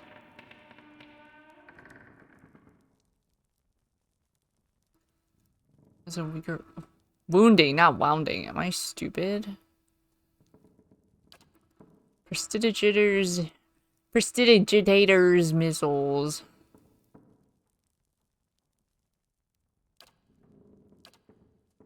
You can get a wounding shot, why not? Sure. I thought they just reuse other classes' skills. Alright, Belisage, I'm not done talking to you. It would be good to return to Ravua. I trust Fentra Aeloth and his companion are well. Wait, Sure. I thought we were supposed to talk to you. Oh well. Yeah? Oh well. Modred. An animancer scribbles feverishly on a parchment scroll while his free hand dances through the air, counting off unseen objects. His lips move in silent discourse. Wait, is this the guy with the tome of that necromancer we killed? As your shadow falls over his scroll, he looks up at you with mingled perplexity and irritation. Welcome. Can I help you? He forces a polite smile. Has anything unusual been happening around here? You must be joking. This is the sanatorium. Nothing is usual down here. Although, now that I think of it, the patients seem more agitated lately. But they're Cademan Oz's responsibility, not mine. Then, if there's nothing else, what are you working on? My area of focus is wicts. More specifically, how to cure them. What's a wict? A hollowborn who received a transplanted animal soul during infancy. Ah, yes. One of Animancy's early efforts to cure the legacy, if not a successful one. He removes his spectacles and wipes his brow. They show signs of developmental abnormalities throughout their childhood, but when they reach adolescence, they become aggressive, feral, but still victims in need of care. Transplanting animal souls into children seemed like an odd solution. We animancers were trying to do something about the crisis, better than letting it swallow a generation of children. And despite the controversy, it only went so far because at first it seemed to work. People called it the salvation. Children that had never been responsive to any kind of stimuli suddenly seemed aware of their surroundings, of their families. The complications don't begin until puberty, but that's when the incompatibilities between body and soul take shape. Children become violent, ravenous. But we paid dearly for our mistake, I promise you. Angry mobs hunted down animancers and burned down their homes, with them still inside, often as not. People took to calling it the cruel salvation, and many still loathe us for it. But we wanted to stop the legacy as much as anyone. The public begged us for help, and we did the best we could. I still don't know if that absolves us. Why do you study Wicks? What kind of question is that? Just think of all the families that could be healed, the lives that could be restored. What could be more important? Animancy has an answer here. I know it. It's simply a matter of working it out. I'm looking for an expert on awakenings. I hear that Valian woman studies them. You should go to talk to her instead. Just looking around, then be quick about it and don't touch anything. The sanitarium has a lax visitor policy, but I don't. Without another word, he resumes his work. Slow and silent. In a corner of Modred's lab rests a large weathered trunk. It seems likely to contain something important, if only by virtue of its size. Examine. Nothing grabs your attention except for the large padlock on the front. Whatever this animator keeps in here, he does not want anyone else to have or see. Let's open it. A heavy lock holds the trunk shut. It's too sturdy to break, and the mechanism looks too complicated to pick. You'll need to find the key. Yeah, okay. Keeping an eye out. Unexpected results. The canine host was listless and unresponsive, but it was determined that this was simply the implanted feline soul. Yarn resulted in vigorous stimulation. Not vigorous stimulation.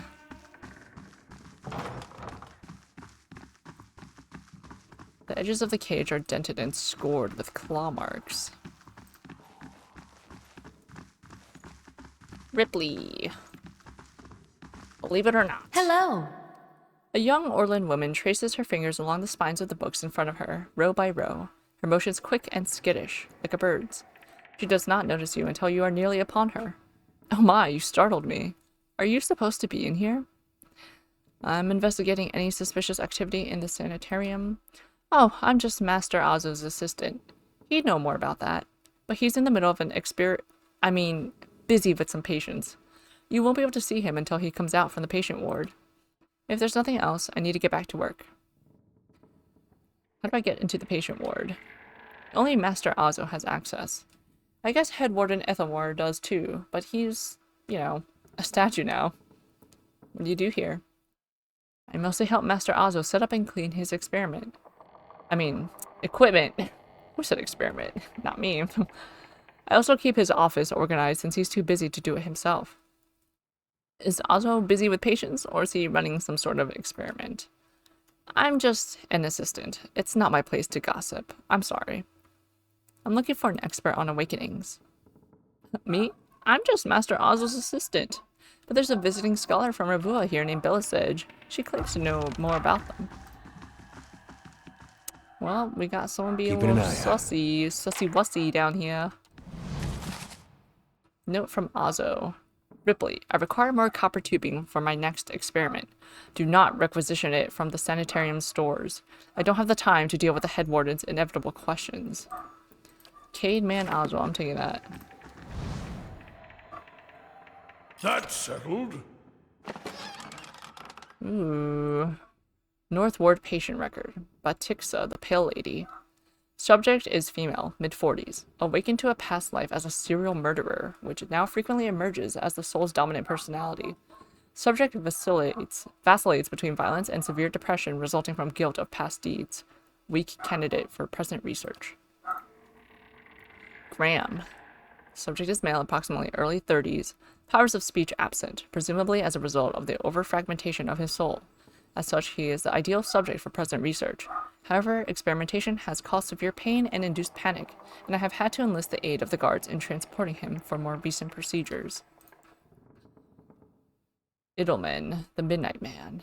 Male, mid-20s. Acute dissociation and paranoid delusional tendencies, causing anger and extreme violence. Dangers of working with the subject preclude possibility of further use in present research. Usgrim. Male, approximately 17 years. Admitted for episodes of catatonia, followed by occasional violent outbursts. Initial analysis of soul revealed severe fragmentation and essence deficiency. Said deficiency all but eliminates the possibility of utilizing the subject in present research. I'm taking all this. I'm taking all that. Never thought I'd be taking orders from a talking statue. You and me both, bro, with a chair. I think a statue is better than a chair, at least. You must gather your part.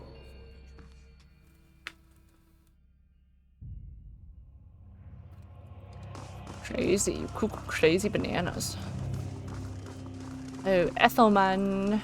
Hail, traveler. I mean, Ethelmore. I found records that Alzo may be running some questionable experiments. Experiments? Cayman Alzo is in charge of patient welfare now. He is not authorized to run any more experiments. I am disappointed in Cademan. I had hoped he would be the one to guide your inquiry. He'll be in his office or in the patient wards. I'm granting you immediate access so you can find him. No doubt you will wish to speak to him further on this matter, and I, for one, am curious as to what he might have to say. Tread carefully in the wards. There are a few dangerous cases.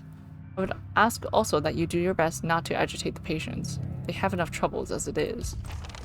We're about to clear out the sanitarium. There will no longer be a need for you guys here. Depending on how the patients react to us barging in.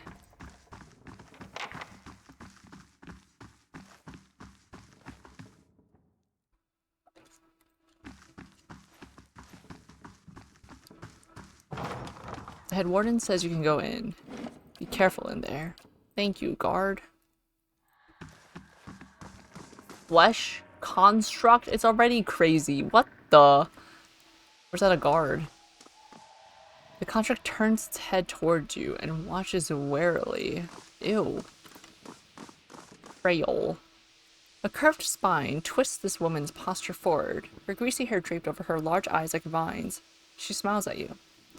You must be visiting someone. Then, noting your appearance, she adds, a friendly visit, I hope. What do you know about this Animancer Azo? Do you know where I might find Azo? I think I've seen him around today. Have you checked the laboratory? It shares a wall with his office. He's been spending most of his time there lately. What do you know about this Animancer Azo? Oh, I like him very much.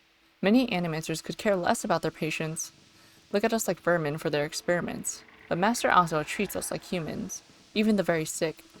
You can tell he does this to help people. He's helped me understand a great deal about myself, and I know he's done the same for others. It's too bad what they did to him. He hides it well, but I know he's affected by it. And what happened? Frail's eyes dart back and forth, and her voice lowers to just above a whisper.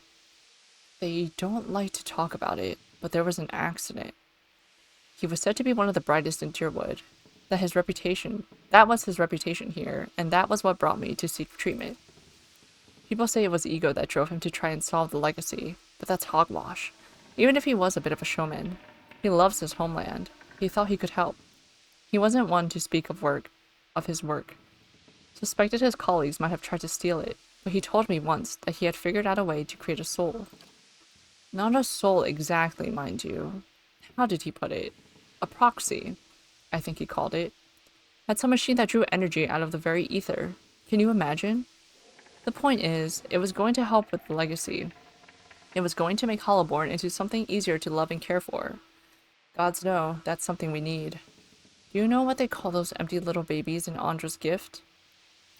No, tell me. If you could just finish what you were saying. Tell me. They call them buoys because so many of them are found floating face down in the water. Yo, that's crazy. These are mad times. Ooh, that's nuts. Anyway, Master Ozo has scheduled a public demonstration of his work in Copper Lane. He was so excited. And then the next day, he was locked in his office, turning away visitors, I heard, and he stopped seeing patients. I don't know exactly what happened, and I don't have the heart to ask him, but I'm glad they're letting him treat people again. Why are you in here? Behind her hair, her cheeks flush. I don't want to say, you'll think less of me. Are you here because you love this man? I'm listening. Well, I wouldn't worry about that. When you blush, it brings out the color of your eyes. You can tell me. I'm going crazy too. I wouldn't worry about that. No, that's rude. You can tell me. No, I'm listening. These last few years haven't been kind to me. They haven't been kind to anyone, really. I try not to think of it as personal. I lost my husband and both boys in the Saints' War. My daughter, the legacy took her before she was ever mine. I made do. What else can you do? I moved into a tiny place in Andra's gift. Got by mending clothes and on the kindness of strangers when I had to. But I was surviving and the gods were watching over me. I could live with that. Then one day, this noble woman comes in, wants this fancy gown fixed. Gorgeous thing, this shade of blue I'd never seen before. Only I had. I looked at it and reminded me of something. I had what they called an awakening. I remembered being a noble woman myself in another life. People doting over me. Men doting over me. Me! The best food, the most beautiful home, all the things you'd never dare to dream of. They were mine. It was poison knowing that. All those things I had that I'll never have in this life. It did something to me. My food started to taste rotten. The walls in my little room seemed to close in around me. I stopped being able to sleep in my own bed. So I came here. It was that or break into an estate and start ordering servants around. It seems like such a silly thing to worry about. You don't have to tell me. But I can't get past it, and I start to wonder, did the gods choose this life for me? And if so, what terrible thing must I have done to deserve it? Maybe you'll get there again one day. If not in this life, then in another. Maybe the gods took offense to your overindulgence. Nobody deserves to go through what you've gone through. You've had it right before. There's nothing to do but live with it. That's what kept me going. But it hasn't gotten easier. And it's just too bad. Have any of the patients here been acting unusually? Well, there's Batixa, who relives a murder she committed more than 5 lifetimes ago. Idelman, who they say only has half a soul and who was found collecting the faces of others because he believed his own face to be a false one. Graham, he speaks the language no one understands and wails at night sometimes. Different from their normal behavior, I mean. Well, yes, I suppose, but nothing they didn't volunteer for. Master Ozo let us know that a number of patients in the North Ward had volunteered for a new therapy that would be escorted to his laboratory to receive treatment. The North Ward has our most troubled cases. I'm glad some of them have chosen to get help. It seems to me it's gotten quieter over there since it started. It's Graham I see them taking in the most. He struggles, but he always was a bit of a wild one. Would I be able to visit the North Ward? They like to keep them separate. I don't know that I've ever seen the guards allow a visitor, just Master Ozo. You might ask him. He's very sympathetic. Farewell. Sure had a lot to say. Then again, sure don't have a lot of good company here. No, speak.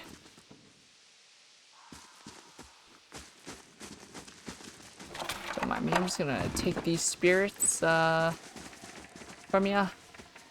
Crooked chalk tally marks cover the surface of the table. The crooked boards show deep gouge marks. They're spaced like folk or even elven fingernails. Let's see what lies this way. No way there's traps in here. You can never be too sure. A simple test. This be stealing. Cageman Ajo.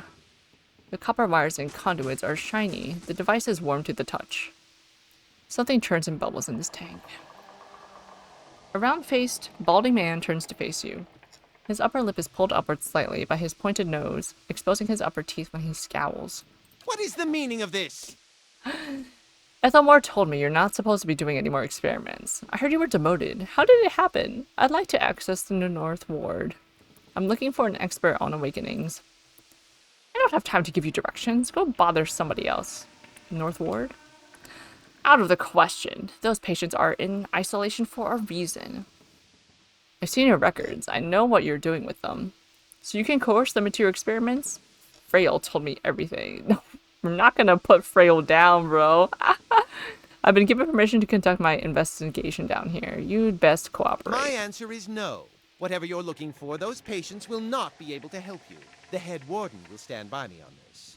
I heard you were demoted. How did that happen? As those nostrils flare and he bares his upper teeth more broadly. That's none of your concern. Did one of the others put you up to this? Audemars? That smug weasel. Things went wrong. Everything. I don't know how. I'll never know. He spits on the floor as if to remove a bitter taste from his mouth. Ethelmore told me you're not supposed to be doing any more experiments. Yes, well, Ethelmore hasn't done much good for anybody since he had his soul moved to an inanimate object. So I fail to see why I should let that sway me. If animancers all follow their commands of their leaders, where would we be? We'd all be as backwards and willfully ignorant as Riet Ceres. We would know nothing about life or death, or even ourselves. We would be lost in the dark with no clue as to why. Our leaders guide us, and without them, we risk losing our way. If this man would strike off on his own, then let him fend for himself, without the benefit of the sanitarium. You toy with things beyond our comprehension. It's dangerous and foolish. It seems to me we're still in the dark. Surely there are other paths that don't involve risking lives. You're right about that much. There are certain questions that have to be asked. I have no interest in arguing about this. It seems to me we're still in the dark. Is that a reason to stop trying? Shall we remain in the dark until the end of time and have the last breath of the last person alive be breathed in ignorance? The gods want us to know. The clues are all around us. In understanding these truths, we honor their creation.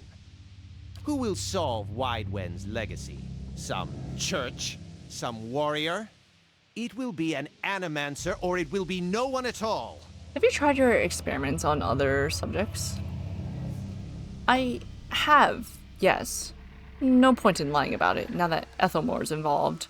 I asked for volunteers from our patients, and a few brave souls came forward. I was very close at one time to a breakthrough. They understood that. They understood their sacrifices would mean something. Farewell. Okay, I guess we don't have much to talk to you about. That's settled.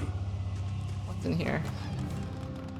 Ravenwing. Unique mace.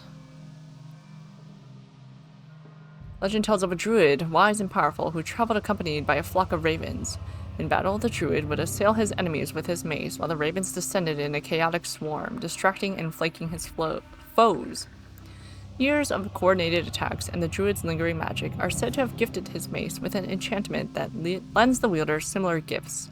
The mace is finely wrought and lightweight, making it maneuverable, if not very resistant, against direct attacks. Against a distracted opponent, however, a single blow will often proves quite sufficient. Can you give this to us?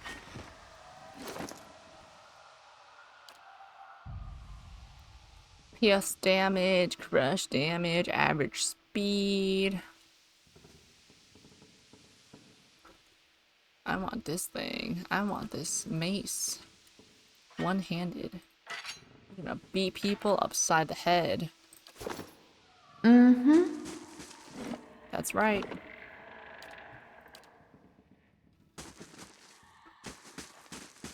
The man who waits. Who is the man who waits? Shh.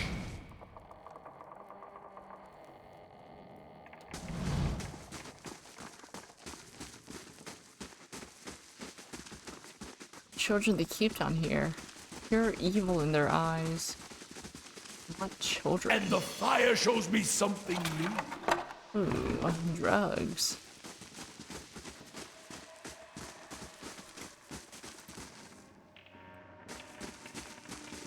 Lidless eyes, ew. Fleshy construct.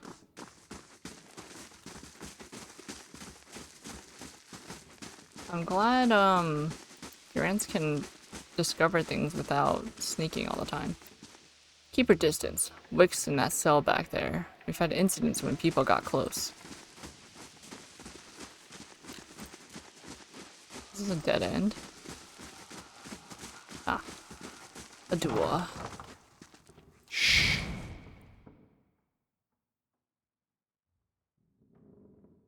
What's in here? Bookcase. Money! Hey there. I'll take that. Hey there.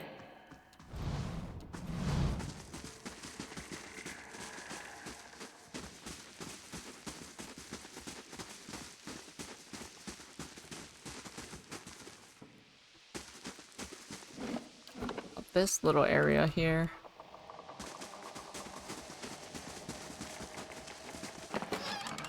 Lockpick. I'll pick your lock.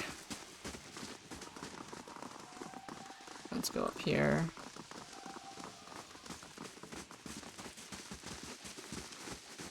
Everyone split up.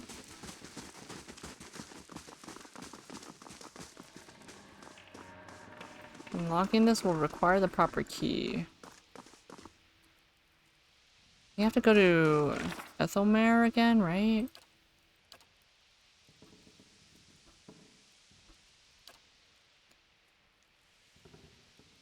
What quest is this? Something about a man.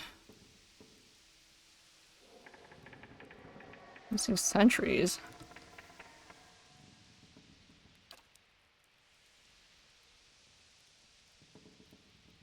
So we just finished Alot's thing?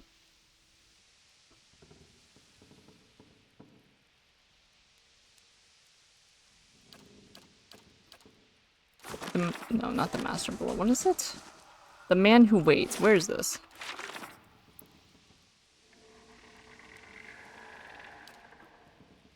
Interview Graham in the North Ward.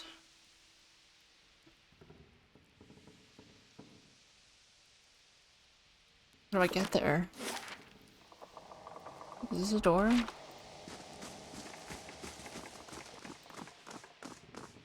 How do I get there? Up here. Patient. They said I can't leave yet. Oh, there's a... Oh wait, no, that's... this. Azo, where's your key?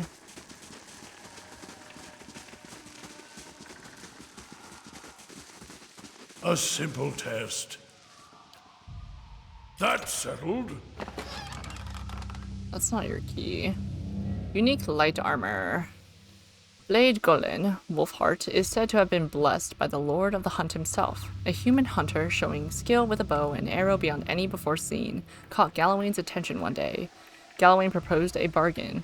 If the hunter could best him in a hunting contest, Galawain would present her with armor that would bestow upon her the power of a wolf. For a week, both hunters tracked their respective quarry through the woods, and when the contest was ended, the hunter had felled the most game. True to his word, Galawain presented her with Wolfheart, which gave her the crafty and invasive nature of its namesake. That's pretty good. Light armor, light armor. Who am I at?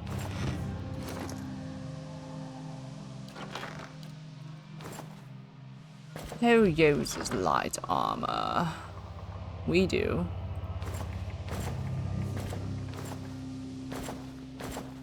Oh, yeah, that's much better. Alright. Finally, we're getting stuff. Hey there.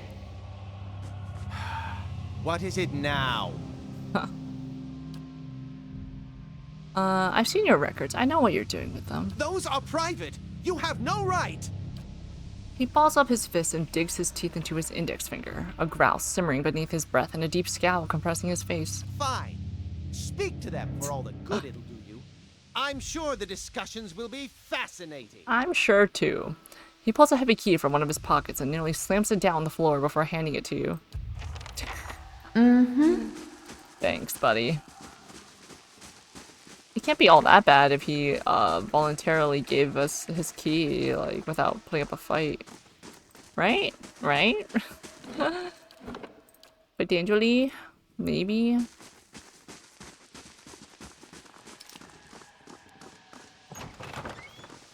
I'll see what I can find. Is this my face? I'm on the trail. Tell me.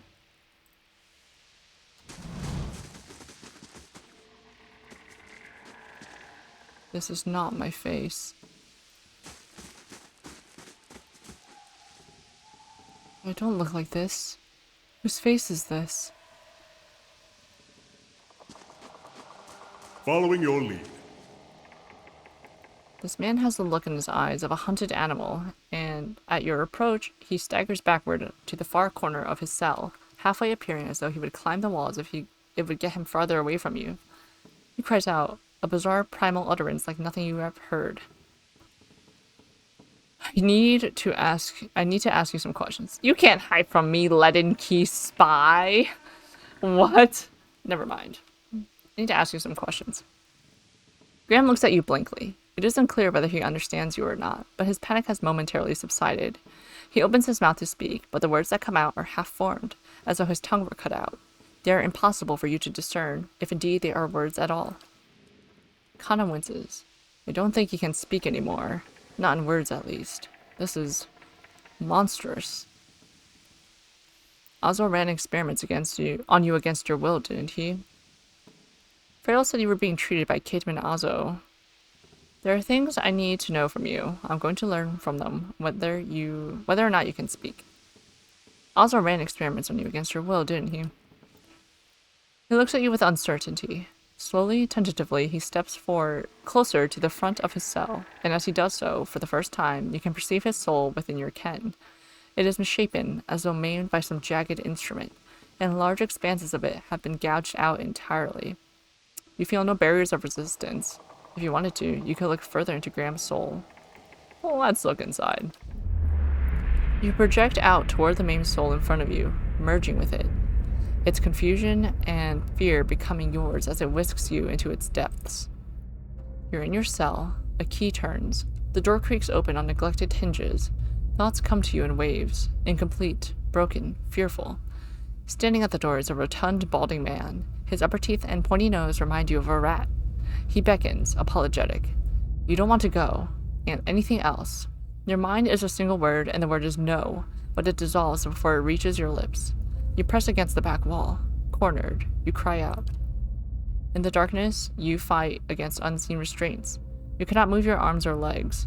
The man walks into the room carrying a lit candle, its meager flame casting long shadows across books and machinery. Straps bind your arms and legs. Cold metal circumscribes the crown of your head and the breadth of your chest. The man is sorry. He is in need of raw materials. They dismantled his work, and he needs another source. He needs to show them he was right. He thanks you. Then he turns a knob, and you feel yourself begin to crack from within, and you can feel pieces of you torn away, like having your insides chewed by a horde of rats. And you're screaming a scream you can barely hear. Continue searching. Another night, heavy footsteps outside your door, coming for you. You look through a slit in your door. The flesh giant, the artificial being just outside, but facing left. Facing the end of the hall. The boy is there. The boy looks with interest at the giant, then collapses to the floor with a shed snake skin. The giant convulses for a moment, then rights itself, turns away, and leaves. The couple from Graham's soul. Graham looks at you, still wild-eyed, but somehow more present. He nods at you, then walks back to the other end of his cell. That's my face. Why do you have my face? Following your lead.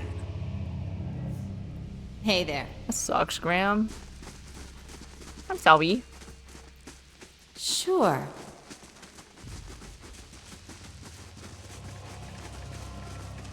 There's no one. Oh, there's someone in here. Thundering sky, rain of blood, innocence must drown. These poor people. This isn't the treatment that they were promised upstairs by the cushioned seats and lush carpets. Is that the cure for soul sickness? To be thrown into a cell and subjected to the whims of your captor? They've made great advances here. I'm sure they know what they're doing. These animancers are as mad as their patients. These are lunatics and wastrels. At least here they serve some purpose. Maybe it is. How would you know? I doubt the wealthier citizens have the same experience. What were you expecting?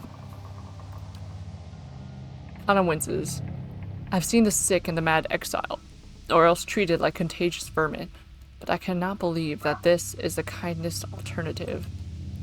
But if all were treated like this, the sanitarium would never survive.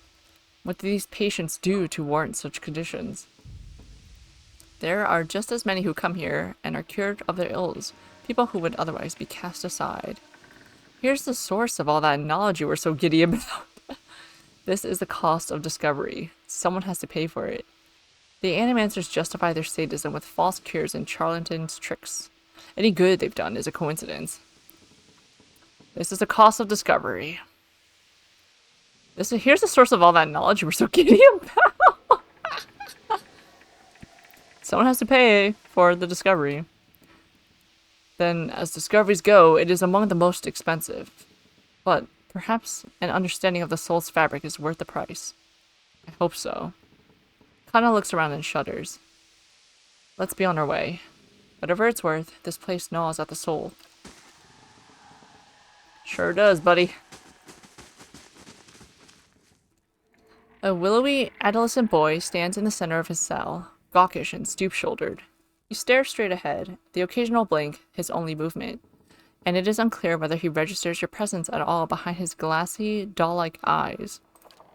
In this state, the barriers between your soul and his are thin and porous, easily bypassed if you should wish it. You close your eyes and edge forward toward the boy's soul, and as you near, a sudden malaise comes over you. You are cold and warm all at once, sweating and shivering and straining for breath, as you did on the caravan journey. The soul you approach is the wrong one, a parasitic plant that strangles its host. It is predatory and pitiless, and you have crossed paths with it before.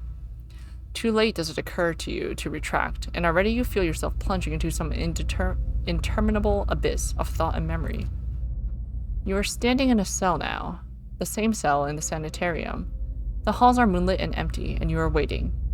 At the far end of the ward, the door opens, revealing a flesh golem in silhouette beneath the stone archway. It makes its usual rounds, the same stops every time, the misbegotten child of despondent creators. When the construct is close, you coil yourself up and spring forward, passing out of the boy's body as though it were a membrane. You can sense his body behind you collapsing to the floor, a puppet whose strings are cut. You are rushing toward the golem now, bodiless as a gust of wind. Quickly, you think to yourself, quickly, and you feel the strength hemorrhaging from your soul as you dart towards the makeshift abomination. You pass into the golem shell and overtake the soul implanted within, encircling it, suppressing it, and contained in this new vessel, you are strong again. You step heavy-footed down corridors, unheeded by the other constructs and scrutinized only by the wary, untrusting eyes of the mad, coming at last to an office piled with books and scribbled papers and the perverse implements of animancy. You set your oversized hands upon a large machine, a nest of globes and tubes and coils in the center of the room, and go to work, bending wires and unsettling alignments. Your surroundings are pulled past you, or perhaps you are pulled past them, and they dissolve into a blur. When they settle into place again, you are outside on a clear day, standing in front of a crowd stacked high above you on the tiered seats of an amphitheater. You are acting for the crowd, standing deliberately still, but this is no play. A balding man with rodent-like features is strapping you to a machine, the one you had tampered with. You see your arms for the first time, short and fleshy, unmistakably those of a little girl, but this body is not truly yours. Your mind still holds the same determination, the same hard-heartedness as before. The body itself is cold and vacuous. Unlike the others, this one has no soul of its own. The man speaks, and the crowd applauds with an enthusiasm worthy of a hero's entrance. "Bear witness," he says, as he pulls a lever. The machine shivers and sparks, and a bead of sweat rolls down the side of the man's brow. But the crowd's apprehension quickly gives way to awe as a crystal globe fills with a radiant mist that casts the entire theater aglow. He opens a valve and the glow crawls through a tube along a length of copper wiring that runs to a set of electrodes beneath your armpits. You feel nothing when it reaches you, as it should be, for you have been leading his work astray periodically for some time, altering notes and settings and playing puppeteer for Hollowborn. But you make it look how people would expect it to look when a body is infused with a soul. In a moment, the machine goes dark, and the man unstraps you, eyeing you with a scientist's concern. He looks back up at the crowd. "Behold," he says. There is an obvious hesitation in his voice. Slowly, you take a plodding step forward, then another and another. You look up at the man, giving him the eye contact of which no Hollowborn is capable, and the crowd gasps. The man looks relieved. "How do you feel?" he asks at a volume meant for the crowd, and this is the moment. At the top of your lungs, you let out a piercing shriek. The man comes toward you, his hands outstretched, but you run the other way, back to the machine. With all your strength, you drive your head into the crystal globe and it shatters, streaking your head with warm blood. You drive your head down onto the surface of the machine again and again, drawing panicked screams from the crowd, and by the time the man reaches you, your body has already ceased proper function and merely twitches on the cold ground. Satisfied, you depart the corpse in search of another unsuspecting host. Who could put their faith in animancy now? You are pulled again from your surroundings, transcending the boundaries of memories and lifetimes, deeper and deeper, past betrayals and murders and lies upon lies that form the thick webbing of plots beyond mortal comprehension. You settle at last on a room you have seen before, expansive, with a tall device encasing an Adra monolith at its center. The room is filled with people, and the people all look at the device. You are yanked suddenly back to reality, and the once catatonic boy in the cell is looking directly at you, appraising, calculating. There is no mistaking now that it is the soul of the man who caused your awakening that gazes out from that borrowed husk. A watcher. That's crazy. You're telling this guy sabotaged this animancer's work? He could have really saved those Hollowborn children. Made some headway in that progress, in that research. And he fumbled it all. You made me into a watcher. I need you to undo it. I believe we share a common past. I'm just looking for some answers. Not just a watcher. Someone who will break those frail little legs of yours if you don't do exactly what I tell you. I'm just looking for some answers, bro. Is that so? He makes no effort to hide his disinterest, but he continues to search your eyes.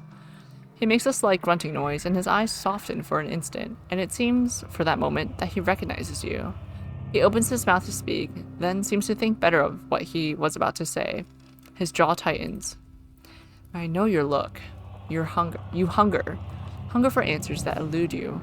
It gnaws at your soul. It usurps your reason for being. You are like everyone. I will help you let go. He dodges backwards with startling grace, putting himself out of reach. On his face there is no malice, only the dispassion of a farmer putting down a sick animal. Then suddenly he slumps forward.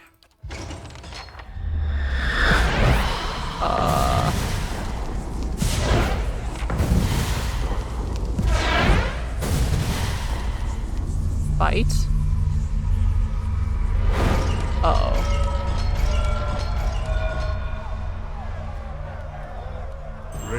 Yeah. Ram, you're not supposed to fight me. What the heck? Hey there. Flesh construct. We can take them. How may I help?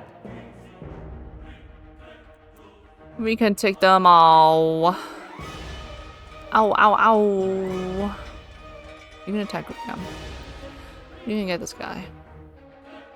Into the fray. Pulling it. I don't want to pull the enemy. Yes? Holy Radiance. Shoot this guy. Ready, Watcher. Shoot this guy. Get this guy. Yeah?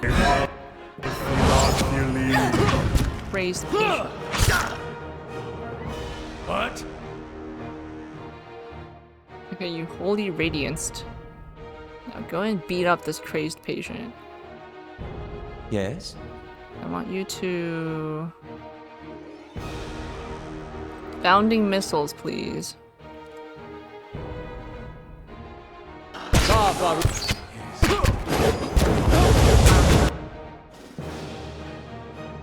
Deep wounds on Itamak? Can Itamak die? That'd be very sad.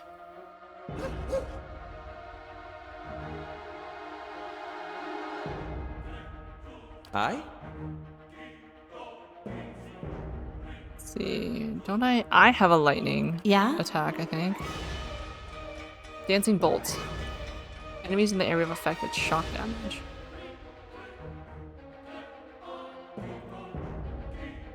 Aye?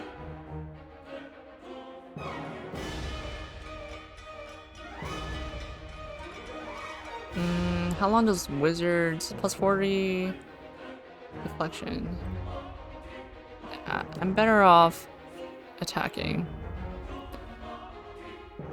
Miasma of dull-mindedness, they're already dull-minded.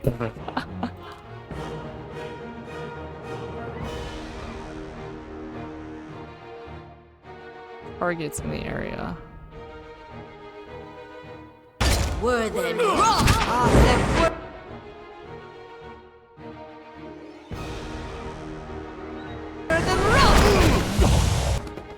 Okay, what's happening right now?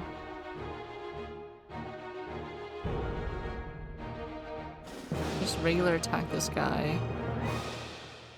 Or not.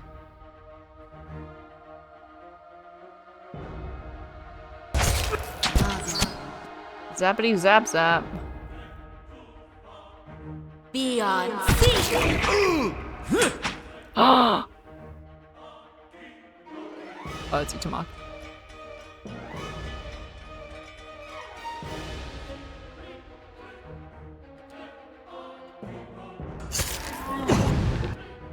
Hey there. What? What are you doing, buddy? Attack. Where are you?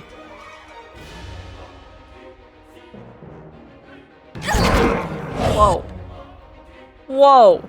Batixta. What are you? A moose? Yeah? Hog Wild versus Moose Wild. Beast Brawl. Go! Okay, Eater, I see you standing there doing nothing. Get this crazed patient, please. What? Yes? Shoot the beast. Ready, Watcher. Itamak! Will you recover? You got. Ooh, ooh. Who wants moose meat for dinner? Oh man. Oh man. We got some venison on the table, boys. Alright. Let's do a. Hey there. Can we end our encounter? Yeah. Give me all that. Hey there. Vessel flesh. Mmm, delicious. Sure. Give me the Batixta. Okay, you got nothing. Mm-hmm. Let's save and then we'll fight some more when we go down there, I guess.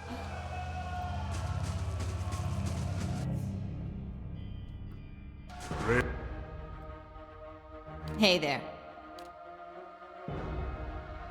Following your lead. What is this? Oh, your club. No, use your gun. Shoot this guy. Yeah.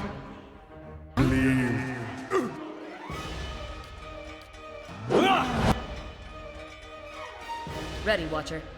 Mark your prey.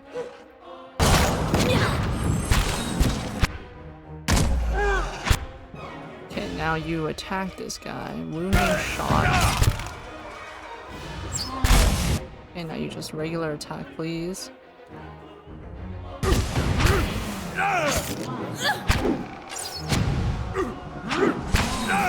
Nice. Alright, now get this guy.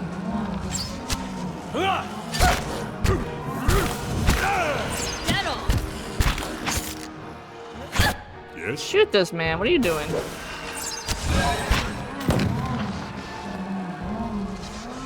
Hey there. Nice. Alright, just wait. Your fleshy Sure. vessel. I'll see what I can Are find. there any secrets in here? I'll take a look. I put them out of their miseries. You know what? Hello? Hello? Hello? Laying low. Of course, everyone wants to battle now. That's fine. We can clear it out. We can clear it out. Keeping an eye No out. traps here. Good. No traps here. Good. I'll take a look. We save.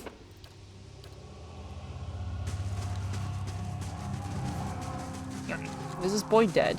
Yeah. The chains groan with added weight. Crescent bite marks pit the edges of the cot.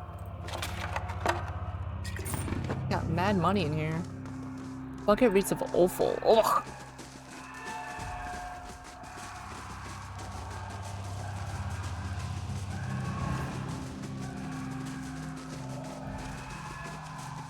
I'll take a peek.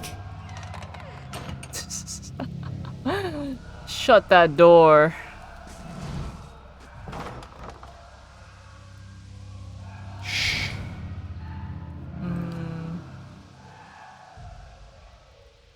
We're about to get stuck in the doorway. Wait.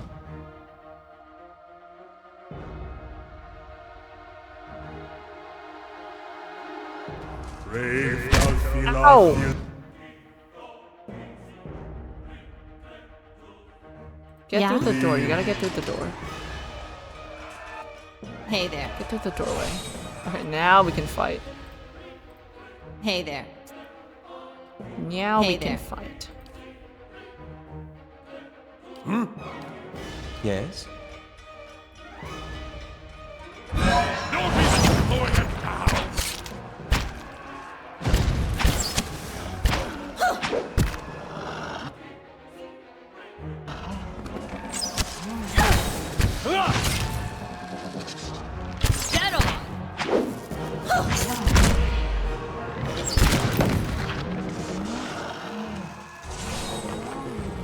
Yeah? Yeah? We got this.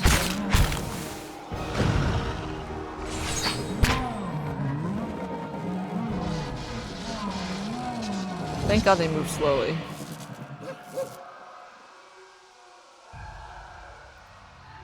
Yeah? Yeah? Okay, how many flesh vessels are we about to fight? All of them? All of the above? It's the cell. This is more cells.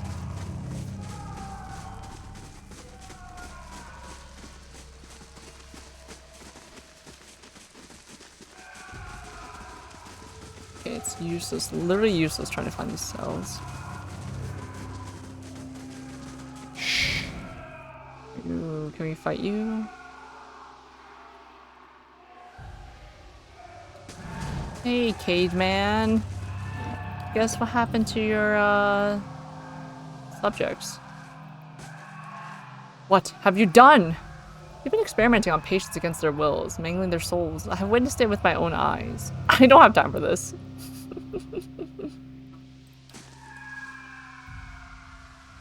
It'll be some time before things calm down here. Mm-hmm. You're so chill. Brave Alfila. Show him how it's done! Oh, the wicks came out.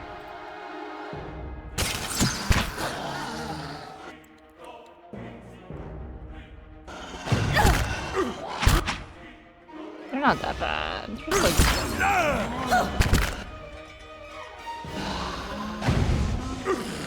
30, well, I guess they are like children or like adolescents. So I don't know about feeling good about killing them. What happened to the other patients? Oh, they died? Oh, the guard. Hey there.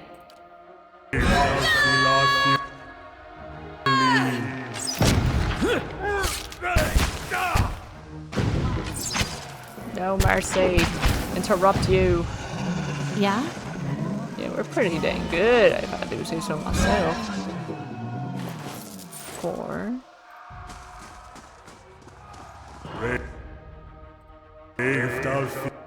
Hey there.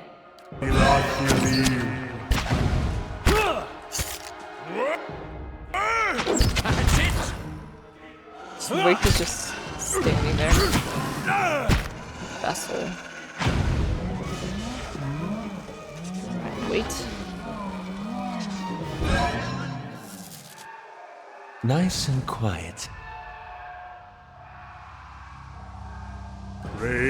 Oh god.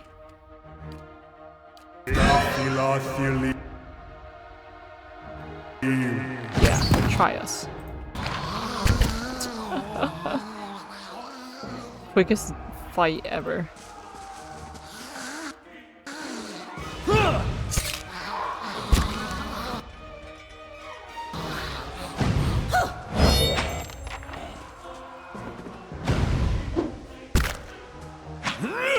Nice. Chunks of flesh, nice.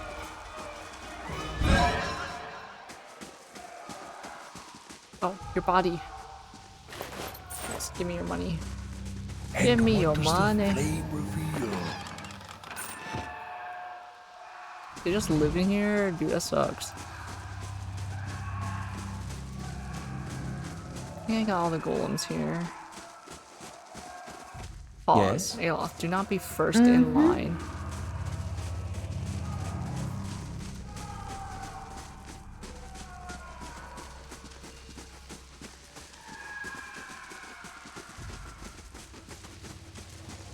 Who's here? No one was here. And yet, we still do not steal. What is this? Found and buried. I don't have any companions to spare for this assignment, so that's gonna be a no for me.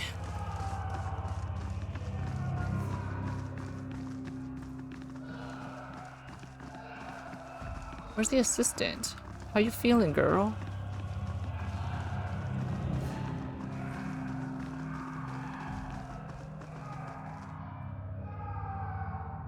The head warden must be told what's going on down here.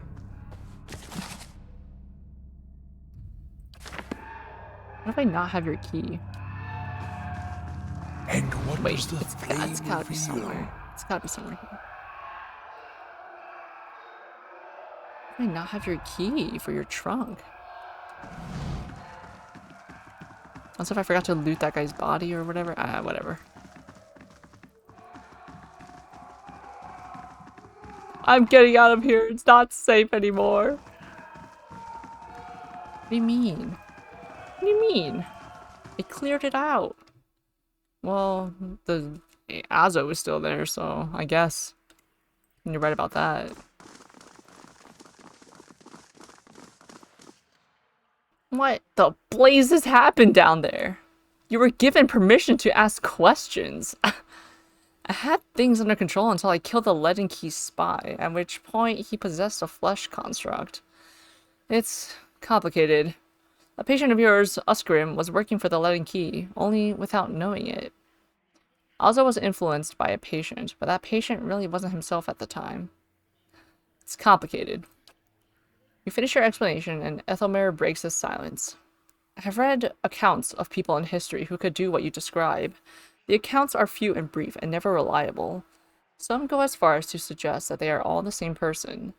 If truly such a person was here among us, plotting our ruin, but that I have a body again and could be of some real use in our time of need, I fear that the future may hold what the future may hold for this place. I am grateful you were able to dispatch the threat before there was loss of innocent life. We very nearly had another scandal on our hands. What of Azo?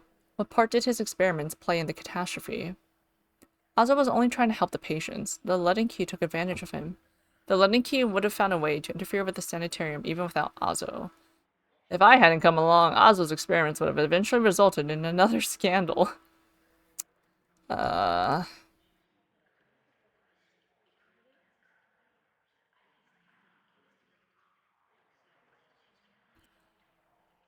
I hadn't come along at the worst possible time.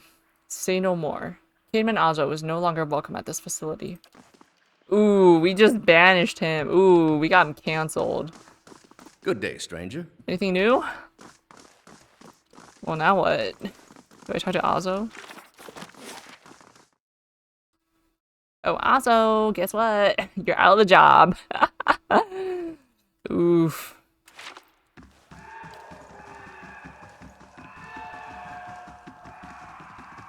Modred. Good day, stranger. Modred has no idea what's going on.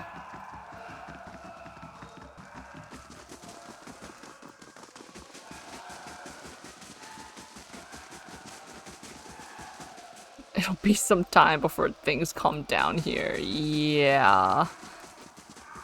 You haven't received the news then, eh?